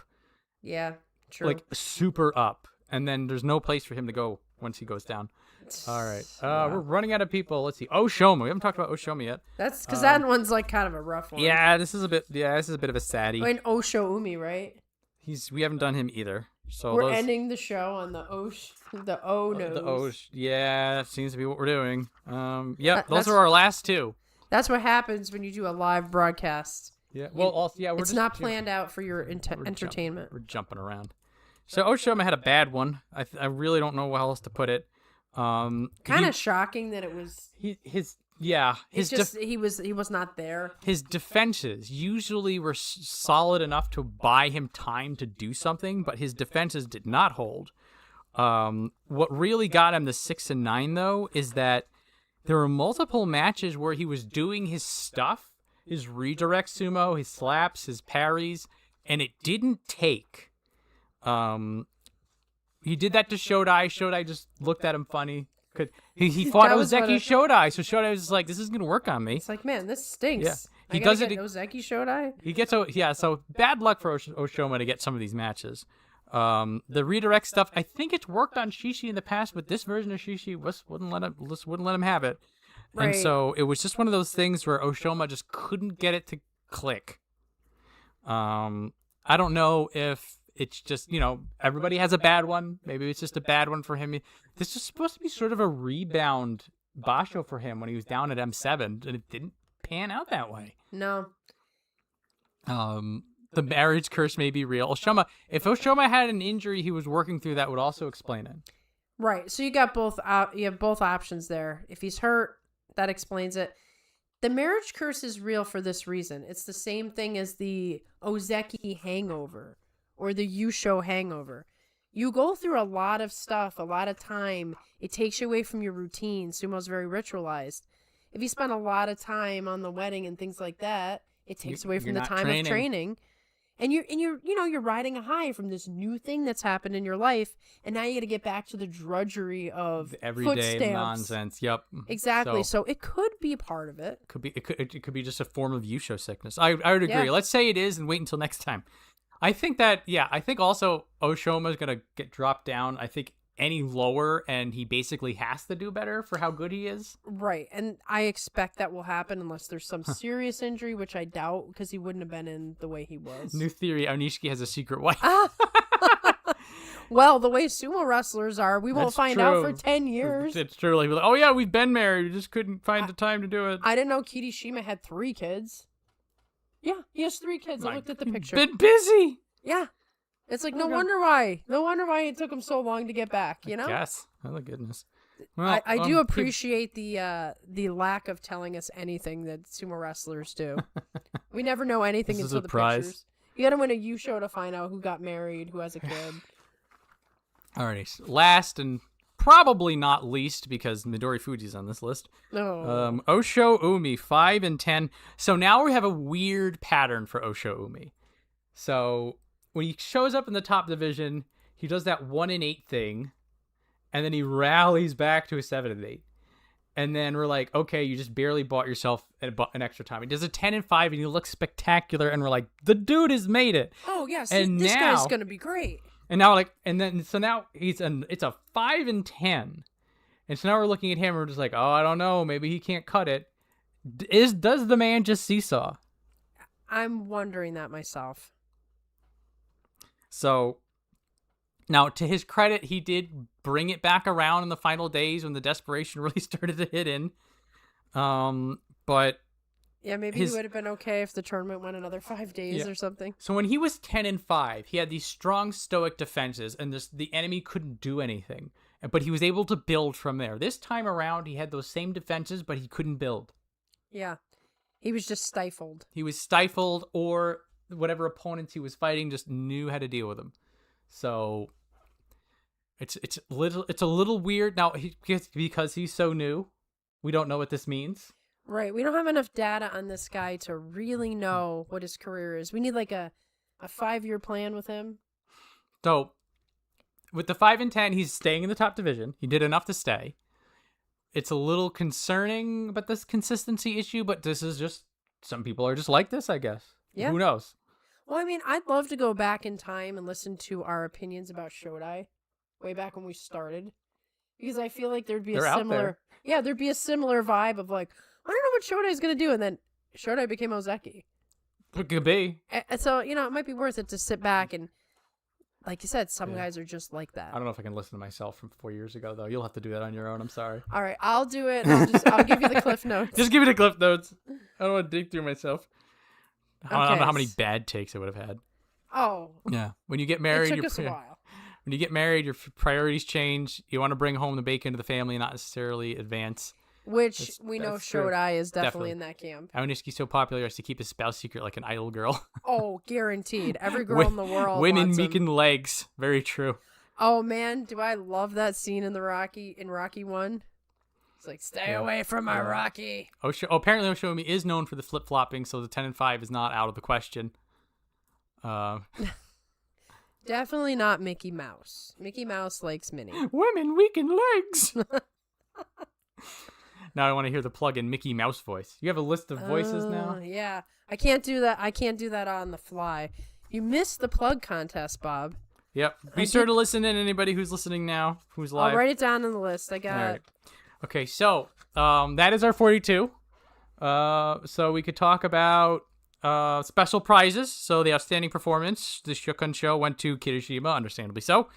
The Fighting Spirit prize went to Fuji Seiyun for having a really great top division start, and Koto Shoho for being in the Yusho race until the very end. And then the Technique prize, the Gino show, went to Fujinokawa for beating both Yokozuna. Which all makes sense. All make perfect sense. So now we're looking at Juryo. We did this quickly earlier, but we'll do it again now that we're at the end of the show. Ryuden will be coming up with his 9 and 6 at Juryo 1. Waka no Sho will be coming up from Juryo 3 with his 11 and 4. Outside of that, there is absolutely nobody doing anything unless you go all the way down to Juryo 10. which is... And he did quite well at the end of this tournament. So Dewanoryu was the Kazuma, too. Juryo winner on the playoff, but with a 11-4 Juryo 10, he does not math anywhere near. Nope. So it looks like we're going to have 2 people come up, and then the few people that go down are going to be Midori Fuji and Onokatsu. And it looks like all it's going to be. It's going to be a very static top division for next time. But I get to be very, very excited about Wakanosho. I've Yes. been waiting a long time for anybody in Takekeisho's stable to come up. It had only been him and Takenosho, but even more so now that Takekeisho's the Oyakata. So, gonna be number 1 Wakanosho fan. Yeah. And our last note is that Enho is very likely going to be in Juryo in May. So win, lose, or draw, he'll make that minimum Sekitori performances for Elder Stock. But I have a feeling that he's going to want to try to fight for as long as they'll let him. Agreed. He has a level of determination not seen in these parts. So look at Hatsuyama. It says Hatsuyama. Yeah, well, Hachiyama was the guy who got embarrassed out. Right, and he he's got a 10 and 5. Oh, all the good. way down here. So he recovered from his embarrassment, which is always good to hear. Yes. Let's see. Oshiomi has squarely placed himself in the if he's healthy group. 3 first-time Mankakoshi, Yoshino Fuji, Aonishiki, and Onosato. That is correct. Takayasu got the arrows because he won on the last day. Yes. Hachiyama debut bounce back. Dewanoryu just exploded this Basho. He was in Makushita for so long, came up to Juryo for the first time and went 8-7. Suddenly you shows. Sometimes you have your time. About as unexciting as promotions ever get in sumo, 2 guys in the demotions are both injuries. I know. Yeah. I will live vicariously through Wakanosho. Enho, Okaryu, Hakuyozan, and Tochi Taikai should be promoted to Juryo. So we're going to take a little bit of time before we get like the next wave of new talent. So like May will mostly be our usual guys except for Wakanosho. Maybe we'll get a bunch of interviews with Minato Gawa. That would be excellent. Yeah, Okaryu, Hakuyozan, Tochi Taikai, and Enho. That looks right. You talk about how Dewanoryu is a Dami Oshi fiend. Hakuyozan gets demoted into one Basho who's already got a successor. Sometimes that's the way it goes, right? Yeah, I did see what he did to Wakanosho in the playoff. That was pretty painful for me, but at least I hadn't gotten too behind Wakanosho yet to like feel the pain I felt when... It only counts when they're in top division for us, just because Right. that's the way we have to do our sumo. When Hoshoryu lost to Kirishima, I just an absolute like push kick to the stomach. Yeah, I couldn't even like talk for a day because I knew that was it. When we were talking about it, I sort of just talked around it. Yeah, it's kind of like, you okay? You need a cookie? I'll just like, well, here's the U-show race. This is what it's looking at right now. Yeah, he completely did not speak of Hoshoryu at all. And then you brought up Hoshoryu, and I was sort of just like, yeah, I felt it from all the way over here. Yeah. I felt your kick Yeah. from halfway across the area. Oh boy, was that That was sadness. the bad stuff. Kazuma, good showing 10-5, slowly getting better against better competition. Okaryu is making his Sekitori debut. I'm so proud of that smiling around mount of sumo and rice. Nabatame won, didn't he? He did win. He won the Jonidan, or no, the Makushita. no, the Makut. No, he's the 4th one. Oh. Sandame. He won Sandame. Skipped it over in my head. The only unacceptable loss Hoshoryu was to Daisho because he had that match in the bag and made a stupid mistake. I 100% agree. I will give Daisho props for the weird Houdini physics that he employed, but yes, Hoshoryu should have won That should have been his match. Yep. All right. Guys, we've been on here a long time. We appreciate all of you. We appreciate those who voted in the plug contest. Please comment if you haven't already voted, or do it again so we can see what kind of plugs you're interested in, and I can come up with like 50 more because I have a list. And as always, we thank you all for coming to our channel that provides absolutely nothing but opinions and talking to you guys. That's pretty impressive. All right. Did you want to do the plugs to wrap it up? Oh, should I? Did you want to or no? Which plug? Should I do the winning plug? Or should I? No, you were writing down extra plugs. Oh, yes, the extra plug. The extra plugs. I don't think I can do a death metal one. Okay. Now, mad scientist, I did have the Doofenshmirtz one, but I don't know if I can. Yeah, I mean, you don't have to. I don't think I can do Okay, it on pressure. we'll need to. Yeah, we'll need to. just do a regular plug. All right. All right, let's do a regular plug. Well, guys, like, this was totally awesome. Thank you so much for listening to 42 Opinions Sumo. Literally, the greatest sumo podcast in all of Sumo Land. Please listen back if you couldn't make it to the live show. And also, please like, comment, and subscribe because you know you love us. There we go. That's it. All right. Thanks, everybody, for coming out. Thanks, everybody, for listening. If you're in the future listening to us, thanks for copping around. This is over 4 hours of content. This I hope is the longest we've ever done. this is the longest anything we've ever done. Yes, this is a record. This is Tamawashi style. This is we had that in January. We had that like 3 hours in chains because we were both cooped up in cabin fever with a bajillion feet of snow.